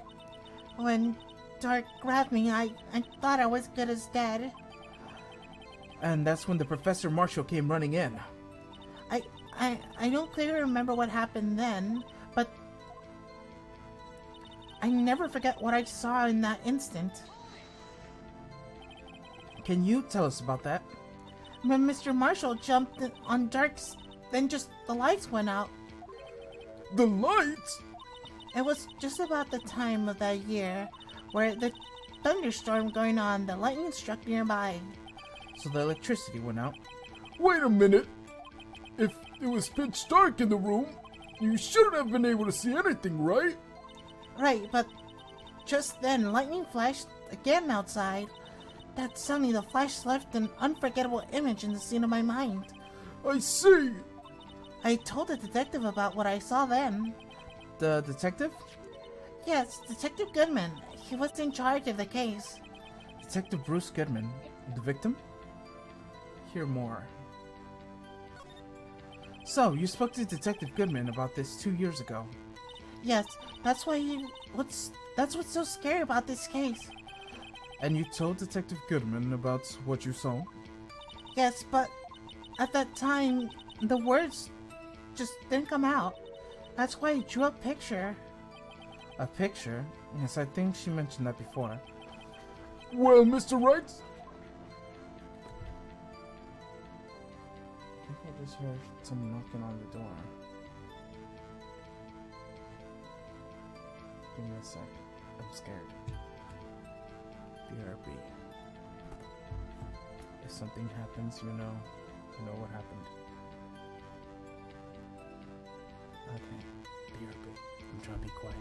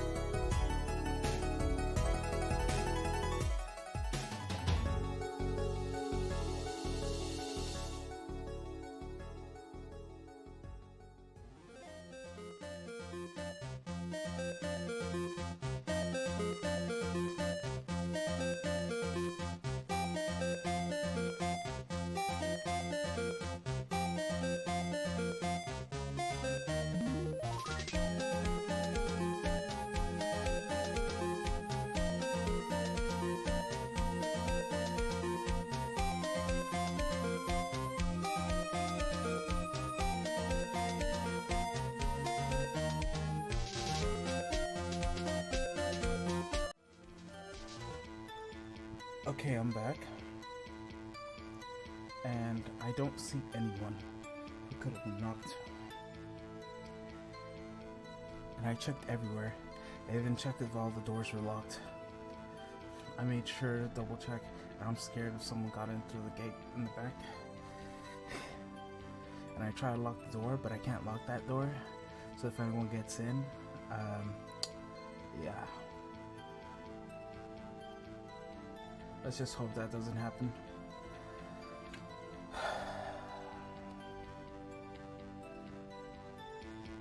Ask about the picture. Well, Miss Wright, have you heard enough? This picture the witness drew, I believe it was very important meaning. But the list of evidence I was given 2 years ago didn't contain a picture. Witness, would you mind if we added the statement to your testimony? Yes, Your Honor. I drew a picture of the scene once, but it seems to have been lost. You drew a picture of the scene you witnessed, right? Yes, I wanted to do everything I could to help the investigation. Thank you. It's still terrifying. Yes, I want to do everything I could to help the investigation. I can still see it now whenever I close my eyes. That's strange. It took over the case after Prosecutor Marshall died, yet I never received any picture. Perhaps the witness is mistaken. But I drew it, I swear. It's not my imagining it. This picture that Emma drew. It reminds me. I guess I should check the evidence again. Well, anyways, let's continue. The scene was imprinted in an image in your mind. Can you please describe it to us? The man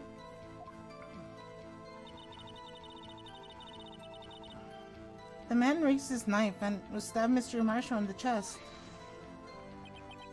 That must have been a real shock. Even now, when I close my eyes, I can still see it just as clearly. Tell us, what were you doing at the moment? I believe you testified that Joe Dark was holding you hostage. When the lighting struck and the lights went out, Mr. Marshall jumped on Dark and I was thrown aside. The two of them began wrestling each other. I'm pretty sure I was watching them. Emma doesn't have any reason to lie, but Lana sure does. I need to get Emma to tell me as much about this as she can. Alright. Presenting. Where is it? No.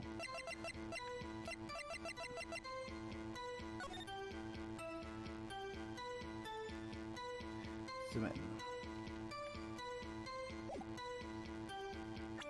Oh, okay. Nice. Good crackers. Mr. Edgeworth, this little girl put her heart into drawing that picture. And yet, you would insist on denying its existence? Hey, I'm not a bad guy. I'm just saying that as the prosecutor for the case, I wasn't handed such a picture. That may well be, but that doesn't mean it doesn't exist. Behold. This is the evidence list of the SO9 incident? Please turn it over, Your Honor. Turn it over. Turn it. What's this?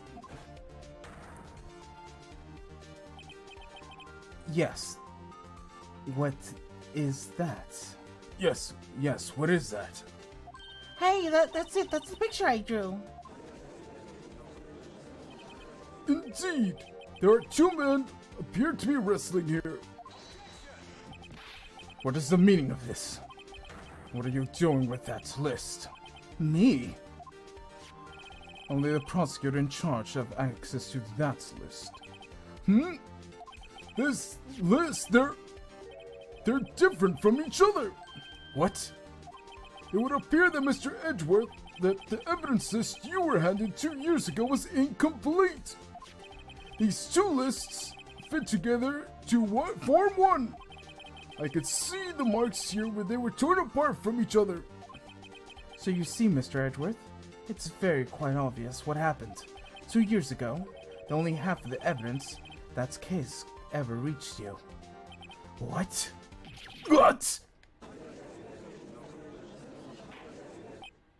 Order! Order! But Mrs. Sky, why did you draw your picture in the back of such an important list? Because that's what Detective Goodman handed me in the questioning room, Your Honor. Wait a minute. If this list was torn in half, then that means... Your Honor? Are you alright, Mr. Wright? Your eyes are bulging from your head!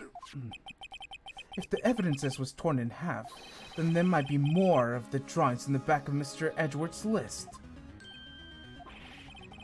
Yes, it's quite conceivable, Mr. Edgeworth. It's possible. Let's see. Is something wrong? Do I even have to ask?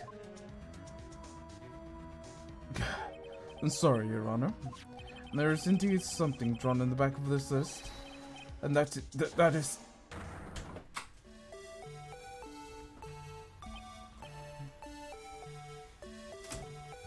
¿Qué pasó? ¿Eh? Ajá, comí pescado.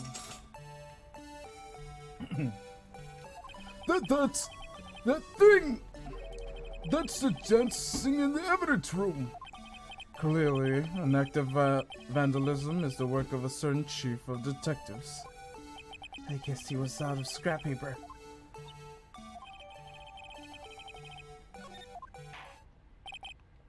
Very well, witness.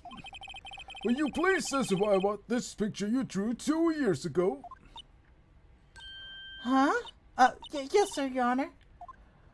What's wrong, Emma? She seems to be thinking about something.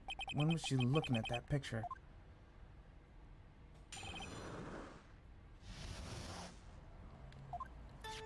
This is a picture I drew 2 years ago.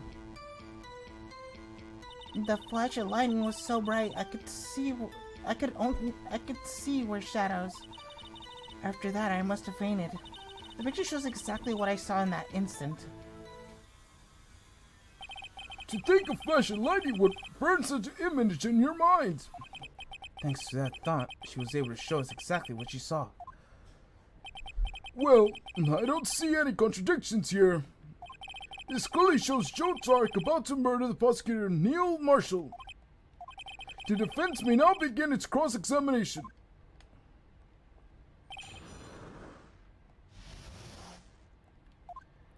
This is the picture I drew 2 years ago. Oh wait, I forgot to...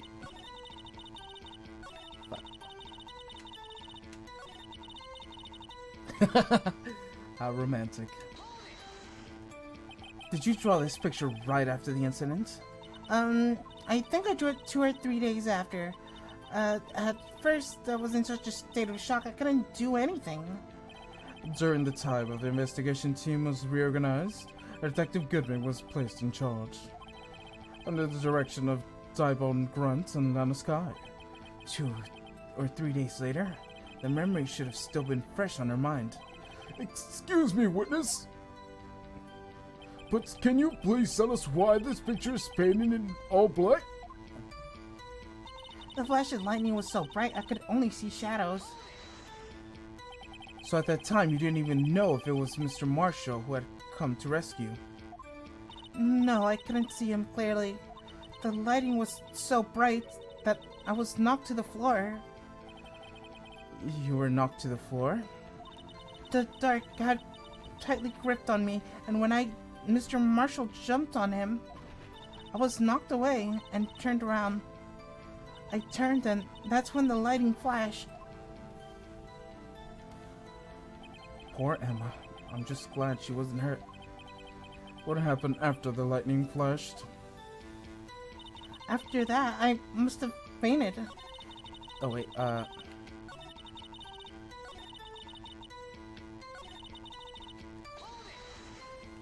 You mean you didn't see the actual murder take place? No, I'm sorry. The flash of lightning only drove off the darkness for a split second, not even that. But the trouble in the situation understandably caused the witness to faint. Do you really need to torture this girl any further? What? Hey, I'm not the bad guy here. Anyways, this picture...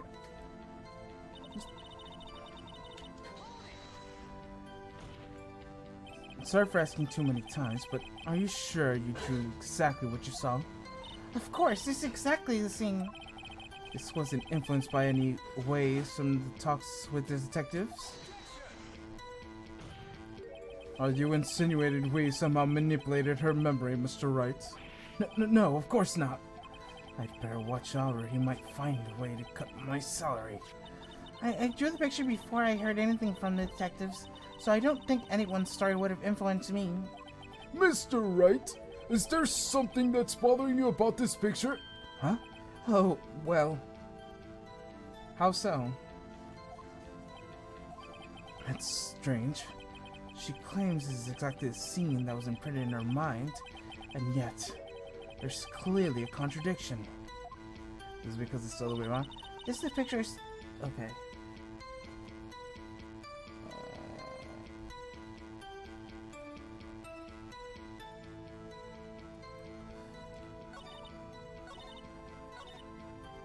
Okay, let's present Neil autopsy.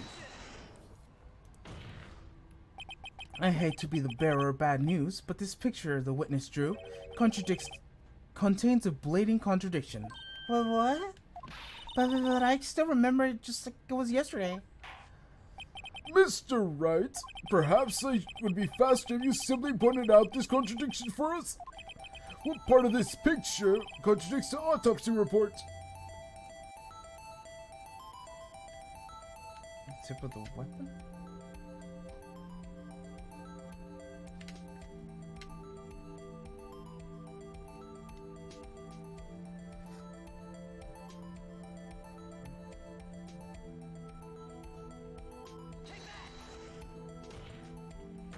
This contradiction, of course, lies here.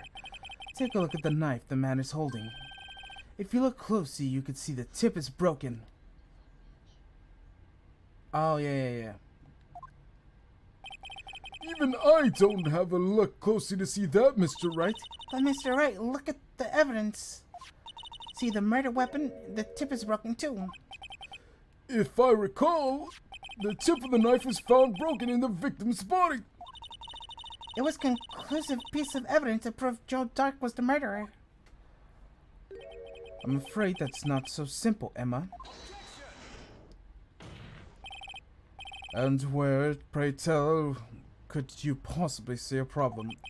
It's obvious, really. The victim suffered a single stab wound to the back. If the victim was only stabbed once, then the murder weapon shouldn't have been broken yet. What is the meaning of this? Perhaps the knife was broken beforehand. Sorry, but I'm afraid that's not possible. The tip of the knife was found inside the victim's body. If the knife was broken beforehand, it couldn't possibly wind up there. That's right, but what does that mean? The tip of the knife was undeniable discovery within the victim's body. The only possible explanation is the witness's memory is mistaken.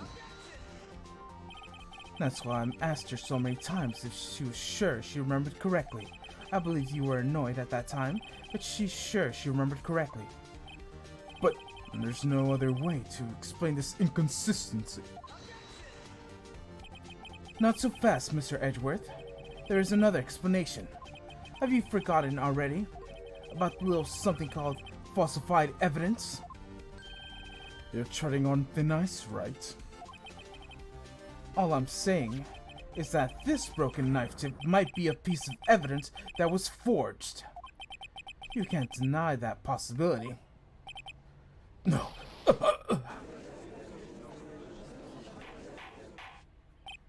Order! Are you saying the investigation was really corrupted? Your Honor, please allow me to once again go over the events that took place the day of the murder. The police department and the prosecutor's office were holding a ceremony that day. After receiving the King of Prosecutors Award at the ceremony, Neil Marshall questioned Joe Dark along with Diamond Grant. During the questioning, Joe fled the room. Prosecutor Marshall chased after him and was killed by Darky. It is my belief that somewhere in this story there is a lie. I am not lying. The man was really holding up a broken knife. If that is true, then there's no way around it. This could not have been the actual murder weapon.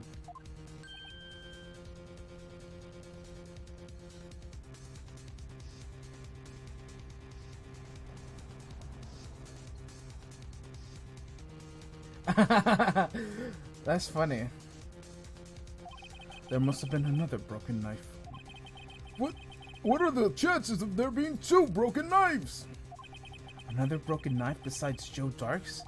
Could there have been another one? There's another one.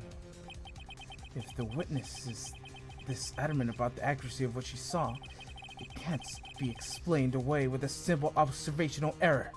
Mr. Wright? In this instance, Emma really did see a broken knife. I assume, then, that you have some information about this other broken knife? If so, please feel free to enlighten us. The murder weapon was already broken prior to the murder. There's only one way. Take a look at this. Here's the real murder weapon. What's the real murder weapon? Oh, it's the jar, isn't it? I know. I know what it is. The answer lies in the past, 2 years in the past. Right here inside the picture. This is a picture of the award ceremony. This is a picture of the award ceremony. What is it, Edgeworth? It's the broken murder weapon. Notice the award Prosecutor Marshall is holding? That's a broken knife? As we earlier conducted, the knife in the drawing was not Joe Dark's knife. That being the case, the knife the witness saw was in all likelihood from this award. Order! Order! Order! Neil Marshall was awarded King of Prosecutors that day. As an award, he was given this broken shield and knife. When he chased down Joe Dark, he pulled out this knife. Being a prosecutor, he did not carry a pistol. This broken knife was the only weapon he had this dangerous situation. But that can't be. Oh, and why not, Mr. Edgeworth? Because the King of Prosecutors award knife was the murder weapon, and the murderer and the victim would be reversed. What do you mean? I mean, the man raising the knife would have been Prosecutor Neil Marshall. Oh. Which makes sense because he was stabbed in the back, and Dark was the one that fell in front, and then Marshall was in, But the prosecutor is the one who died. That's true. What's going on here? It seems Mr. Wright has been a bit too eager to jump to conclusions. I already know what happened. I already told you. So, the knife he used was a prosecutor knife. Joe Dark was on the ground. So when the prosecutor was going to stab Joe Dark, Damon Grant from the back of him stabs Neil Marshall. So Neil Marshall falls on Dark. He faints, and the dead body's on top of him, and he's stabbed in the back. Evidence, case closed. It's been Damon Grant this whole time. Once again, I am a detective. I once again solved this mystery. It seems Mr. Wright has been too eager to jump to conclusions. Wait, I remember now. I remember everything. Witness? Mr. Edgeworth, What is it? could you show me your evidence list again, please? His list? The one with the picture scribbled on the back?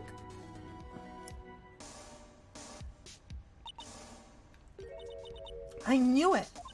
This picture. I'm the one who drew it. What? You drew that? That's right.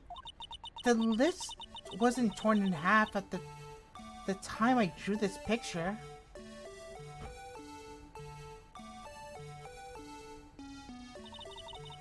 At that time, I've been trying so hard to forget. It must have been locked as a part of deep inside of me. Perhaps it would be best if we add this to the witness testimony. Would you please tell us what you recalled, Miss Sky? Yes, Your Honor. First the knife mix-up and now this blue badger? This should be interesting.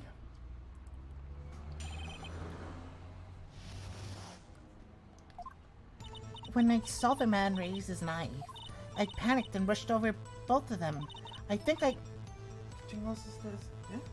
¿Por qué me das esto? ¿Por qué me lo das? Si es de nadar. I think I knocked them away with the man with the knife. Just then I saw another flashlight, and that's when I saw the blue badger.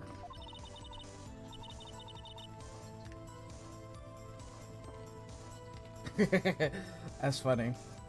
He was in the room, but I'm sure I saw his shadow. It was probably the shield. This is certainly most unusual. Try impossible. The chief of detectives hadn't even designed him until this year. That would mean he didn't even exist 2 years ago. Very well. The defense may now begin its cross-examination. Stop, please stop. Don't pursue this any further. Lana, What is the meaning of this? Please remain seated in the defendant chair. But you can't do this. I've already confessed to the crime. Why? You could just leave this to that. Chief Prosecutor Sky. We've already come this far. It's too late to turn back. Silence! The defendant will now begin its cross-examination. Bailiff, please detain the defendant. It seems we're finally getting to the core of the matter.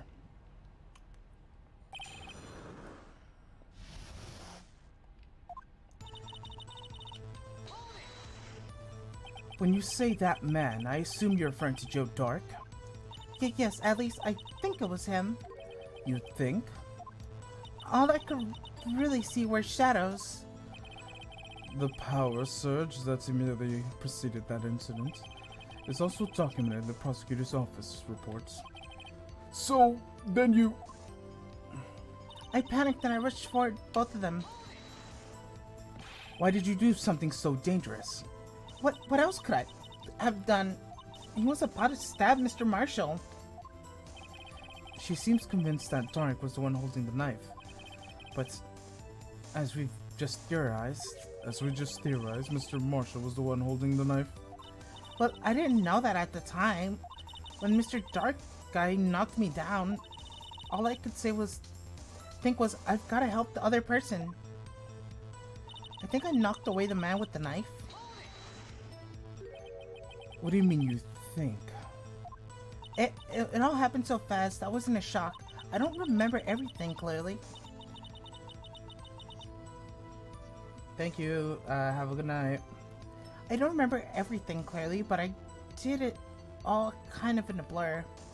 Mrs. Sky was almost killed before she was a witness to the murder about to take place. With so much happening in a matter of seconds, a little disorientation is only natural. I saw the man about to stab the other person who was thought to be Mr. Marshall. I knew I had to stop the man with the knife. What you did was very brave, young girl. So then, what happened next? Just then, another flash of lightning, and that's when I saw the blue badger. Are you sure about this? Of course, see? There's the picture I drew of him here. But it was Chief Detective who thought it was this hideous beast. And that was just this year. The blue badger didn't even exist 2 years ago. It was all quite verifiable. I know it sounds strange. I was so surprised too when I saw him at the police department. I had a nagging feeling I'd seen him before somewhere. Now I finally remember. Oh, brother. Just when you have thought of that thing had caused enough commotion. Tell us, when in the room did you see him dancing? He wasn't in the room, but I'm sure I saw his shadow. His shadow? So you mean you didn't actually see his face with its winning smile and all? That's right, but I still remember it. He had 3 creepy horns. This is pointless. That thing could have been possibly existed 2 years ago. The witness must be mistaken. That may as well be. But what's important is what caused her to think she saw what she did. Oh, and I suppose you have an explanation? If so, by all means, please tell us what the shadow really was. What was it Emma saw when the lightning flashed? Who was the Blue Badger really?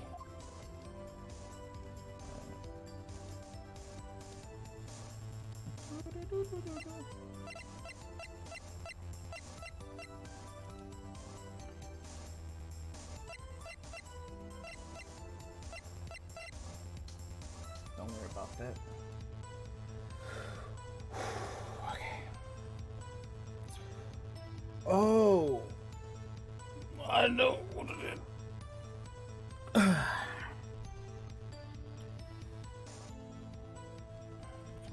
just might know.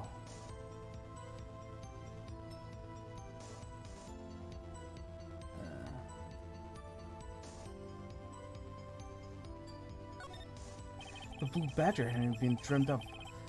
Even Emma drew this picture, yet she's certain she saw its shadow. Ladies and gentlemen, is the defense's belief that the fate today, 2 years ago, there's indeed was something that looks similar to the Blue Badger. Something that is now sitting in this very room. Mr. Wright? In this room? Very well, Mr. Wright. What is this witness saw in the incident?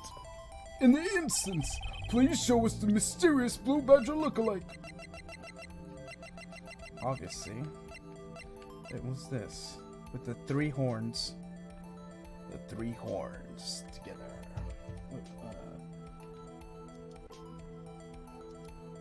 Emperor is born. Isaiah.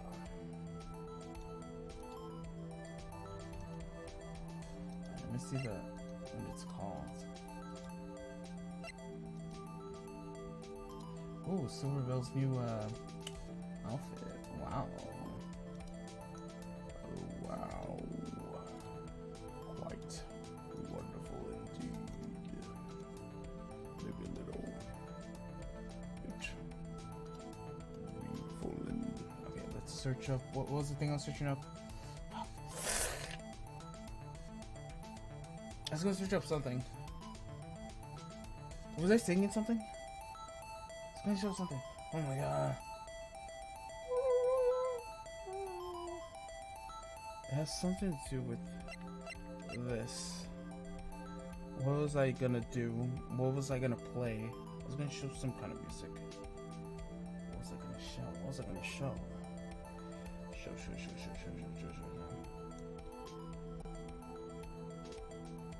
Damn it. Damn my terrible short-term memory. What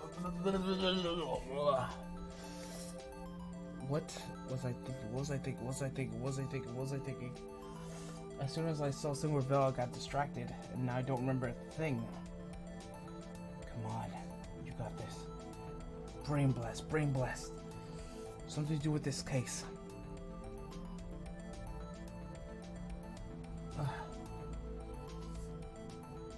Why can't I think of anything? It has nothing to do with the Blue Badger.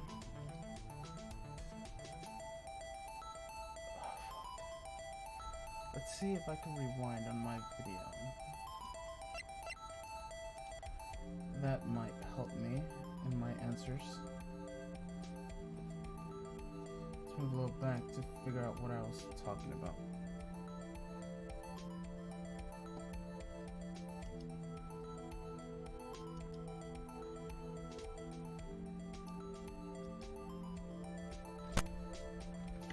I can't even hear myself. Okay, I need to mute this game. Oh, sound settings, I mean, sound mixer.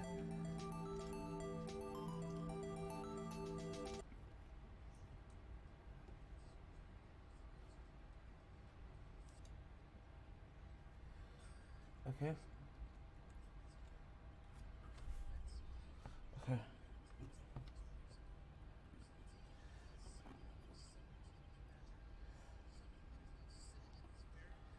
Okay, I'm literally looking at my thing. Okay.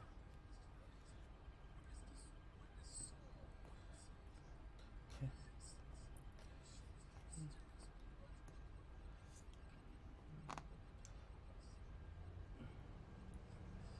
Right. Oh, that's what I was looking for. Thank you. Thank you, me from the past. It's time. Zion. When the three horns combine,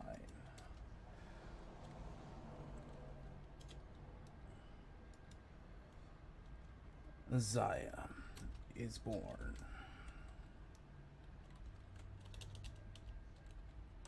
What does it cause? Oh my god. Oh, is that a common writer? Alright, where is it? Zaya Henshin. Alright, I got you. Dun, dun, dun, dun, dun. I got it. Precedent.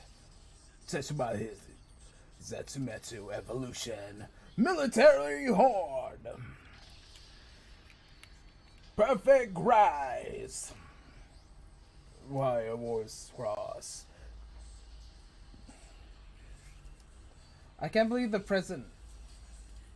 I don't know what movie this is from, because this is not from the show, because the show didn't have looks like Thouser has another form, Zaya. Where's this from though? Kamara Zaya Henshin. Alright, let's put the original Thouser. Zen Driver. This is from 01. Alright, let me see.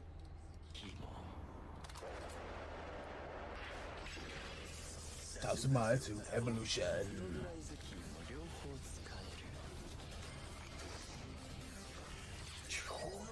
Break Horn.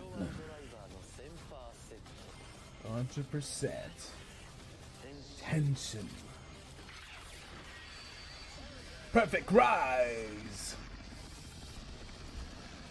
5 Horse Cross. The Golden Soldier Thouser is born.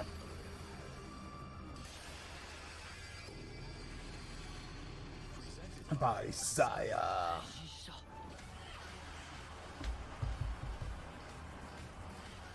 Fucking pure fucking unadulterated badass. And then this is the other one that I was talking about. The one I don't know where it's from.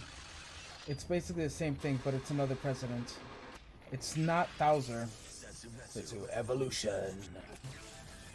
Military Born. Perfect Rise. When the 5 Horns cross, the Black Soldier, Saya is born.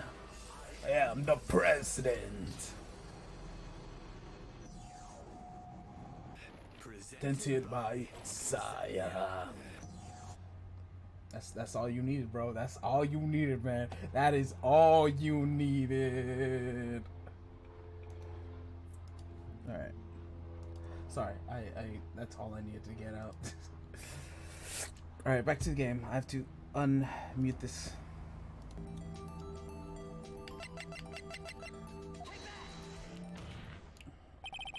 The mysterious blue badger was in fact this. But that's... what exactly is that? I believe it's some sort of jar. Mr. Wright, that doesn't even look like the blue badger. Indeed it doesn't, but as it stands now, it's a plain jar. However, what if we change our viewpoint?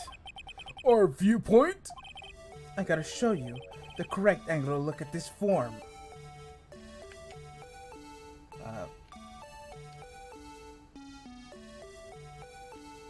Like that.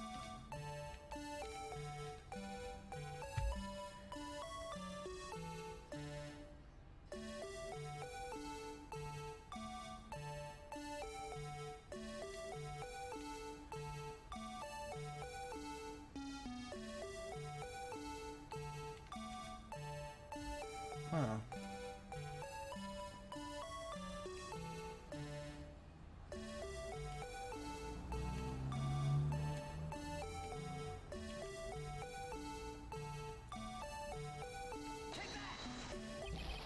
This isn't right. Gotta make it look more like a badger. Allow me to remind the defense that the case hinges on the drawing. If it's the right cat and match the shape the witness drew, then it cannot be accepted. Gotta find just the right angle. Maybe I should rotate it vertically a bit more. Come on, Mr. Wright, you could do it. Gotta show him the correct angle of this form.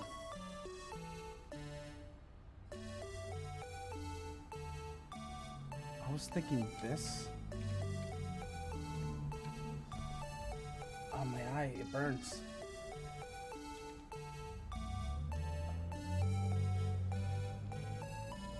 Would this not be it? This isn't right. What is it?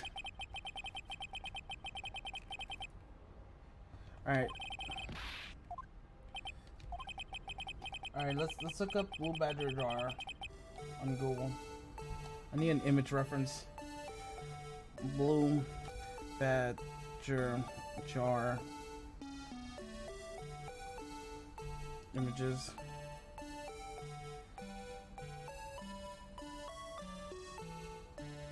How do you rotate that? Excuse me? Alright. Oh, okay.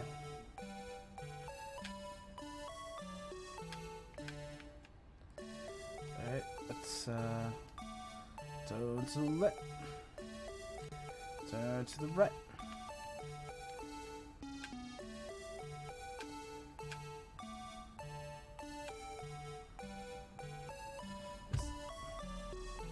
Oh, okay, okay.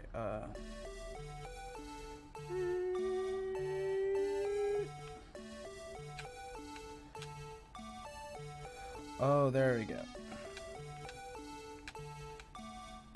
I think that's it, right?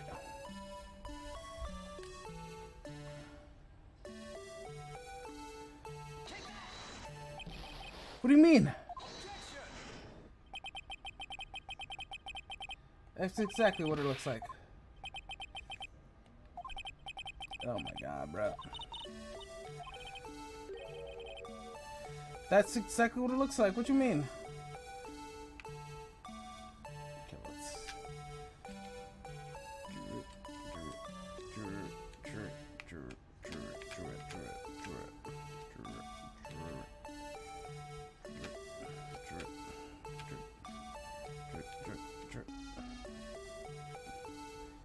What am I doing?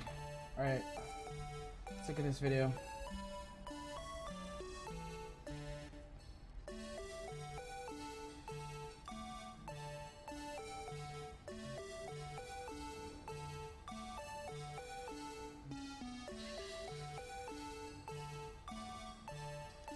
What the hell? That's exactly what I did. What you mean?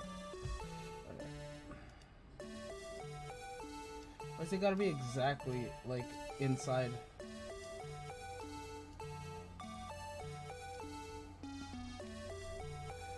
Okay, let's lining up. Oh my gosh, it's not lining up. It's gotta be exactly in there.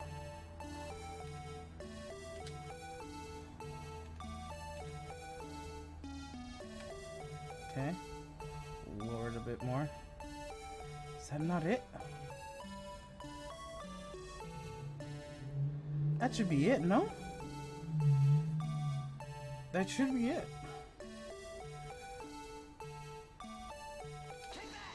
Yes?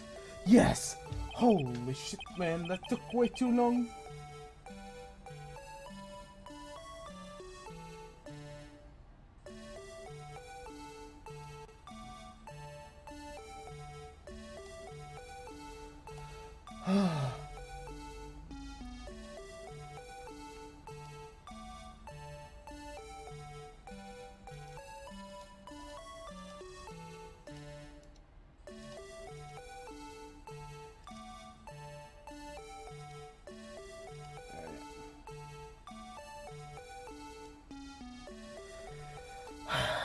That took way too long.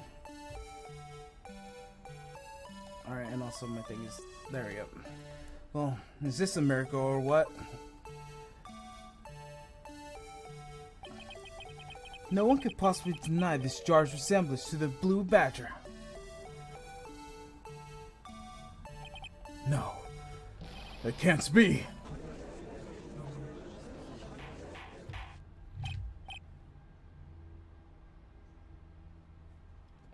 Order! Order! The defendant's not proven its claim. The mysterious blue badger witness on the day of the crime was actually this. Although we all enjoyed Mr. Wright's dramatic performance, one question remains. What is your point? What do you mean?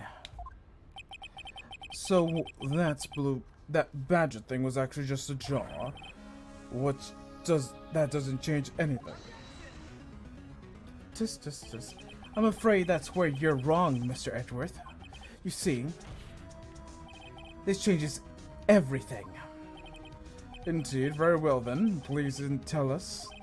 What difference now that we know the witness saw this jar? The murder weapon?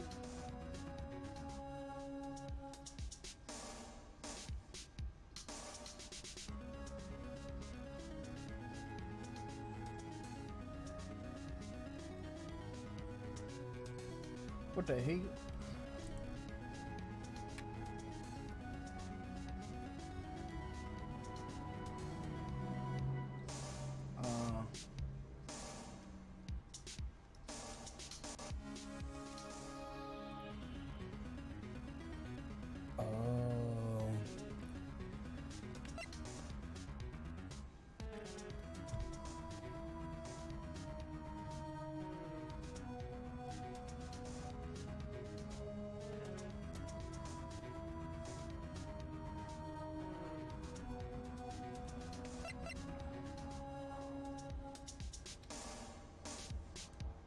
Okay.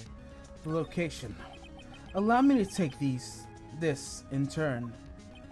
At the moment of the murder, this witness saw the jar. That's a very specific angle, I might add, Mr. Wright. Yes, well, knowing this, where could she have seen this jar? Where? The location of the jar is shown in this picture on the day of the crime. It's on the shelf at the office of Diamond Grant. But the body was found lying near Lana Sky's desk. The witness testified so herself. Yes, and there are these two facts that reveal what actually transpired. You see, the struggle between Dark and Marshall did not take place in Lana Sky's office. It happened on the other side of the room in Chief Grant's office.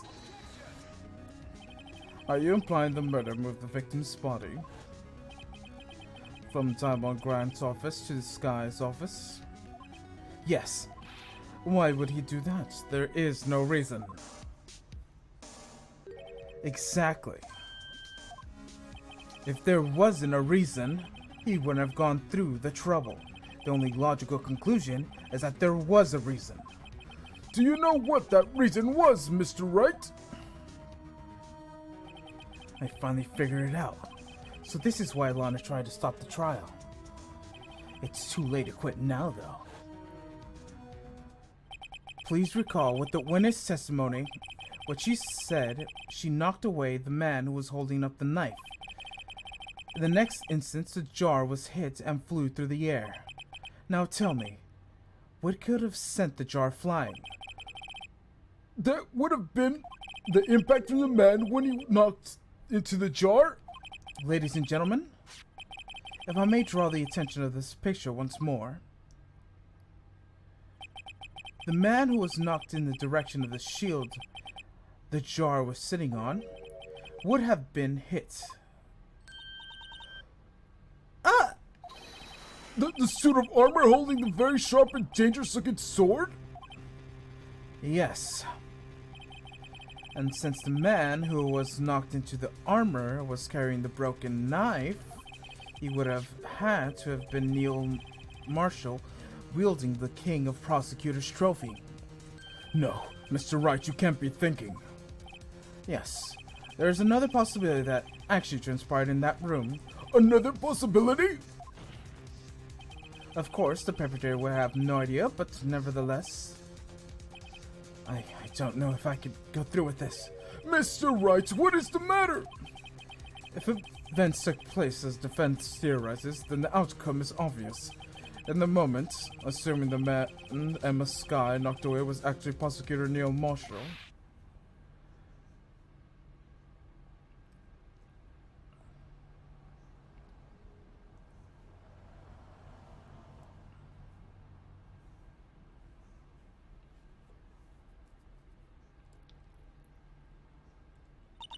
You mean Mr. Marshall died because of me? No!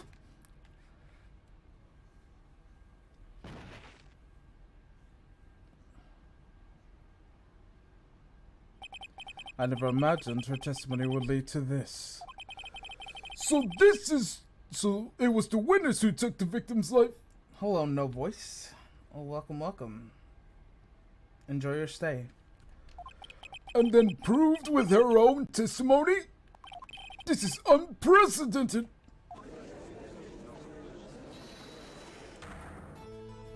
What? What are you saying? I'm sorry, Mrs. Sky, but given the circumstances, Joe Dark murdered Prosecutor Marshall. How can you think it was Emma? How dare you try to pin the crime on her? Imagine that's coming from you. Oh no, I'm not consistent with anything. I don't upload, like, a lot, so it's 200, subs, but throughout time, so, like, I got, like, 10 viewers, and then I lost those 10 viewers, but I still had the subscribers. I gained, like, 10 other viewers. They started for a little while, then they left, but they still keep their subs, so technically, those subs, no one actually comes and watches this. Does that make any sense? So technically, even though I have 200 subscribers, I have no viewers. Ever. Due to my inconsistency and people forgetting I exist. Also, I took a 2-year break. Imagine that's coming from you. If you... yeah. I mean, even though I don't have the subscribers, I mean, even though I don't have the views, because I have subscribers, it influences the algorithm somewhat so I could get views. If I ever do something, even though I don't. So, yeah, it's not very good for me right now. Hopefully later in the future this channel will grow, but it's kind of stagnant at the moment. But I'm gonna keep going, so yeah. If you recall, it was you who admitted to forging evidence 2 years ago. The reason you moved Prosecutor Marshall's body was to keep everyone else from finding out that Emma did it, wasn't it? I assure you, Mr. Edgeworth, I have no idea what you're talking about. If you hope to have anyone believe your insane accusations, I'm afraid you're gonna have to have proof. Tell me, do you have any conclusive evidence that proves my sister killed Neil Marshall? What? Also, you didn't finish your sentence. This is changing my views on about to start streaming. How so? Is it because of my unusually long videos that no one watches? And I just do this for the fun of it?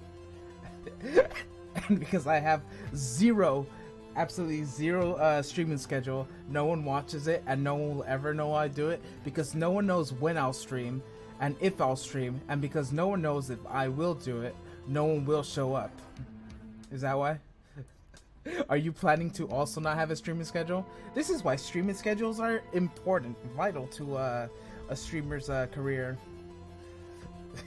I say that, but I'm just a cautionary tale.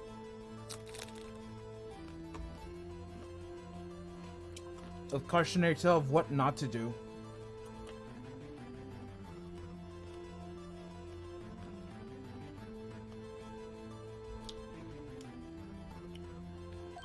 Evidence? I'm willing to bet you don't. Yes, certainly it would be difficult to prove with evidence. If we don't have evidence, then we'll have to rely on testimony. I'm afraid that won't work in this case. Both parties involved in the incident are dead. We certainly can't get dead people to testify. This has been a wild goose chase from the beginning. Touché, Mrs. Sky. Of course, that only leaves us with one possibility. You mean there's still another possibility? What do you mean, Mr. Edgeworth? I mean the possibility that the victim has left us a message. For better or worse, Mr. Marshall did not die instantly. He may have left behind the name of the person who took his life. In one matter or another. That's impossible. Well, Mr. Wright, this is the only possibility left to you. A message from the deceased? Does that such message exist? I've got to think. Back to the court record. The real murderer's name. The victim may have been left behind. It's in the evidence. This message from the deceased is already in our possessions. Mr. Wright, will you stop at nothing to prove my sister a murderer? Tisk.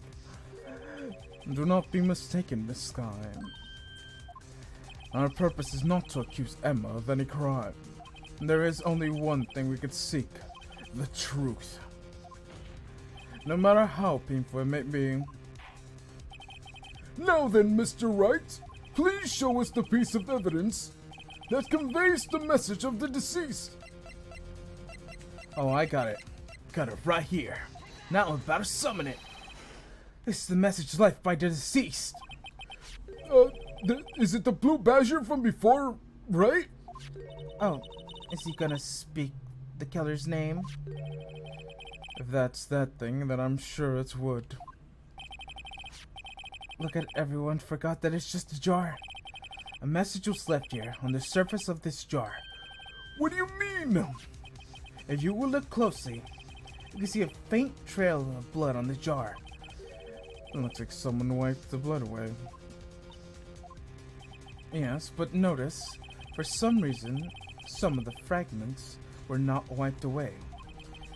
Yes, there is a line here, drawn in blood. So what are you trying to say? Is these dots were once lines? Prosecutor Marshall did not die instantly. He used the few precious moments left to leave behind a message. One that was someone apparently wiped away. Which blood must have seeped into the jar where the lines changed directions. Precisely so. What we need to do is connect these lines, and the victim's message will become apparent. No. Mr. Wright, what kind of message does the victim leave to us? Your Honor, I believe the bloodstains will reveal us the answer. All we do is connect these dots. There's only one thing the victim would have written given the circumstances. His murderer's name.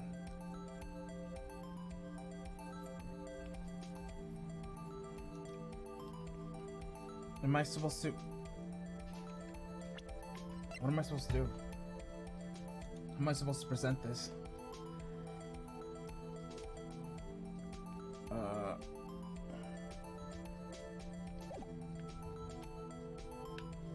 Oh, okay.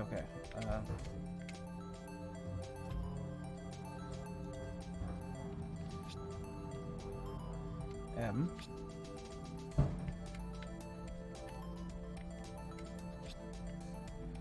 Okay.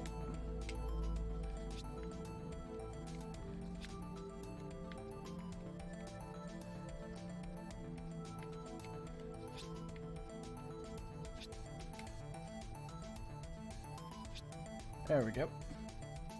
Presenting. It's defense attorney's duty to prove the client's innocence. That's why all I've been thinking about is saving Lana. After all my efforts, I've never thought I would turn out like this. Emma. So this is the final message Prosecutor Marshall left behind.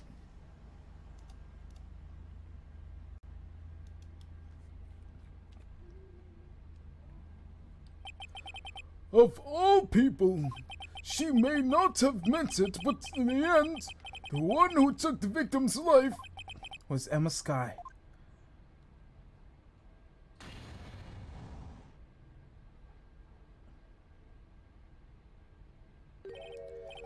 See, Worthy, I can't say I didn't warn you. Chief Grant. Do you understand the implications of what you just done? What?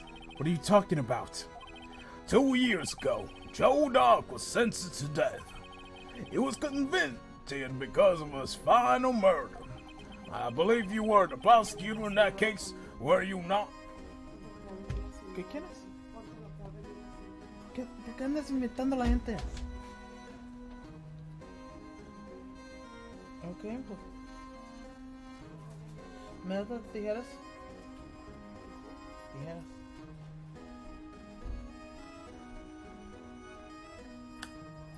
No, ya la quité.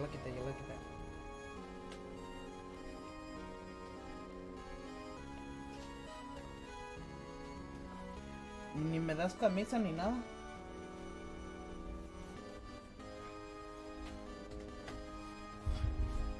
No me das puros chores y son de nadar.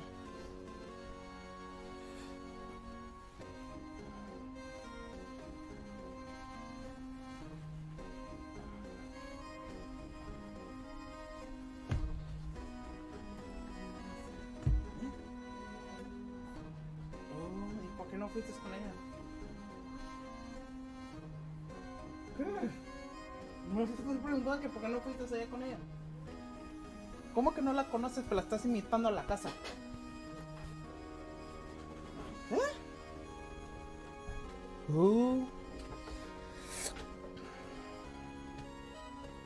I believe you were in the prosecuting the case, were you not? Alright. Reset the camera. This.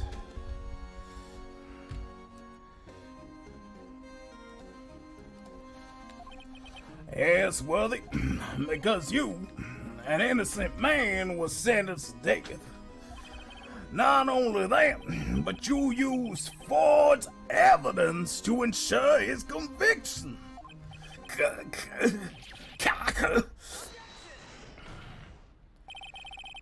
But Joe Dark really was a serial murderer. That was undeniable. I'm afraid that's not important. Didn't you know? We are defenders of justice. What? We're merely keepers of the law. Sentencing a man to death with no light matter, even if it wasn't any cover-up or evidence forgery. Ultimately, the responsibility falls on the prosecutor in charge. Despite what anyone may say, the fact cannot be denied. What's going on? On the prosecutor's office. You might have sentenced innocent man to death.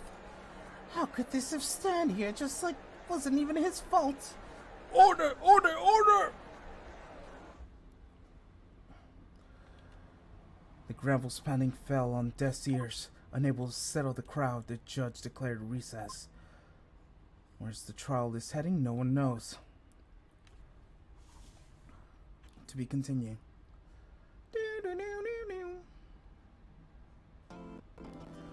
Phoenix Wright, Ace Attorney.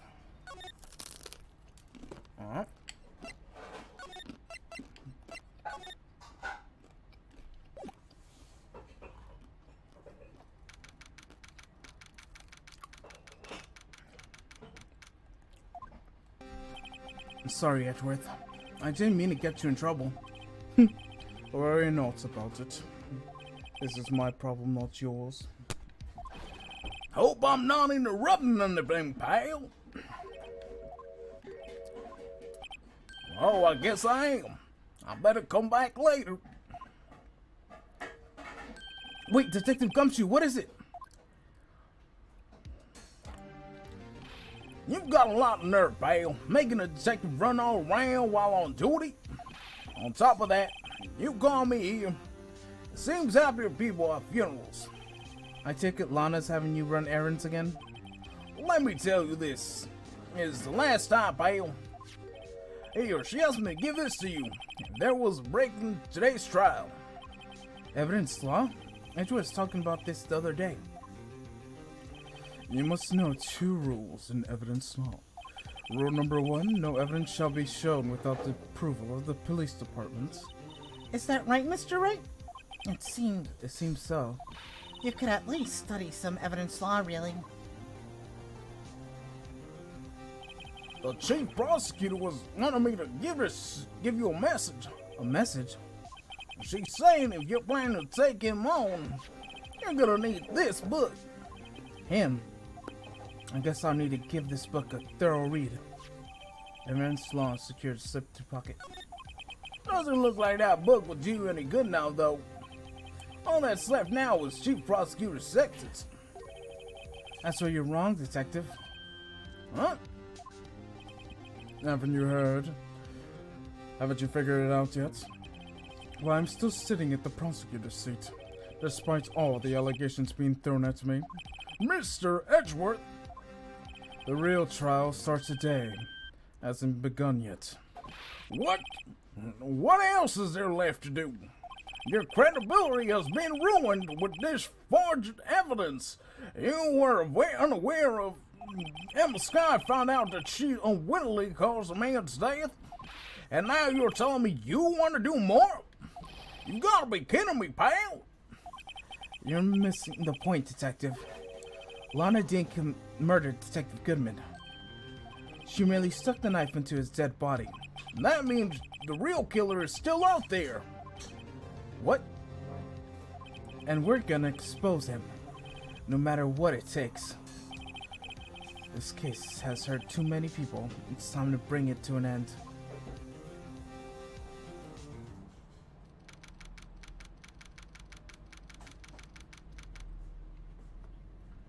Alright.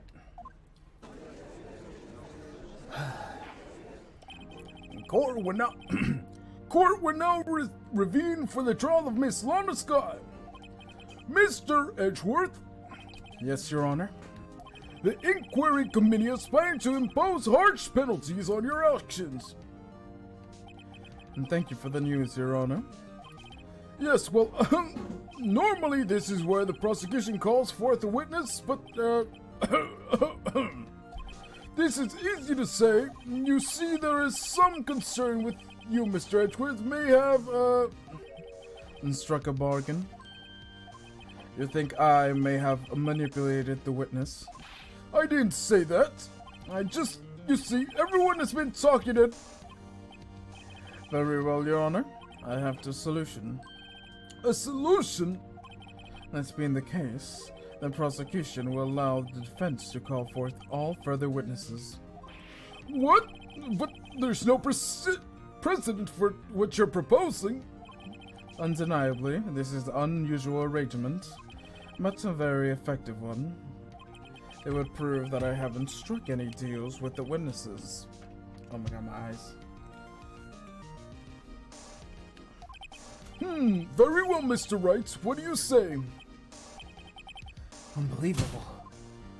Edgeworth has found a way to continue this trial. Very well. The defense accepts the prosecution's proposal. Then it's settled. The defense may now call forth the next witness. Mr. Wright, you do realize this is your last chance? If you call the wrong witness, the trial is over. The defense calls. Its time finally comes to bring out the true murderer. Diamond Grant. Diamond Grant. The defense calls Diamond Grant to the stand. Diamond Grant? Does this have anything to do with anything? As the defense partners 2 years ago, Mr. Grant has the first-hand knowledge of the crime.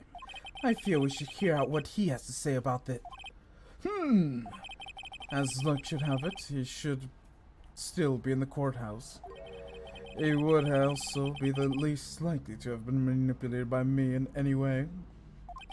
Wouldn't you agree, Your Honor? True. All right, bailiff, please escort Mr. Grant to the stand.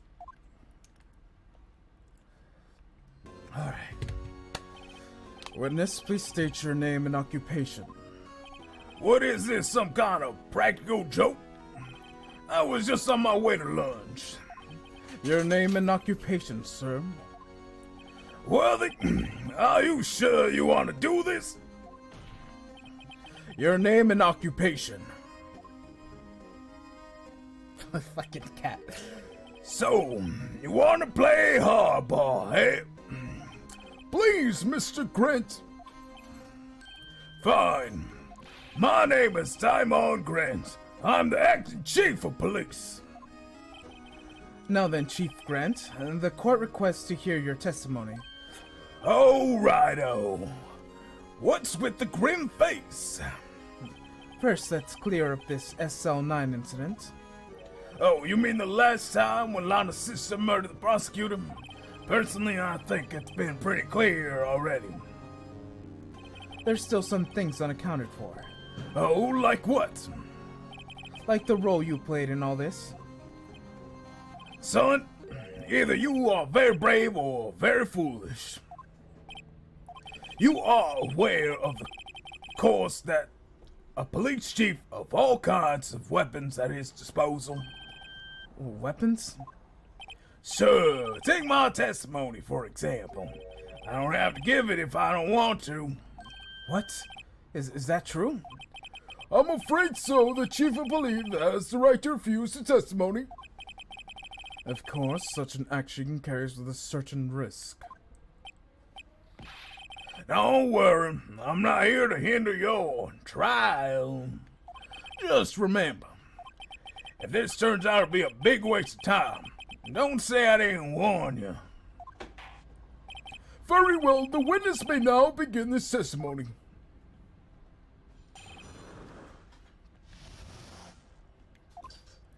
Yes, I recall. Neil and I were questioning him that day. To make a long story short, we slipped up. That power outage did help him. When I went into the office, I found Lana there. Apparently, she had already arranged the crime scene. As you see, I had nothing to do with the forgery. Is that when Darky was arrested? He was lying on the floor unconscious.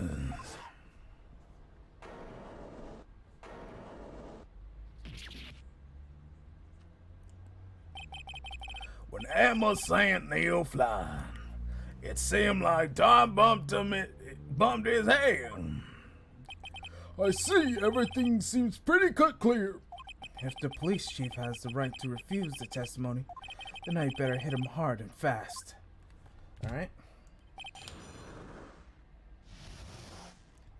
Alright, let's do this. I recall, Neil, now. As I recall, a ceremony was held in the police department that day. Hell's that's right. There you go.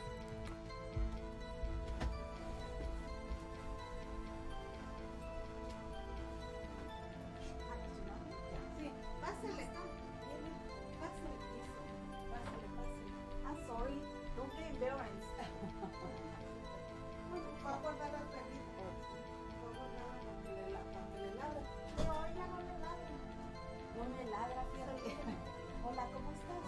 Mucho gusto, me llamo Liana para servirte. Ese es su regalo, happy birthday. Ay, sí. I need asking quickly something. Do you speak Spanish? Sí. You looking for a job now? No. You know how to driver? ¿Puedes manejar? Sí. Sí, es que a mi esposo le dijeron que... Ah, sorry.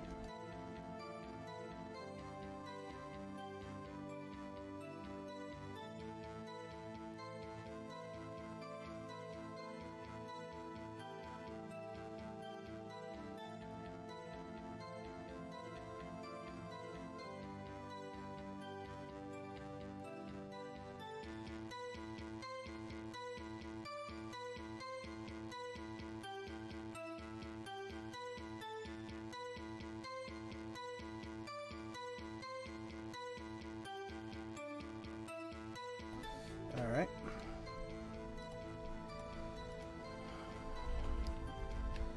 Yes, that's right. I guess you could say I'm a workaholic. After winning his award, Neil was all fired up to...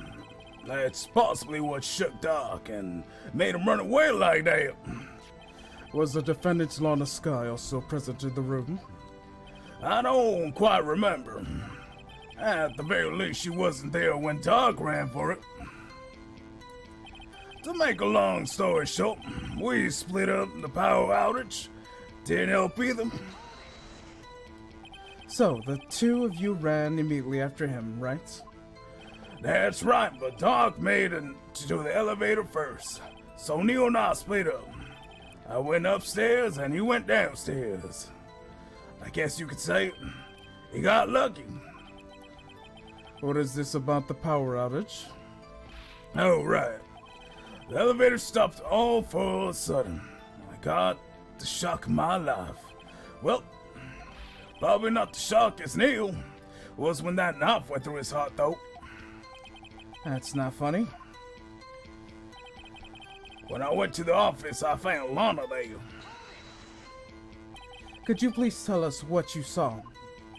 It was a shocking sight. Neil and the serial killer were lying in the heap on the floor, all tangled together.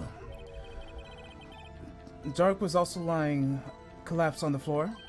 Yes, apparently he hit his head and knocked out. Next to them were two poor girls. Lana and Emma? Lana was cradling Emma in her arms. Looking back at it now, she must have already known what her sister had done. Apparently, she had already arranged the crime scene. How can you know that? Because of the victim's body had already been moved. So that means you found the body near Lana's desk. That's right. I think you said earlier, it was my suit of armor that really stabbed the prosecutor. Yes. Anyways, as you can see, I had nothing to do with the forgery. So you're saying that the forgery had already taken place by the time you arrived at your office? That's absolutely what I'm saying. I can understand how Lana must have failed, but moving a body and hiding evidence are unexcusable no matter what the circumstances. Is that how it really went down?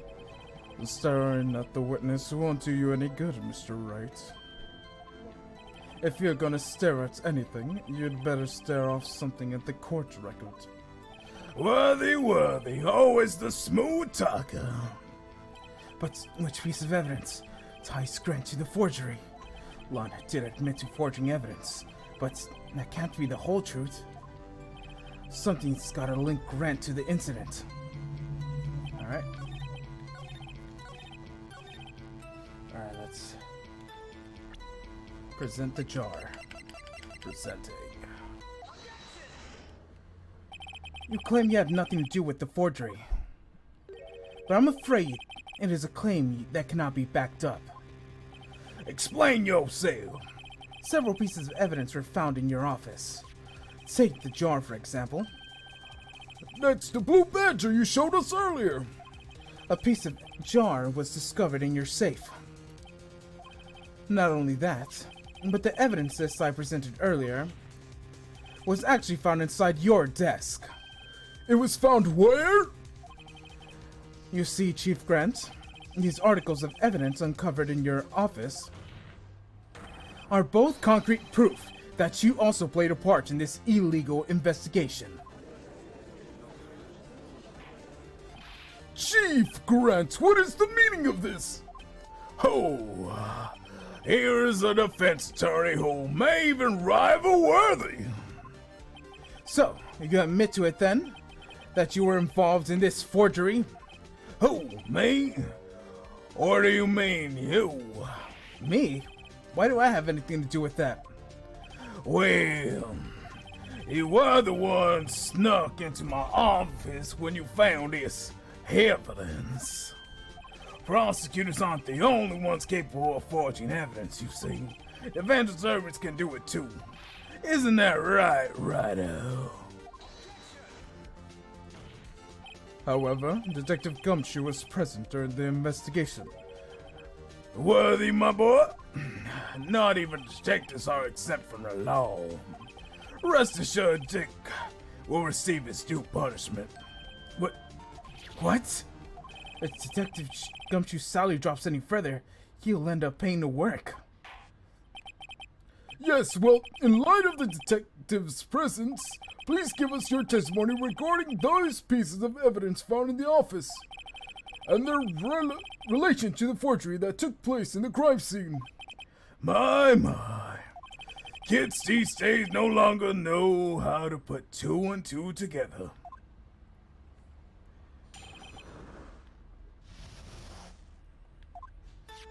Let's see. What was it now? The jaw fragment and the list? For all I know, you could have planted them in my office. Anyways, you can't prove when those pieces of evidence were discovered. They were discovered after Doc was convicted. Then they're worthless. There's no reason I participate in a forgery regarding the crime scene. Wouldn't help me out in any way. Mr. Wright, Yes, Your Honor? when investigating the crime scene, you should have been more careful to observe protocol. You do understand I am the chief of police, right? There will be consequences. Uh-oh. Indeed, I believe I will press charges, so you don't make the same mistake again. My apologies, Chief, but would you mind waiting until tomorrow for that? Today is, well, you know. Alrighty, Hootie. In return, though, I know. That's place, right? Huh? What are these guys, telepathic?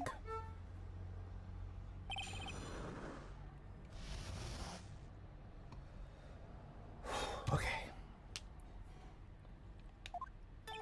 for all I know, you could have planted it in my office. I'd appreciate for you to stop making these ridiculous accusations.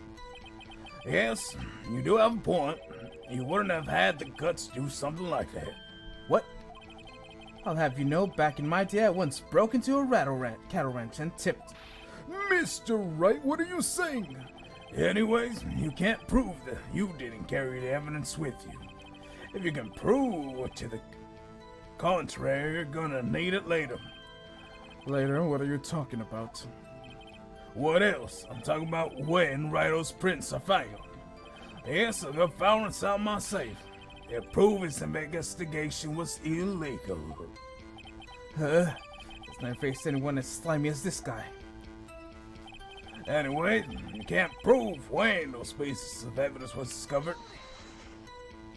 What do you mean by that?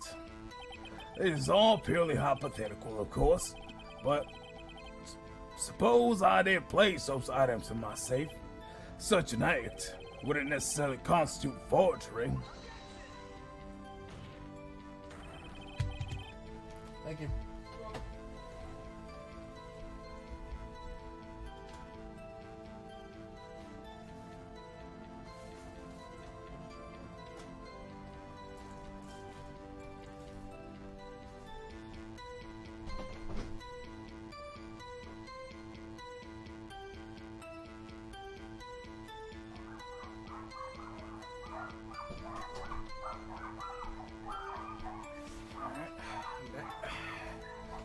If concealed evidence found in a crime scene isn't forgery,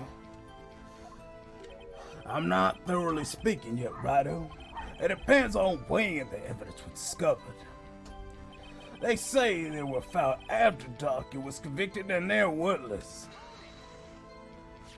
are you saying this jar fragment wasn't discovered in the initial investigation? It would appear not, after all. Was it listed as evidence based? For now, all we know is it could have suddenly materialized the day of Target was sentenced. Oh, and wouldn't that be convenient? Right. The chief is talking about a possibility, not so long as you can't rule that out.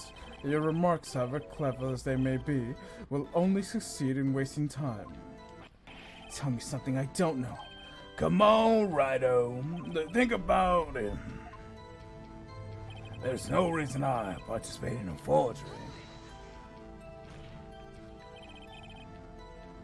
How can you look at me in the eye and say that?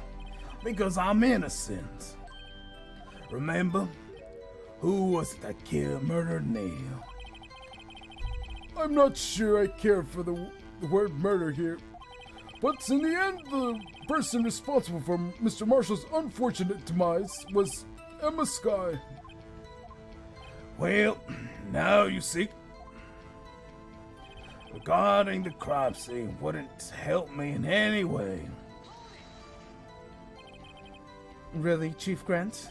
At that very least, there is one very large benefit you would have reaped from all this. Oh, I wasn't aware. What is a benefit? That you would have, of course, been in a position to have Chief of Police. Oh? The resolution of the SL9 incident secured your promotion of Chief. That in itself is sufficient motive. Ho ho ho! Oh, that's a good one. Huh? Do you really think I'm that incompetent? What do you mean? Even without that case, I was already next in line to become next chief. The resolution of SL9 merely sped up the inevitability a little. Is this true, Edgeworth? Yes. He was going to be made chief anyways. Be careful putting a finger, or you might wind up being the one pointing at you. And so that means there's only one possible motivation for you to commit forgery. If you didn't do it for yourself, then you did it for someone else. Don't be silly, Worthy. You know me better than that. There's only 3 people I'll look out for myself. Me, myself, and I. There, it's out in the open now. Udi, would you mind if I change my testimony a little? By all means, please do. I wouldn't be anyone's accomplice if there was nothing in it for me. Oh. There we go. Nothing in it for you? Sorry, but the only person I truly care is yours truly. That girl, Lana's little sister, was it? If you think I feel sorry for her, you better think again. And you're right, you don't feel sorry for anyone. Be tough on crime and tough on people. That's how I was raised. You seem to relax enough on yourself, though. That was a good one, Weathy. Could there have been something in it for him? Given the selfishness, could have helped someone else. Point out accomplice. True, you might not help out anyone for their sake, but if you benefited you, you might decide to assist someone. Mr. Wright, it appears you're positively determined to betray the chief. As a nice man who likes to lend people a hand. That's not what I meant. Very well then. Who is the person you believe Chief Grant may have helped forge evidence? Mrs. Lana Sky. Chief Prosecutor Lana Sky, the defendant? I believe it's quite obvious in light of the circumstances. Emma Sky fell victim to the unfortunate series of events who would want to help her more than her own sister Lana. And as for the Chief Grant, he would also have a reason to help Lana if she asked him to. The reason, of course, is self-profit. Self-profit? What do you mean? After the SO9 incident was resolved, Lana Sky was appointed Chief Prosecutor at the prosecution office. The person who arranged this job change was you, Chief Grant. But how would he profit from all this? He would be able to use the Chief Prosecutor as his puppet. Essentially, he would acquire unchecked authority over all investigations. Do you mean to tell me that despite Chief's formidable appearance, he plays with puppets? Oh, wait. Ah! God damn it. Plushie. Admit it, Chief. Thank you for the follow. I could see that, very much so. But I do appreciate the follow, and hope you enjoy. Stay tuned. You assisted Lana Sky in forging evidence. Your motive to appoint her as Chief Prosecutor, so you could control her. Righto, my boy. You have an imagination. Thank you. It's always good to have curiosity, especially when it comes towards me, because I have zero viewers. Zero viewers. Zero viewers.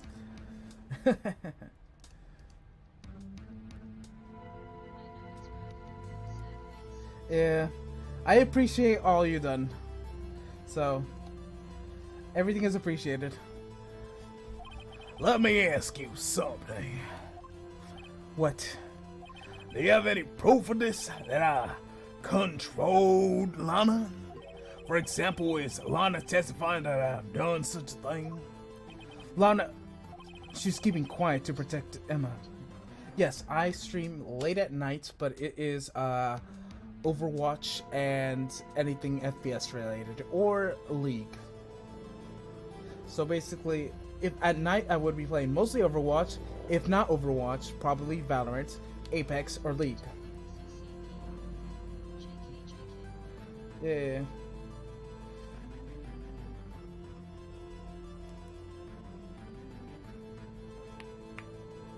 But yeah, at nighttime, or how many hours? 2, 3, 4, 5, 6, 7, 8, 9, 10, 12. So maybe in like 10 hours later. From now, I would be streaming Overwatch or RepG. She's keeping quiet to protect Emma. There's no way she testified against Grant. I'm afraid without any proof of this amounts to nothing more than mere conjecture. Unless that is also what happened in this incident. This incident? Which one would that be? Of course, I'm talking about the murder of Detective Bruce Goodman. The chief prosecutor had been acting strange throughout this entire trial.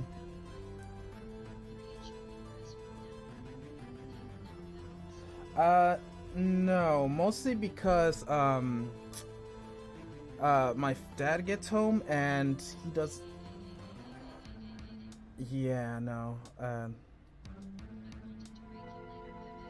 I'm sorry about that. I wish you could raid me, but I'm sorry. The only time maybe if I stream after this stream ends, if I no, maybe tomorrow I might stream at that time. It's okay. Maybe tomorrow I'll stream at that time. But it will be Overwatch, 100%. I don't know if your viewers would like that.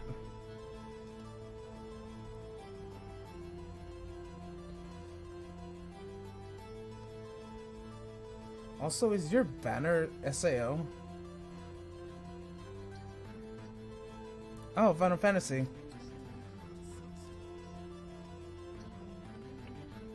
I also have Final Fantasy Online.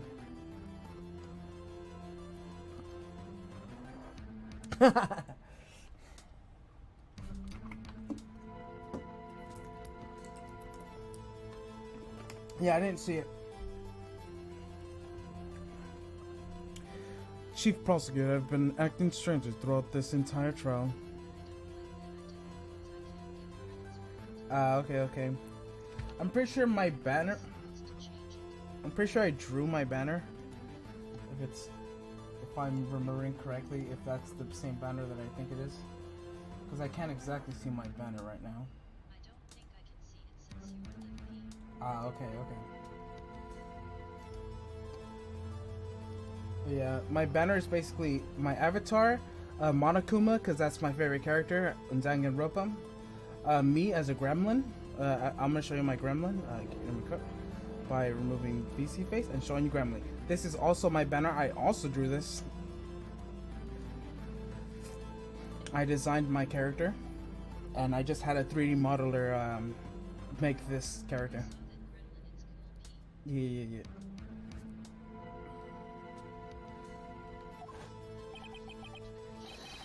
Oh, nice. Thank you.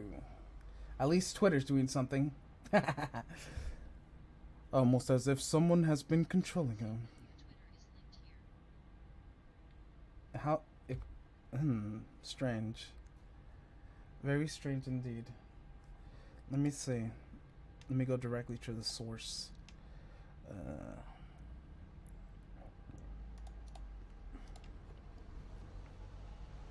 Because I haven't checked my Twitch in a while.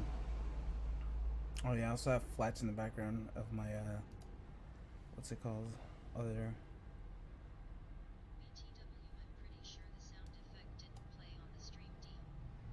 Oh, it didn't play for the stream, but it played for me. That's for sure. Give me a sec. I have to add the sound effect into my thing. Yeah, let me do that for you. Alert sound. Wait, it should be here.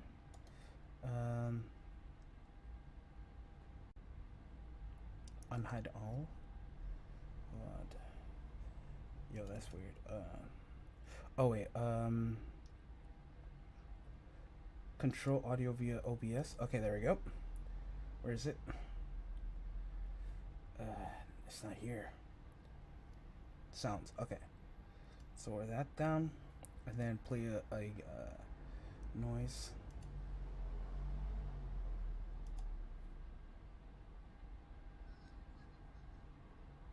And did you hear it this time? All right. Let me see if I could. You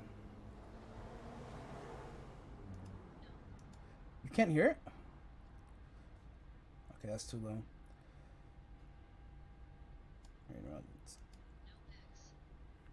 For real? That's weird. All right.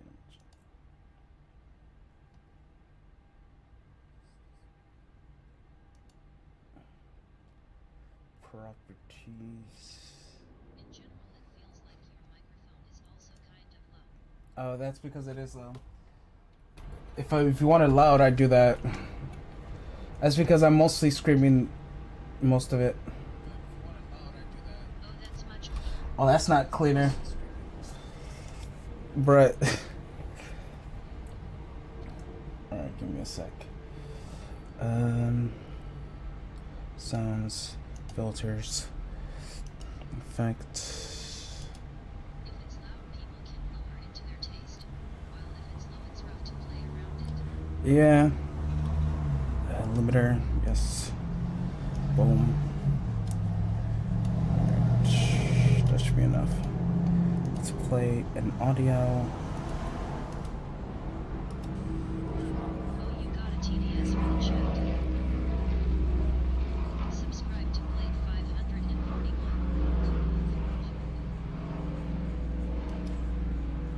Did you not hear it? Okay, I guess I'll remove the filter then.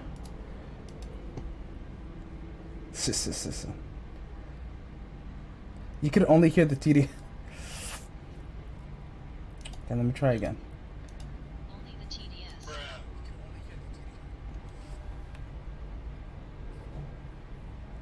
Damn.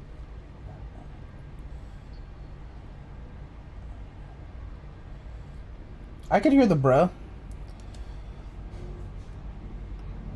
It worked. GG clap clap. So why is my other why is my better TV not working?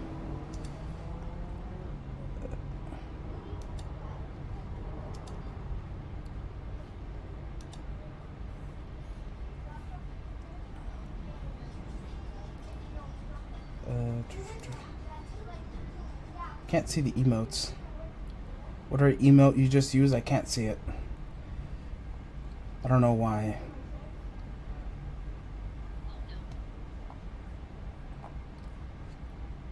Because Frankenfurt's emotes... Oh, so it doesn't exist?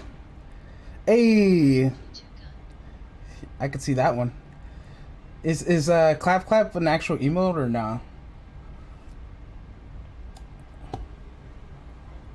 Oh right, I was supposed to check my my stream. Oh, okay. No, Chloe, I'm too used to Discord. Yeah, it makes sense. Let me check my... Where did you want me to put my Twitter?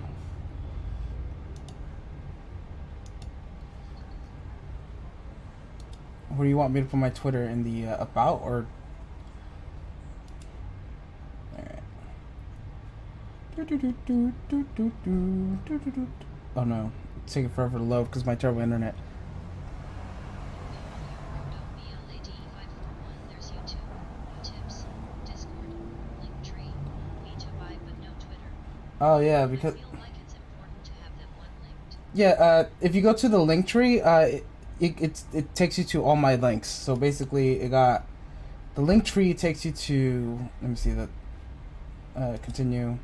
My Twitch, YouTube, Discord, Twitter, YouTube, Twitter, which doesn't exist, Instagram, Steam, my DeviantArt, my casting call, my BTVVA, my Periscope, my the Mixer, the... Oh, that's a lot of links. Yeah. And then tips at the end. Because I don't want people to accidentally send me money. Yeah. So I technically do have it. You just don't see it. And also, yeah, you can't see the banner right now. Unfortunate. Where is it?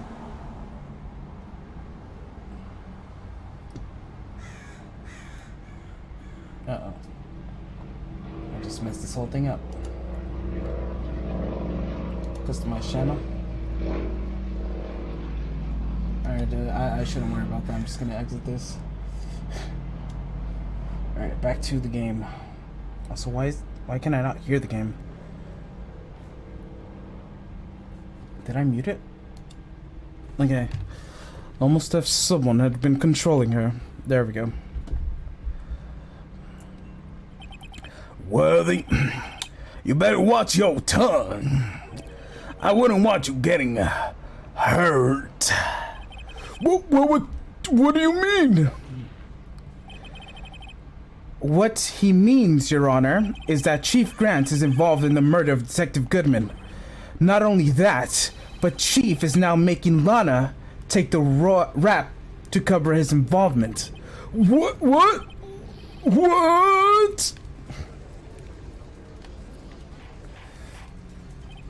Order! I said order! Mr. Wright, you can't be serious! Huh? This is an affront to the highest ranking officer in our law enforcement agency to accuse the chief of police of blackmail and murder! That is impossible! Your Honor, I am merely iterating what Mr. Edwards said in an easy-to-understand language. It is too late, Mr. Wright. There is no turning back for us now. It looks like he's the one who's deciding to go through with this. Can you prove this, Mr. Wright? That the chief, a high-ranking officer in the law, is involved with this murder? Good question. Regardless of his rank or title, Chief Grant is just a man. The question is he a criminal? I believe the evidence will tell. I see. All right then. Let us see what Mr. Wright's got, and it better be good. Show us the evidence that ties Chief Grant, the murderer, to Detective Goodman. All right.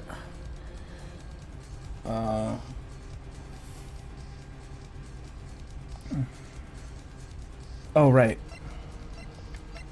Where's it? ID card record. This is the ID card list. Yes, the one that shows who entered the evidence room on the day of the crime. There was one ID on the list that couldn't determine the owner of yesterday. 77777777. Sorry, but there's no way you could prove that's my card number. It is your number. What? How do you know that? The safe in Chief Grant's office requires a code to open. The 7-digit code. 7 digits, you don't mean? I'm afraid so, Your Honor. The code was 77777777. The same as the remaining ID card number on that list. Chief Grant, you entered the evidence room on the day of the crime. Order! Chief Grant, what do you have to say? Nothing. The defense search of my office was in violation of regulations. And I will demand Mr. Wright to be punished to the maximum extent of the law. But right now, the court demands an explanation from you about the use of this ID card. Chief Grant, so you admit it? You entered the evidence room on the day of the crime? What about it? I'm a chief of police. Whether it's the evidence room or the bathroom, what's the difference? I can go anywhere I want. And tell me, when you entered the room, were you alone? I always go to the bathroom alone, as I do with the evidence room. Detective Goodman wouldn't have happened to be with you that day, would he? Of course not. Why would he be with... I hadn't seen him in days. You hadn't seen him in days, Chief Grant. I'm afraid you just undone yourself. On that day, you had to have met Detective Goodman. What do you mean? The trial's purpose is to determine Lana Sky's guilt. No, it isn't, Your Honor. This trial's purpose is to determine the truth. If Chief Grant met the victim on the day of the crime, then we need to determine one thing. What transpired during that meeting? In that case, Mr. Wright, I'm gonna have to ask you for evidence. Show us the proof that the victim went to meet the Chief Grant on that day.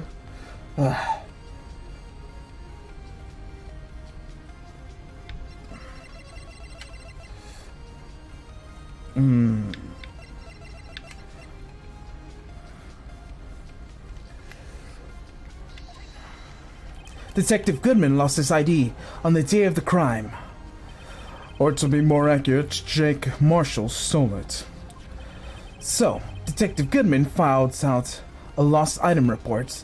He could have had to give his report to Chief of the Police. Yep, you are in possession of the report, which means you can't be sure he filed it. He filed it. How do I know, you ask? Because he needed to enter the evidence room that day. He needed to? Yes, to transfer the evidence out. Oh! Detective Goodman took out the form to you, Chief Grant. Then, you accompanied the detective to the evidence room. I accompanied him? There's no other way that the murderer and Detective Goodman could have entered the room. Hold on. Let me guess what you're gonna say next. I, the Chief of Police, murdered poor Goodman. Exactly. But wait! The Chief didn't necessarily need to accompany him to the evidence room. He could have just lent him his ID card. Yes. Now that you mention it, I believe I might have done something of that sort. I'm sorry, but that's not possible. According to the record, your card was only used once. Yet you showed your ID card earlier. If you had really lent it to Detective Goodman, it would have been found on his body. No!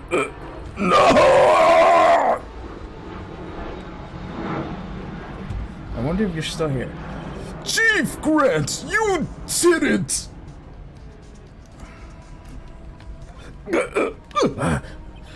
The murder was most likely a spur-of-the-moment crime, for no one in their right mind would choose the police department as a place to commit murder. After the murder, you contact Lana at the prosecutor's office. Why? To dispose of Detective Goodman's body, of course. You're forgetting, Mr. Wright, that the victim's body was discovered in the prosecutor's office parking lot. Did she manage to move it there? I was at the police department the entire day, you know? And everyone's aware that Lana stayed at the prosecutor's office after the ceremony. Everyone except me, it seems. Still, you're the chief of police. You have an entire police force at your disposal. Oh, and so I just ordered an officer to do it?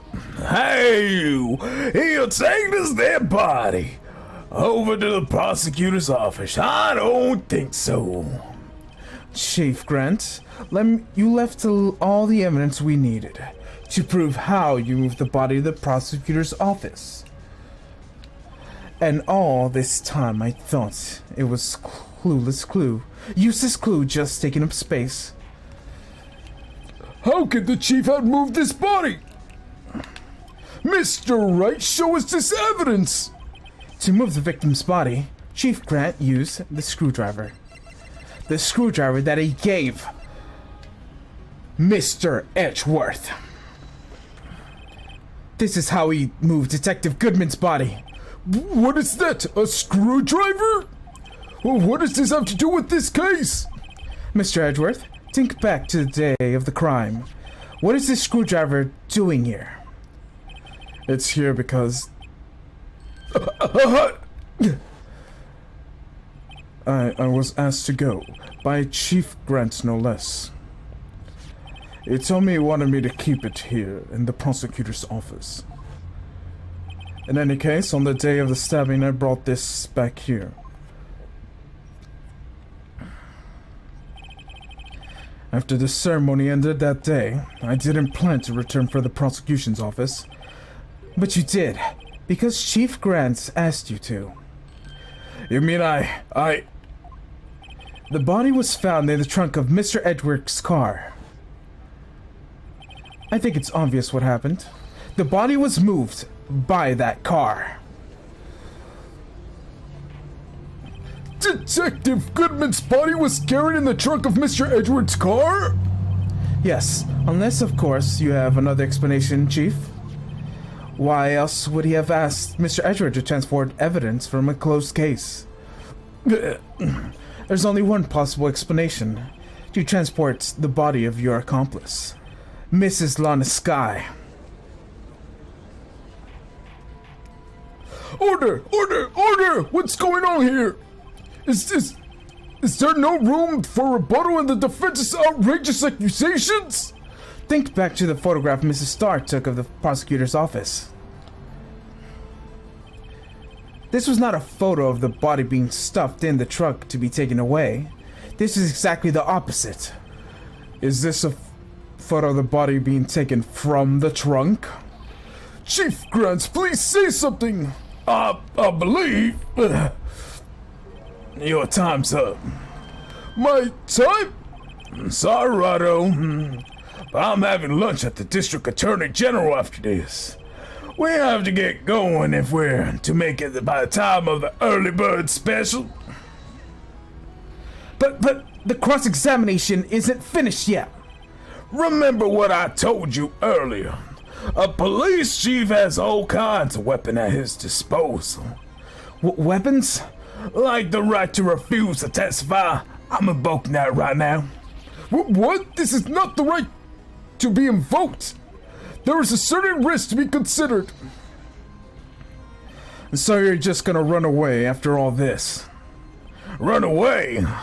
Don't make me laugh, Worthy. Ah, Steph, good old Goodman. That's what you're saying, right? But if I had any conclusive evidence, you could have presented it by now. Well, You think I had Lana dispose of the body? If so, then show me the proof. Get it over with. I'll say it again, Mr. Wright. Simon Grant is current chief of the police. This court will not tolerate any accusations against him without concrete proof. Well, Mr. Wright? Your Honor. Do you have any concrete proof? Proof that Chief Grant murdered Detective Goodman on the day of Miss Sky's disposal of his body? Do you have any concrete proof? I have no proof. Yet. No use showing evidence I'm not sure of myself. No, Your Honor. At present, I have no conclusive evidence. See you, great. In that case, this court may be forced to penalize you for allegations against the chief. What? Here's a tip. Never gamble what you can't afford to lose, righto. It seems that Lady Luck has my side again today. Okay, Oogie. I'll leave the rest to you.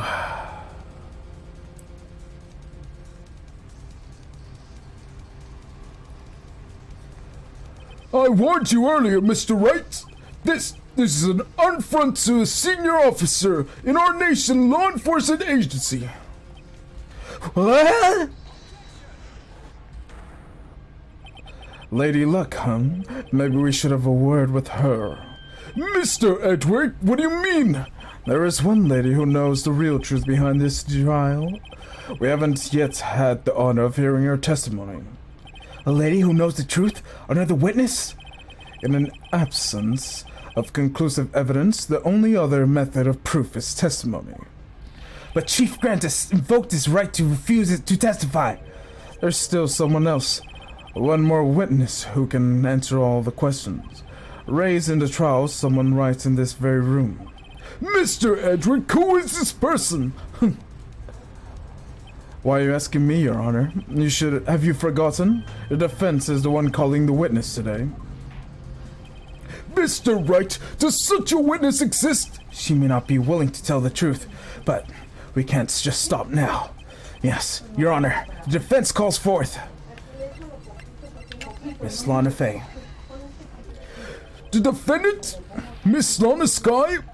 She was in the underground parking lot at 5:15 p.m. on February 21st.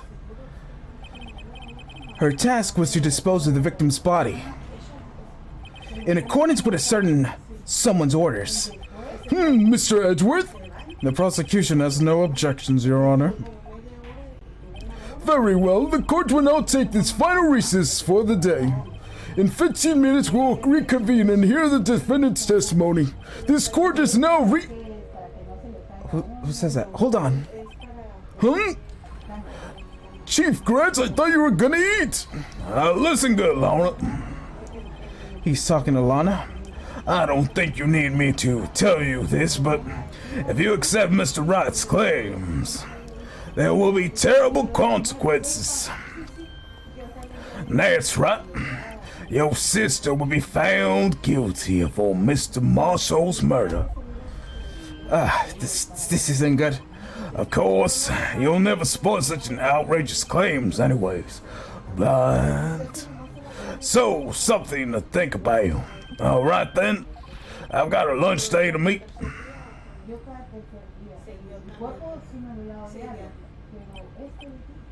Okay, if there aren't any further objections. This man just Just threaten someone in the middle of courtroom and no one's gonna say anything about that. That's hilarious. You left. I see. This court is now in recess. February 25th, 2:04 p.m. District Court Defendant's Lobby number 2. Looks like we managed to stay in the game. Yeah, thanks to the help of Edgeworth. That Chief, he's something else, eh, Bales? Detective Gumshoe. And I'm not detective anymore. Oh yeah, sorry about that. You don't worry, I've already decided where to work now. At your office. My office? Sure. I'll take this place to the top-notch girl you used to work with. Could he meet Mia? Maya? Still, looks like we're all out of moves now. Chief Grant's done it again. How's it always gets the upper hand? It's not fair. He has the right to refuse to testify. Settle down, Wright. Remember what the judge said. But Chief, that's not the right to casually invoke. There are certain risks to be considered. Risk? What did he mean by that? It's simple. And the chief refuses to testify, the opposite also holds true. You mean he forfeits his right to say anything too? Oh, it's Emma. Emma? What are you doing? Are you okay? Yeah, when I came to, I was in a medical office. I've been listening to the trial from the gallery. So she heard everything that's been going on. Emma, I'm sorry for what I said before. No, don't be. That was the truth. You know, it's funny. I almost feel somewhat relieved. Relieved? Yeah, I now finally know what really happened. To think all this time, my sister was being blackmailed by that terrible man. And she did all just to protect me. Ever since her appointment as chief prosecutor, everyone who knew her and said she changed. Perhaps it was easier way for her. What do you mean? What do you think? I mean, to follow Chief Grant's orders, she must shut herself deep inside, to force herself to do anything and everything that Chief told her to do. That must be why she became so cold. It was all my fault. It must be because I murdered Mr. Marshall. Hey, don't go blaming yourself, Neil. If you want anyone, blame society, pal. Chief Grant may be able to fool everyone else with his forgery, but he can't fool my memory. I remember now. I knocked Mr. Marshall into that armor. I see. Well, then better get back to the time for the final act. Emma, why don't you wait here? No, I'm gonna go with you. I want to be there when Lana tells the truth. Let's go, Wright. It's time to end this.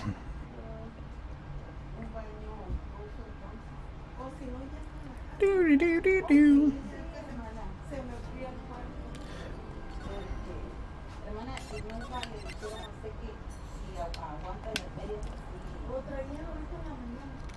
February 25, 2:21 p.m. District Court's room, number 9. Now then, will the defendant, Miss Lana Sky, please take the stand?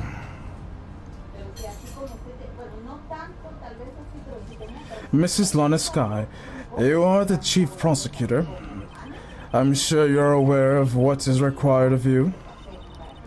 But, Edgeworth, I've already know everything. You already know that I've done these past 2 years. Please provide the court with your testimony, Miss Sky.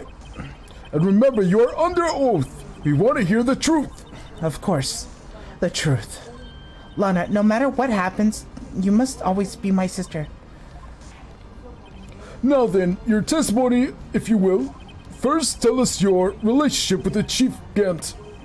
Everything hinges on this testimony. You're the only chance we have to get Gant.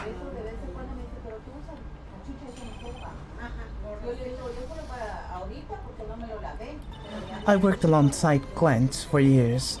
There's no truth to this blackmail theory. I fabricated the evidence 2 years ago all by myself. When I found Prosecutor Marshall's body, I arranged the crime scene. My only motive was to get Stark convicted. It had nothing to do with Emma. Are you sure about this testimony? Your Honor, I'm confessing to a capital offense, of course I'm sure. But Lana... If this is true, then that means Chief Gant has nothing to do with this.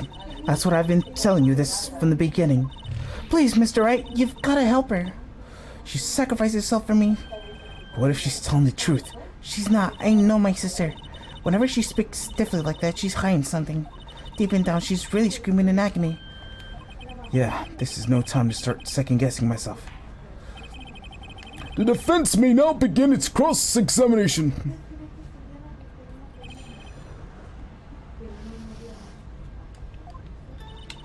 Alright. How many years exactly? Ever since I made senior detective, let's see, I was 24 and that would be 5 years. Detective Grant and Detective Sky were legendary partners. I personally saw them testify in numerous cases. She must have been good coming from that same school as Mia. Diamond Grant was a respectable detective, that's why. There is no truth to this blackmail theory. But think about it, Mrs. Sky. You didn't murder Detective Goodman. You told me as that much yesterday in jail. You don't get it, do you, Mr. Wright? Any testimony you cannot present in court is useless as idle gossip. I stabbed Detective Goodman with a knife, and I fabricated the evidence 2 years ago all by myself. Did you do so to help your sister? Joe Dark was a serial killer. My sister almost became his last victim that day. I didn't want to be the instant to ruin her life. But what she did was justifiable self-defense. She wouldn't have been charged with anything. That's not the point. She was traumatized by that day, all because of that creep. That's why I couldn't forgive him. Lana! So that's why you fabricated the evidence 2 years ago. When I found the Prosecutor Marshall's body, I rearranged the evidence. You said you did this all by yourself. Yes. Would you mind telling us what you found when you arrived at the crime scene? It seems I was the first person to discover the scene. The broken Prosecutor Award knife was stuck in the victim's body. What?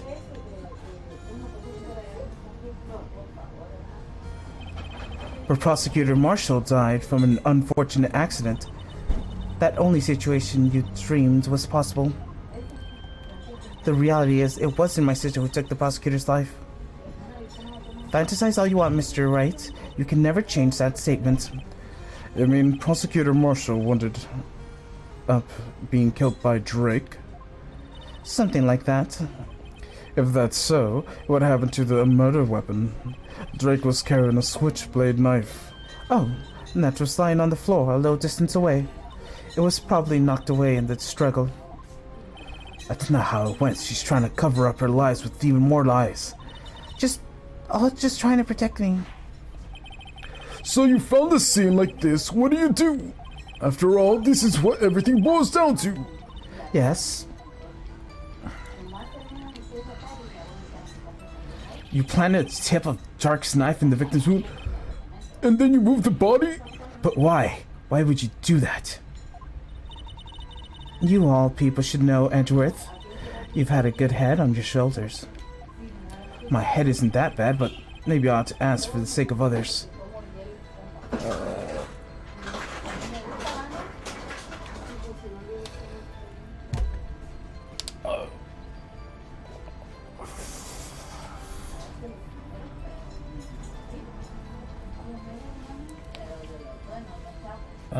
First.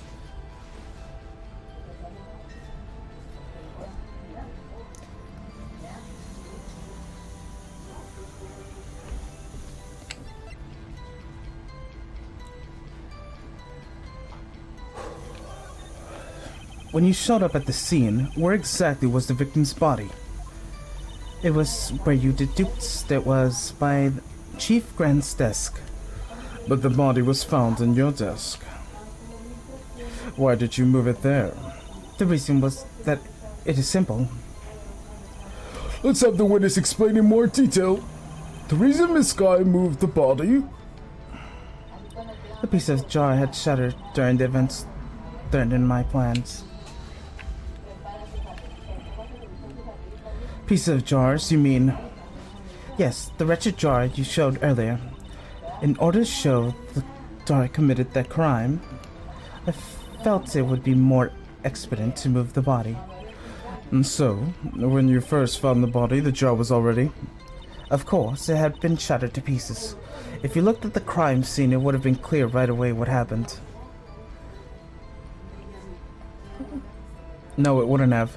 Neil Dark was dead and Dark was lying unconscious. In other words, the jar must have broken during their struggle. And that means that they wrote it before he fell on the knife. Which makes zero sense, because there was no blood before then. I see! What's the matter, Emma? Apparently the jar shattered at the time of the crime was committed, but I have a feeling this is more to that than that. There must be contradiction here somewhere. Anyways, I committed the fabrication completely alone.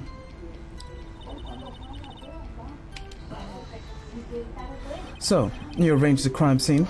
Are you sure you didn't do this to keep Emma from looking like a murderer?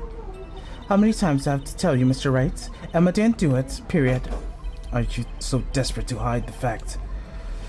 You're willing to risk a death sentence? She's lying. She did it so she won't have to blame what happened. In any case, the prosecution have done what is unpardoned. Nothing to. Looks like she's determined to protect you to the end. She insists and she fabricated the evidence by herself. There's no way she could have done it by her alone. I gotta get Lana to talk more. If she's lying, then she's bound to slip up and make a contradiction.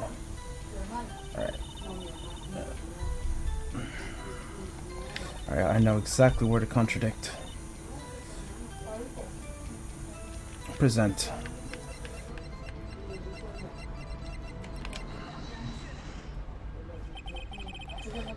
Mrs. Sky, I understand how you feel, but to commit that crime 2 years ago to protect your sister. You mean the forgery at the scene of the crime where Neil Marshall was murdered? If that's the truth, or to be exposed now, the past 2 years of your life will have been in vain. Even so, I am compelled to bring to everyone's attention the significant contradiction within your testimony. A contradiction in my testimony? You testified, a quote, "The pieces of the jar that shattered during the events threatening my plan." That's right. Do you have a problem with that? It's simple oversight, really. You see, a message was written in the jar with the victim's blood. Yes, the prosecutor must have written it in the final moments.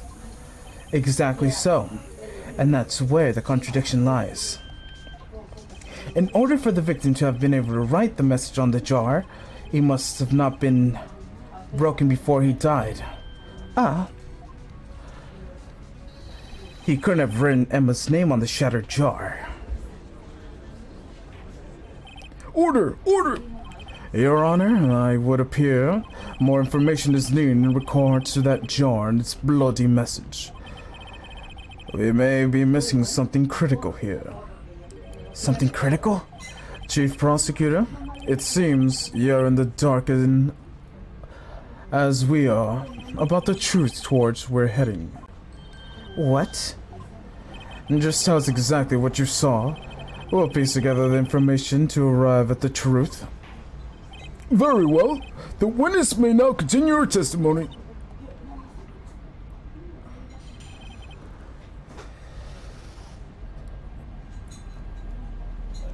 No.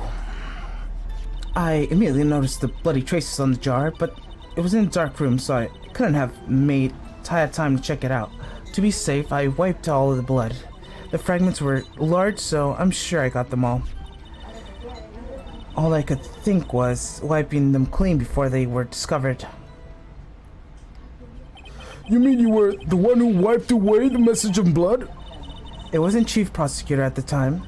She didn't think Dark was the real murderer? That's why she tried to erase the real evidence? Very well. The defense will now begin the cross-examination.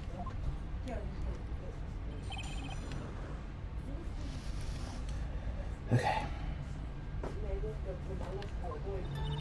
I immediately noticed the blood traces. So, the jar was already broken. It's a miracle that thing hadn't broken earlier.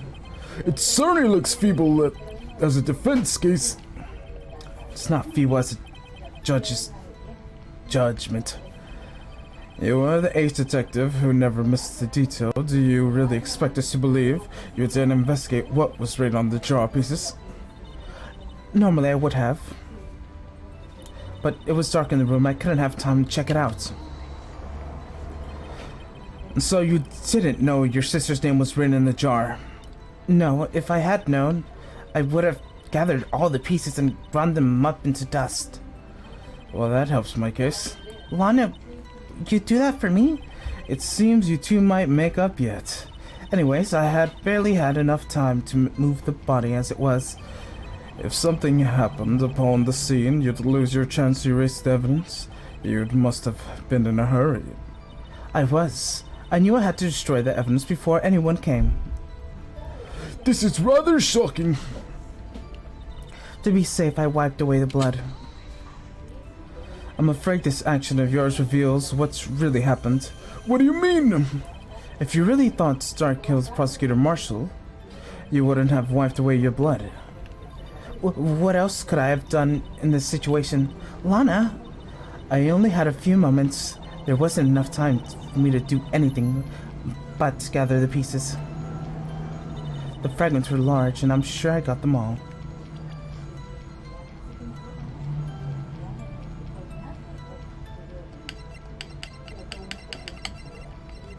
Oh my gosh. How did I lose it?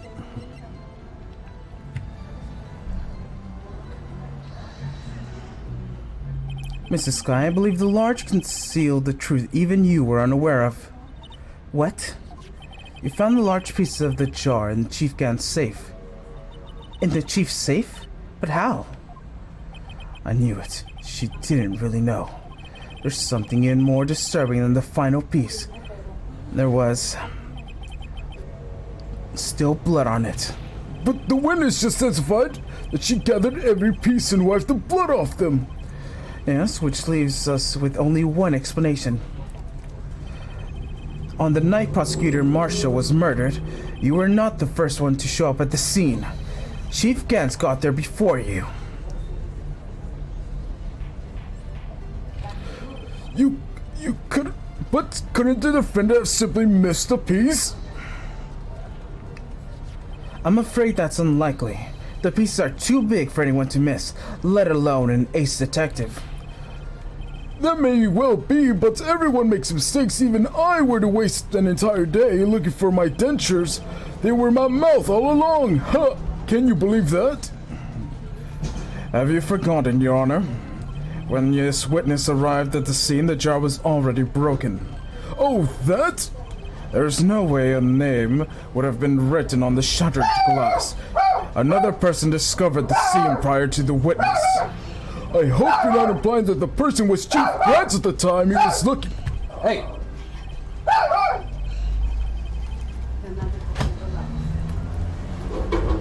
The question is, if he did arrive in the first, why did he hide the fact for 2 years? Well, Your Honor, can you answer us that? No. No! He's such a Wait, I'm not the one in trial here. Damon Grant arrived at the crime scene prior to the witness. He proceeded to break the jar and purposefully hid one of the broken pieces.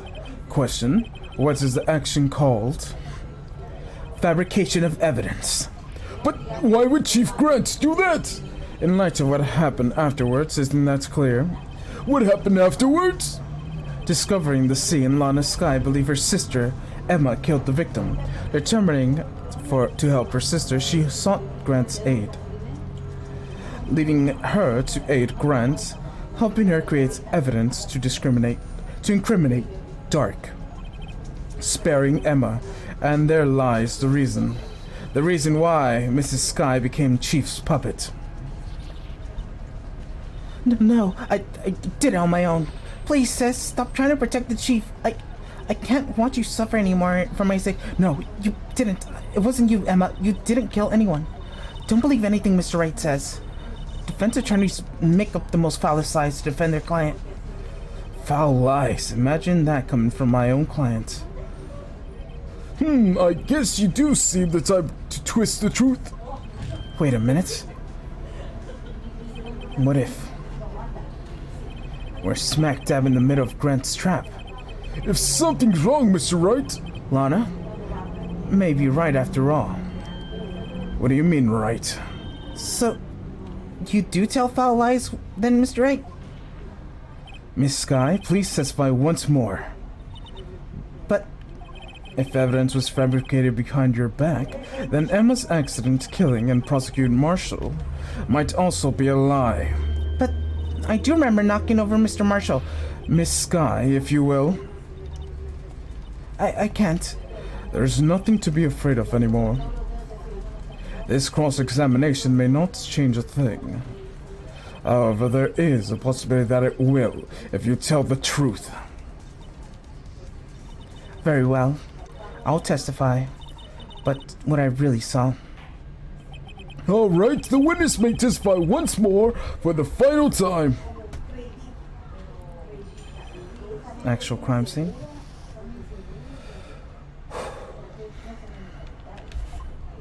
When I arrived, I found Mr. Marshall's body impaled on the suit of armor sword. Emma and Drake were lying unconscious on the floor nearby. When I saw her happen, I thought she did it. That's why I erased all evidence that linked her to the murder. I had Chief Grant help me remove the body from the sword and carry it. But if it's all that was, fabrication might be innocent. Unbelievable! The body was impaled in the armor sword? You really are the one who saw that. If only you had proof. Actually, I do have proof. I gave it to Mr. Wright this morning. What? To me? It's a picture I took of the crime scene as I encountered it. I thought it might be needed. But I don't remember receiving a picture like that. Lana must have known. Mr. Wright, she will have to have faith in you. Very well, Mr. Wright. Please present this picture. I don't remember receiving any pictures from Miss Lana. Lana said she gave it to you this morning, right? I seem to remember getting something from her then. Let's check the evidence again. It is the law book.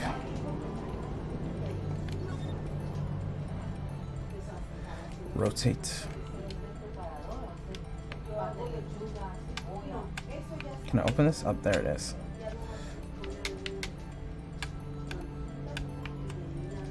Oh. Seems to be in the seams. What about the bot? Why can't I open this?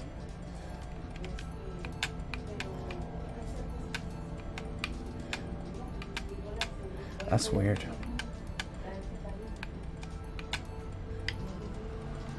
Oh.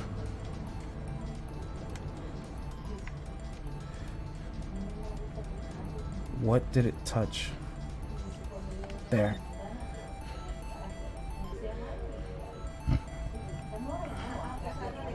Hey, there's a picture here.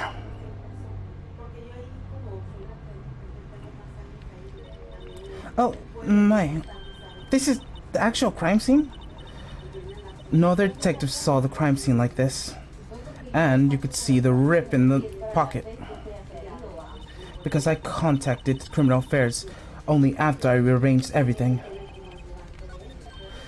Mr. Wright, the piece cut from his vest, could it be? The cloth inside Chief Grant's safe. What's this? This handprint, isn't it? The cloth had fingerprints on it. Whoever's fingerprints must be the real murderer. What? But those fingerprints, they're yours, Emma. Why are your lips turning all purple, Mr. Wright? Anyways, let's get on with the cross-examination. As long as you tell the truth, we should be able to flesh out the real murderer. Very well. The eminent defense may now begin the cross-examination.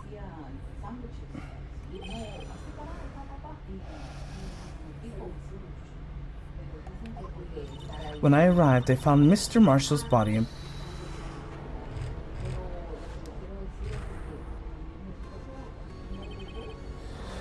Come now, Hoogie. This is the poorest excuse of trial I've ever seen. Chief Grant? What? Now, you want to make me out to be a bad guy, too?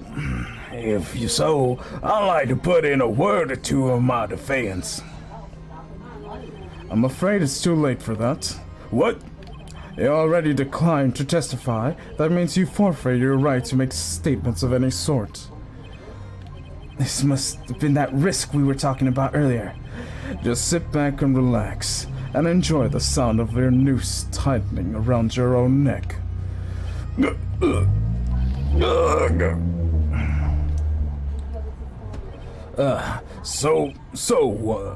think I'm worried? I'm sorry to disappoint you, but I don't need to make any statements. What do you mean? The evidence will do all the talking for me. Even if I can't testify, I can still present evidence. What is that true? Wait, you mean you still have some conclusive evidence? No, I don't, but someone does. Someone? So, what's your excuse, Righto? Why have you been keeping quiet about it? You do have something to show us, right? Something that proves who knocked over Neil Marshall, causing his death. Oh man, I need some water.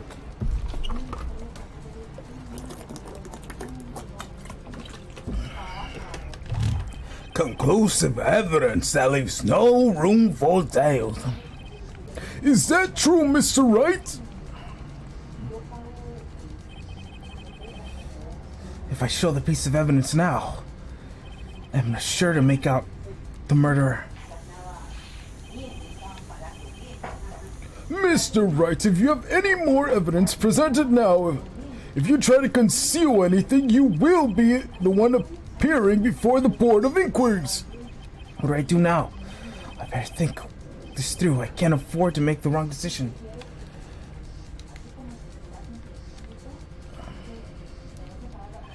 Should I present a piece of evidence? The one that shows who really killed Professor Marshall?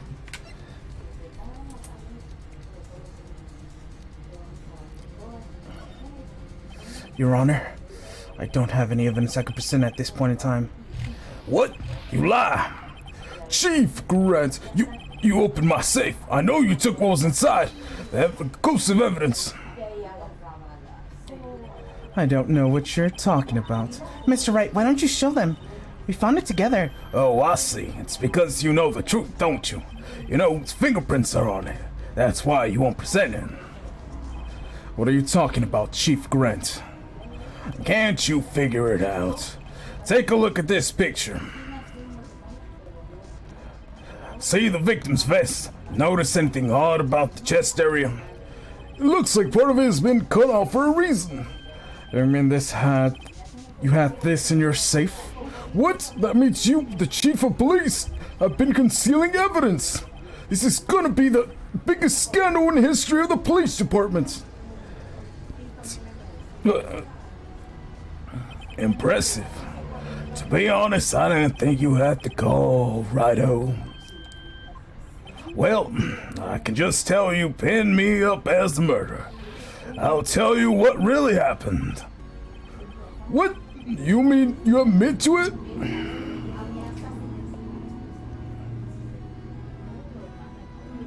I was the first person to arrive at the crime scene that day. And then it occurred to me I could use this situation to control Lana. So you really were manipulating her?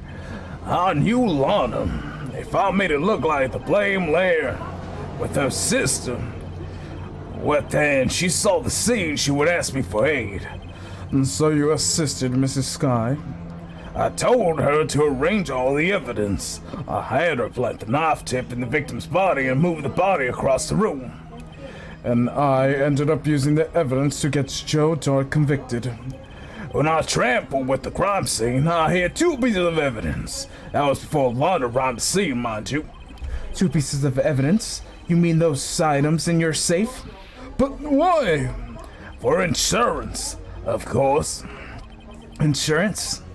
I was sure my plan would work, but it's always best to be prepared for the worst. I wasn't about to let anyone blame me for the murder that girl committed. You mean you were calculating that far while forging the evidence?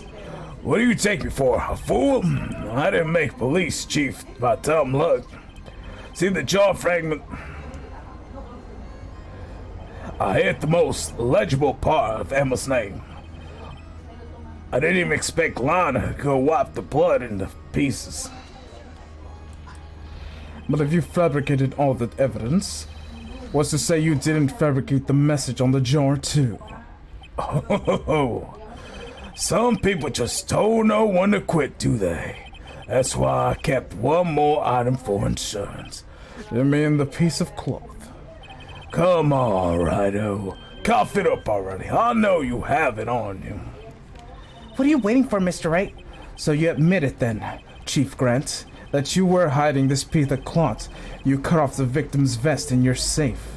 Yes, I admit it. I didn't want to have to do that, being chief and all. But it's a lot better than being portrayed as a murderer. Well, Mr. Wright, what do you have to say for yourself? Just a moment ago, you didn't say you have an erased new percent. Foolish move, righto. You should have shown it then before it was too late. It's been a long battle. But the moment of truth has finally arrived. As long as I don't mess this up here, victory is mine. Show the evidence. Your Honor, I do have evidence to present now. All right, then let's see the conclusive evidence. The evidence that shows who actually murdered the prosecutor marshal.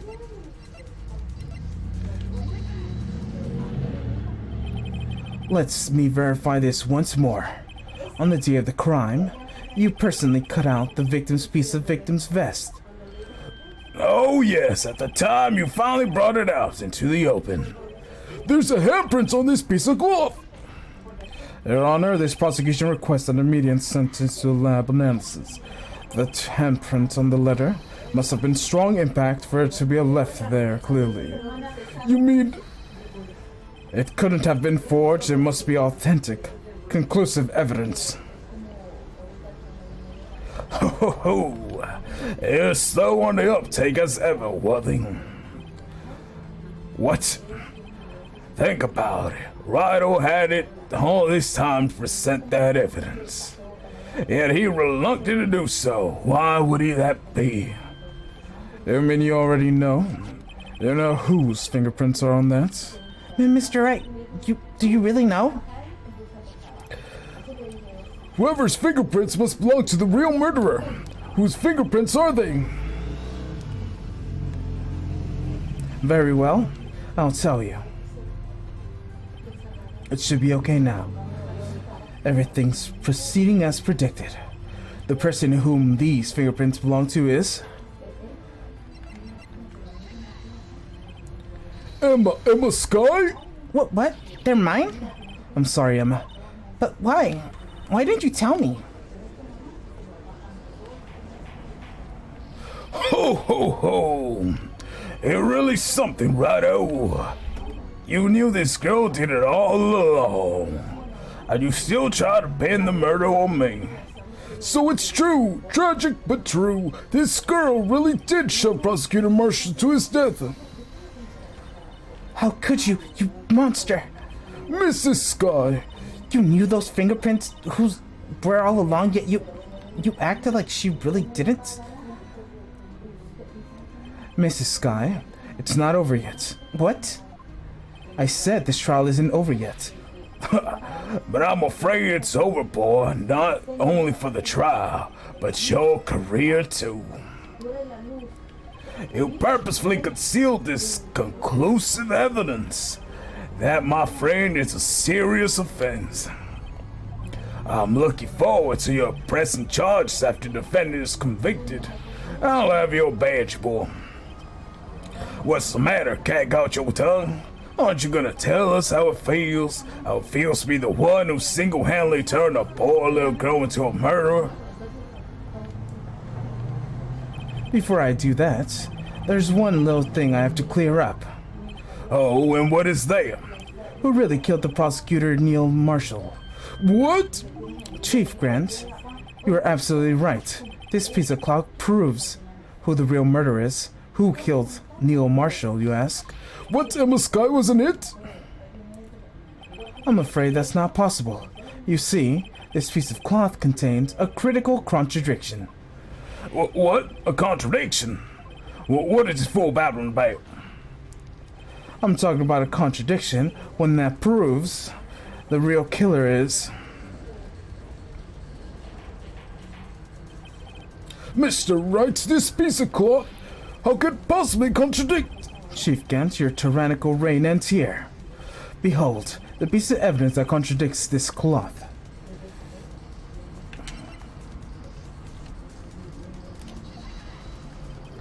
What exactly is that supposed to be? It's the picture Mrs. Sky took. Take a good look at it. See where the piece of his vest is cut off? Yes, his shirt is showing underneath. It's hard to make out with all the blood in the vest, though. Exactly my point. His chest is soaked with blood. It's only natural. His lungs, no doubt, were punctured, blood pouring out of his mouth. Oh, but this piece of cloth! Wait, there's no blood on it?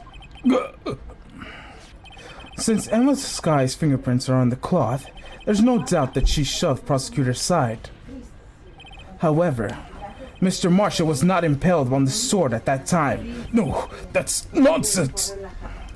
Now then, Chief Grant, let me ask you something. Prosecutor Marshall was not impaled then when he was shoved aside. He was most likely hit in the head on the ground and knocked out.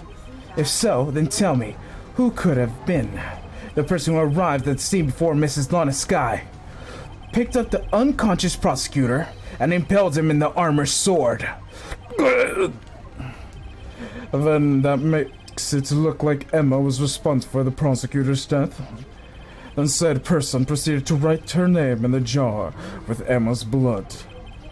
A jar that then broke on purpose to leave behind a clue. To make Lana believe her sister did it. Remember, you admitted only moments ago that you personally cut it out, this bloodless piece of victim's cloth. Ironic, isn't it?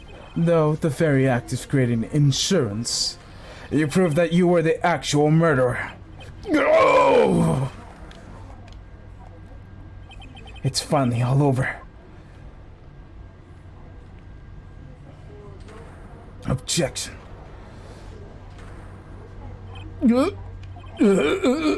Oh, that was close, Ryder. You almost had me. Sorry, but you'll have to do better than that. I refute your allegations. What do you mean you refute your allegations? You see this piece of cloth, it's illegally evidence. Order! This is nonsense, it is. Illegal evidence cannot be used in conviction suspect. Remember, go away. Earlier, Righto here concealed that piece of cloth. So then, what's your excuse, Righto? You do have some conclusive evidence, don't you? Your Honor, I don't have any evidence I can present at this point in time. Well, that's true. The defense did refuse to present evidence. At that moment, that piece of cloth ceased to be legal evidence. But that's not fair. Oh, did you actually think you'd be the best of me in court? It looks like my last laugh is you, son.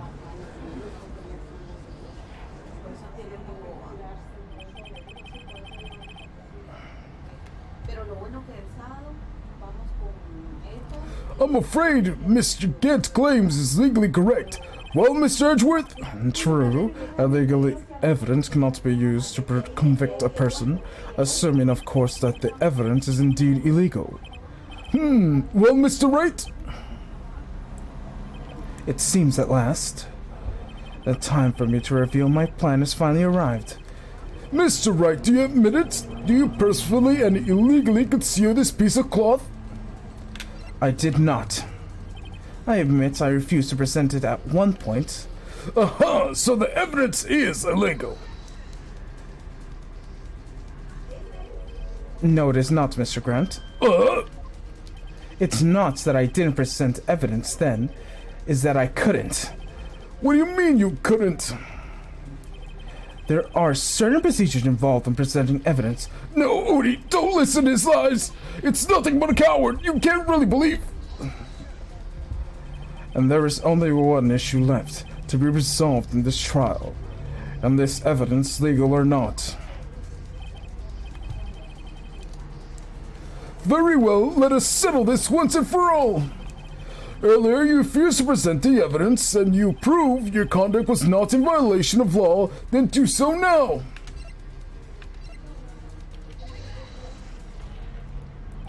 This is my proof, Your Honor. Evidence law. What's this? I've done my homework too, Chief. Indeed, Emma Sky's fingerprints were on the piece of cloth. However, at the point in time, this was merely a piece of cloth, nothing more. What? You see, it's written right here in the book.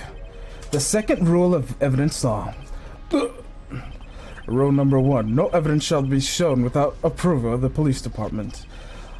I found this piece of evidence myself inside your safe. It goes without saying, I did not have approval from the police department.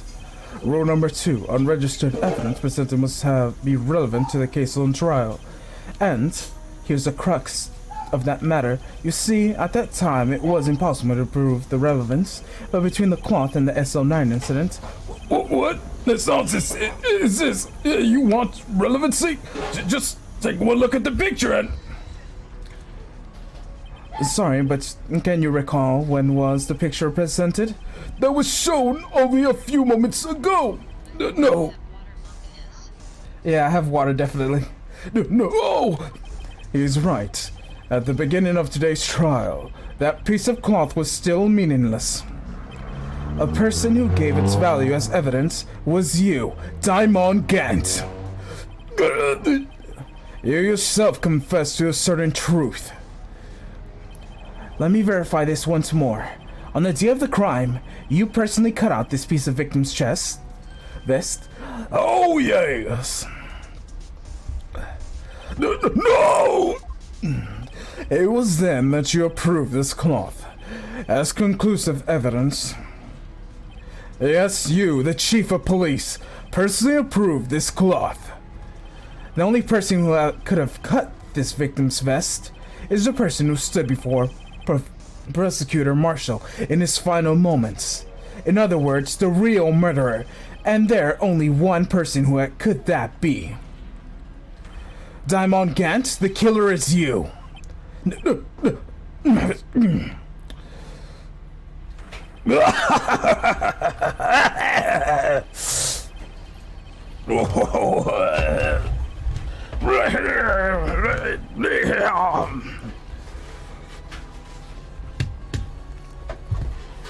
Está abierto.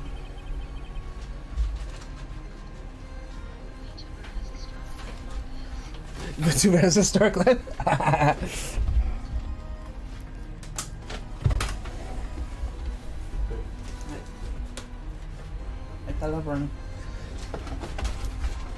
Alright. Sorry, I had to leave and open the door for Dade. I knew I should have gotten rid of him. That good-for-nothing scum. For 2 years, he's been snooping around the department, trying to get something out of me. Crimes are being committed every day, and yet he insisted on hounding me. Well, your crimes wasn't exactly petty. He wanted to reinvestigate the case. He recruited Angel Star, then convinced Bruce Goodman. Detective Goodman? Yeah, that's right. The evidence is transferred. I'll lose all my chance to find the truth. Please, you've got to help. Goodman turned him down as he ought to. Still, Jake Marshall didn't know when to quit. He stole Goodman's ID card and tried to take the evidence. Goodman came to me that day. He wanted to file lost item reports. I went with him to the evidence room. That is when it suddenly decided to speak out. What are you talking about, Goodman? Can you please reopen the... Can you please reopen the investigation, Chief? We can't transfer the evidence out. There's so many unanswered questions left. He opened his evidence locker, and he was talking to the evidence out, and he said...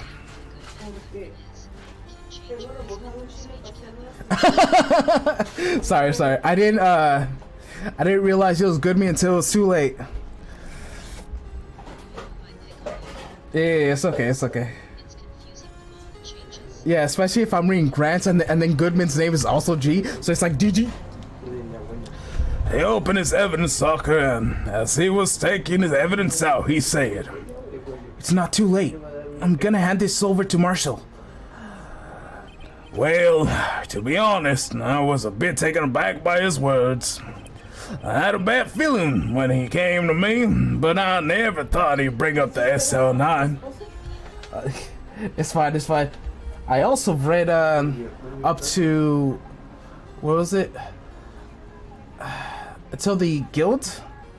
Until we reach the people with the little glasses girl, the little small child, and then like the girl with the, you know what I'm talking about? Where you meet the cat girl and you meet the we're talking about Final Fantasy Online. You know what I'm talking about, right? 14 Online? Yeah. It's like the headquarters and then later everyone dies. You know what I'm talking about? Yeah, well there. I read up till that part, like voice acted, and then the rest I was like, oh, I'm not reading this, and then I just played the game normally. I'm pretty sure I have the video still up on my YouTube. I had a bad feeling when he... Okay. I had a feeling when he came over to me, I never thought he'd bring up the SL9. That's when I saw the accursed knife.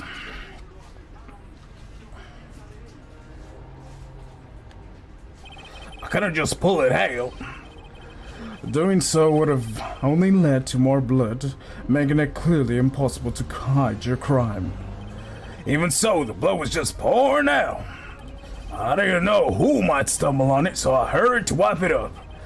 I was worried so much about the fall, I didn't realize my fatal mistake. The bloody handprint on Detective Gumshoe's locker. I used to be known as Crime Computer, But everyone has to start somewhere. I guess I was too nervous. I had no business doing any of it. When you put the body in my car, I'm sorry, I couldn't think of any other way to move the body. I broke your trunk, but what's the big deal? You made a lot more than us detectives ever will. Leave the prosecution's car aside. How could you get Mrs. Sky involved in all this? Well, she just had so much to lose if the truth came out. so you took the evidence from Detective Goodman's locker. I felt bad for having to do it. I also didn't have the time to pick one of those that could take. So, you left the jar fragments and the glove. Yeah, looks like I was better off being an investigator of crimes than a committer.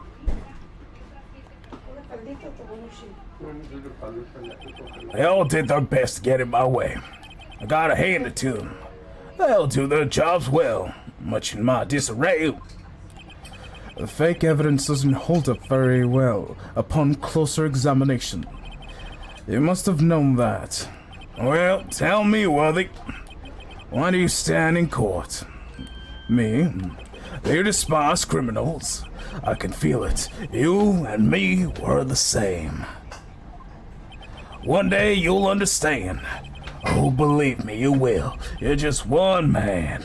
You'll see what I'm really takes to bring down once you try to do it alone.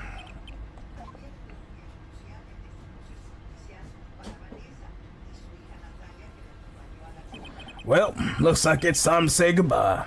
Oh, Hootie. What? Looks like we'll have to cancel our lunch date. Sorry, old friend. I'm sorry too, Tom O'Gett. I knew you as you used to be long ago. You were once a fine investigator and an example for others in the force. I'm sorry to learn that you're no longer that person. Those days are longer now, Hootie.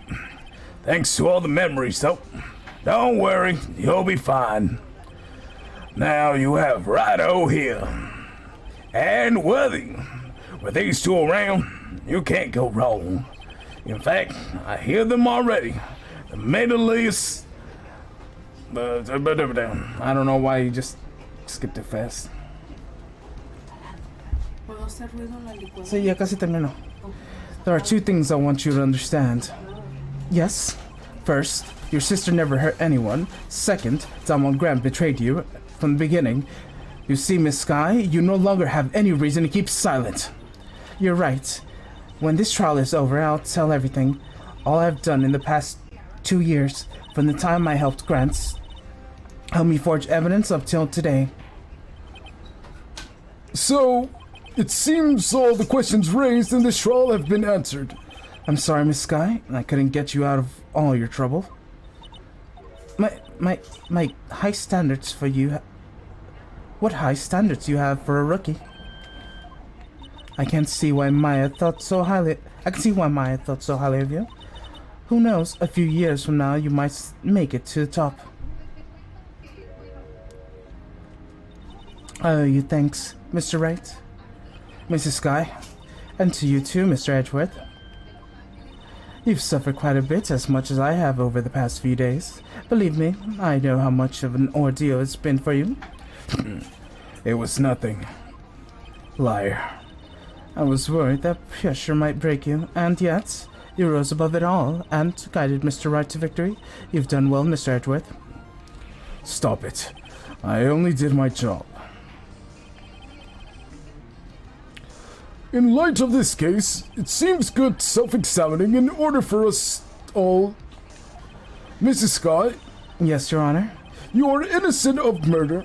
Although the chief blackmailed you, in fact you are still acted as his accomplice. A trial will be scheduled for the crimes at a later date. Yes, I understand, Your Honor. Is there any something amusing in all this? Why are you smiling? It's been a long time, Your Honor. A long time since I felt free from the heavy chains.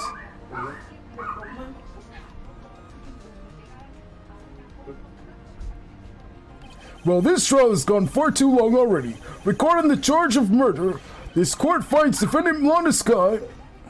not guilty. Alright, it's almost there. That is all. The court is adjourned. February 25th. At long last, it's finally over. Oh, Emma? Why the long face? I'm sorry your sister didn't completely off the hook, but at least she wasn't convicted for murder she didn't commit. No, it's not that. It's just after the trial ended. I can't see why my Faye thought so highly of you. I owe you my thanks, Mr. Wright. I keep saying don't. And you too, Mr. Edgeworth. You've suffered every bit as much as I have over these past few days. You've done well. You know, I did my best too, but Lana didn't say a single word to me. I hope I'm not interrupting anything, pals.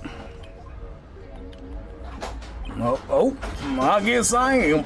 I'll come back later. Wait, Detective Gumshoe, what is it? You're doing it on purpose, aren't you? Making a detective run around while on duty. And on top of that, you call me here. See happier people at funerals. Hey, lighten up, pals. I'm only kidding. Oh, you're here because of my sister again. Nope, not this time. I came today because of, you, pal. Me? Oh, that's right. I thought you'd like to see someone. Lana? Should you be doing this? She's still under arrest, you know. Well, I won't tell if you won't. Emma, I owe you an apology. It's okay, sis. You don't worry about it. That day 2 years ago was the first time in my life I ever panicked.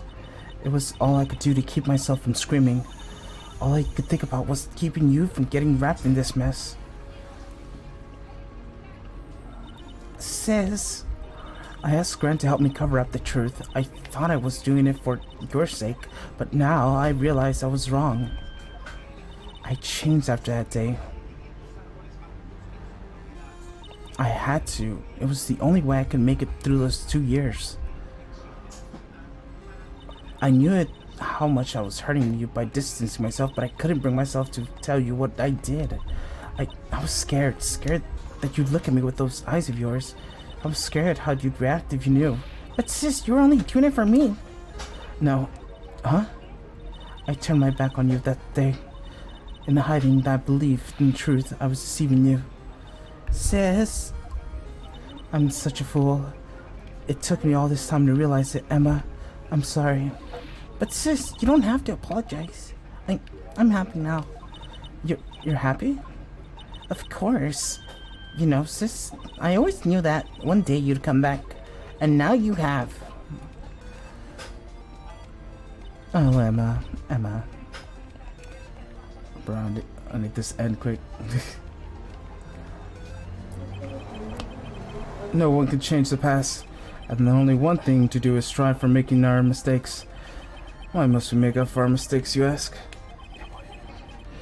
Doing it so I can find the back to the rightful path, and for that, we can move on to a brighter future. At least that's what I felt watching the two sisters make up. Mr. Wright, Mr. Gumshoe. Me? Thank you, both of you are. You've done well. I'm sure I'll meet again sometime. Isn't that right, Edgeworth? Edgeworth, stop hiding over there and come over here. Where was he hiding? I just came to say congratulations. Thank you. Thank you, Mr. Edgeworth. Right, so well, I'll be going now. I'm about to end the stream as soon as this ends. Mr. Edgeworth, I hope you don't blame yourself for what happened. We were the ones who acted corruptly, not you.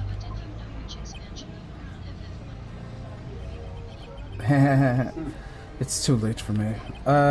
No, I was still on the first one, I think. Oh, lol.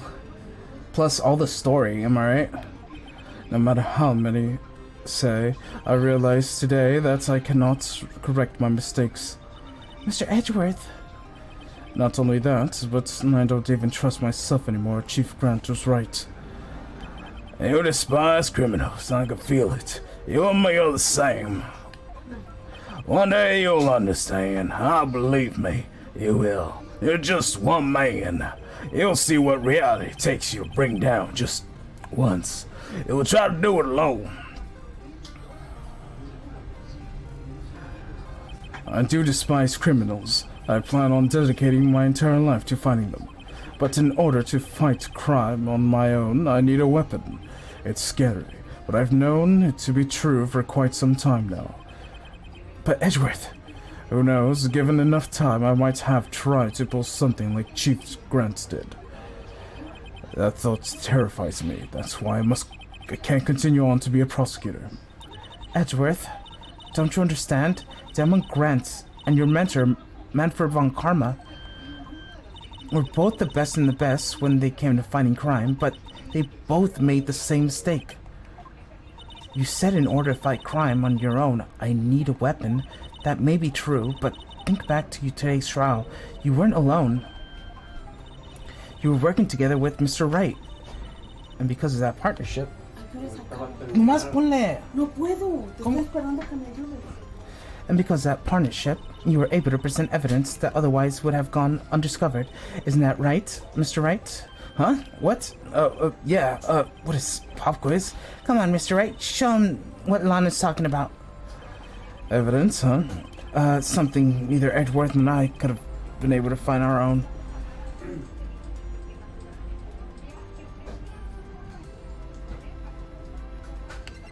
The hell am I looking for?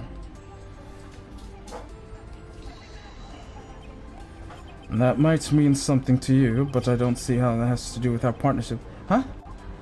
Mr. Wright, it seems you still have a lot to learn as well. I guess that wasn't the right piece of evidence. It's time for me to go. Mr. Edgeworth? If you'll excuse me, there's still some loose ends to wrap up.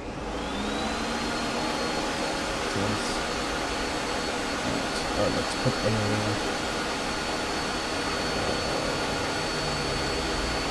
is it noise suppression? Okay, that should fix the thing. If you would have found out.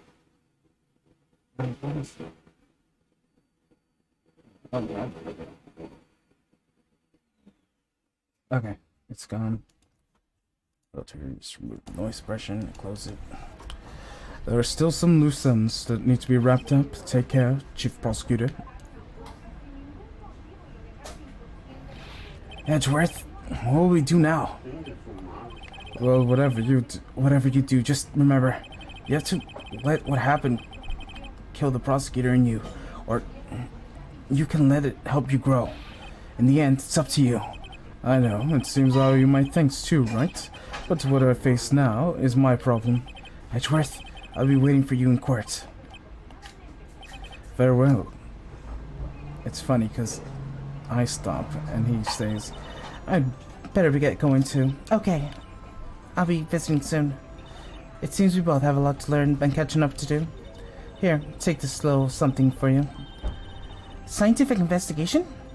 It's the first book I ever bought. Study it well. Thanks, sis. I will.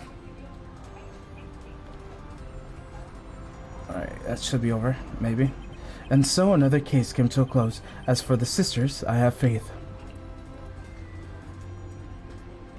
Faith that their lives have only just begun. And as for me, I think it's time I started a new journey of my own. A journey that rediscovers myself.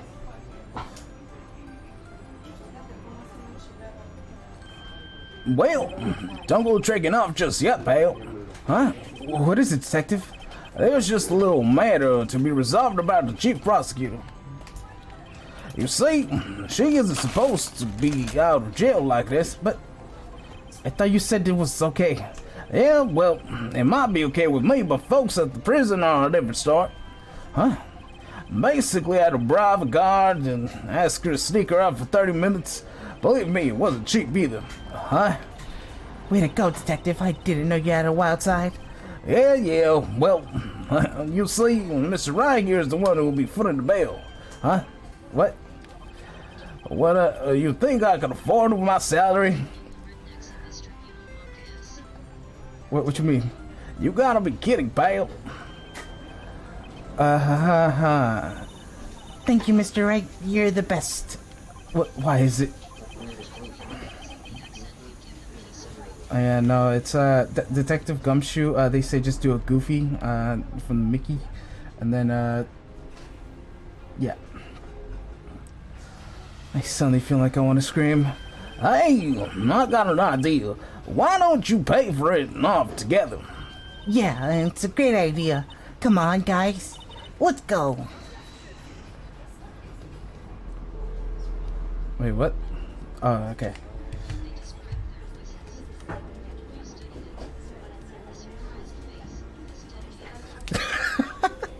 What are you talking about?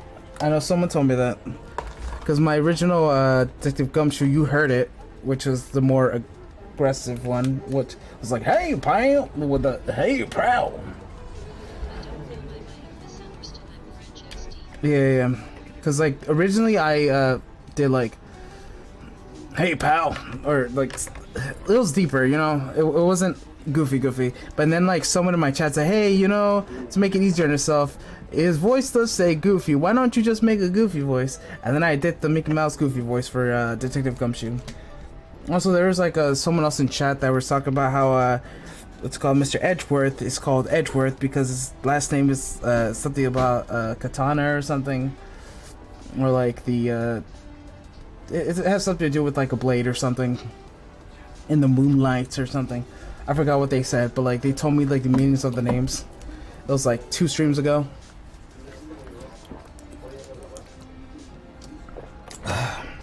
Y si ya terminé.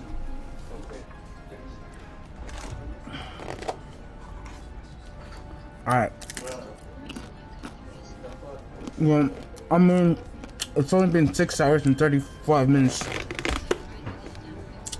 I feel that.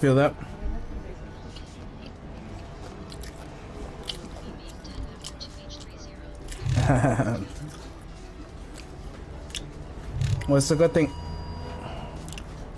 Oh shit, they're doing a thing. Yes, sir. You must be Detective Gumshoe.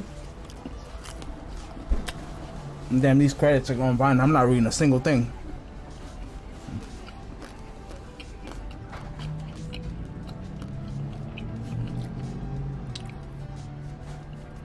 Who is it? Detective Gumshoe again? No, it's the blue bathroom. Yeah, I'm in the mosquitoes. Excellent. Oh, it stopped. Oh.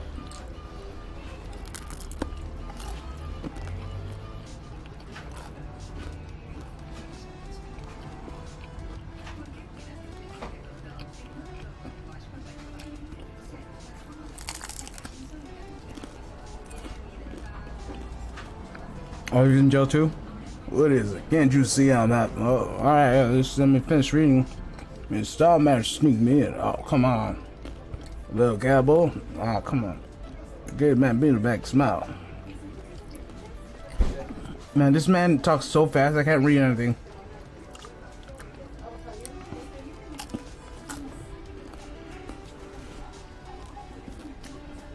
I mean, it was part of my breakfast, so.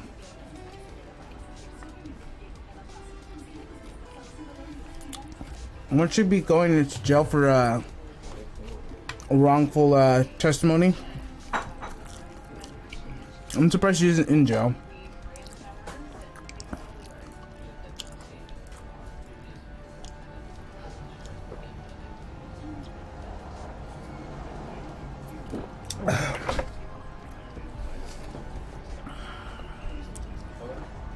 Well, that's gonna take forever, isn't it? And I don't want to press I don't want to skip it because in case it does something.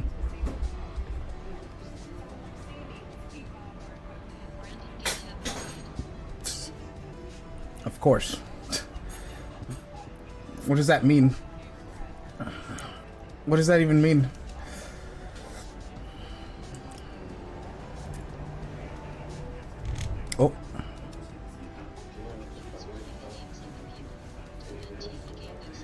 Oh, okay. I'm literally not even paying attention. I'm just like eating them. It's okay. Everyone big dumb here. So how are you enjoying the emote wall? Very good, right?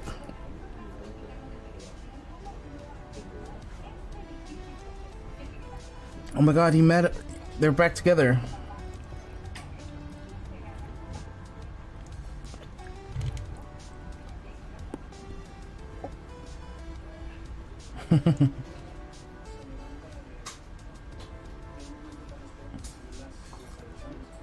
I can't believe you went to go visit her.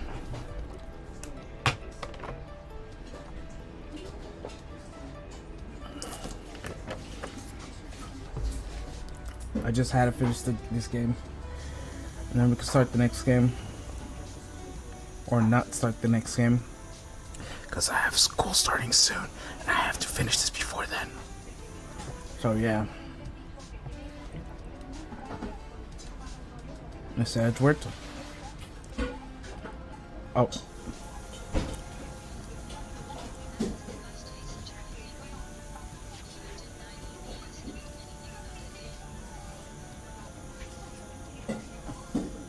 I mean, each episode was a trial. Well, not a trial, like a day or something. But usually, like, I would only do like 2 hours or 3.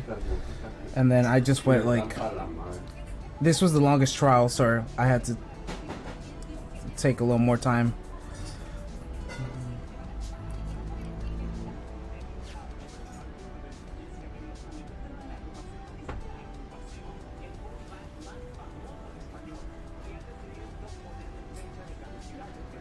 Oh.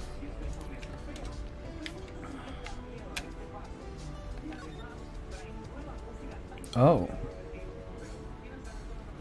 Oh. What's this? Oh, this is so cute.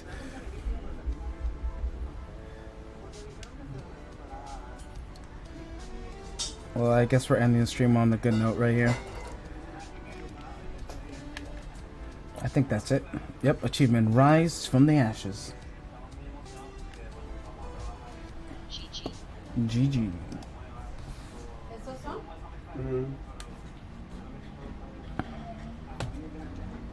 Saving content. Alright, and this is where I'll end the episode / stream. I'll see you later. Bye bye. I'm gonna put you away. I'll see you next time. Hopefully you can join my next stream. Alright, I'll leave you now.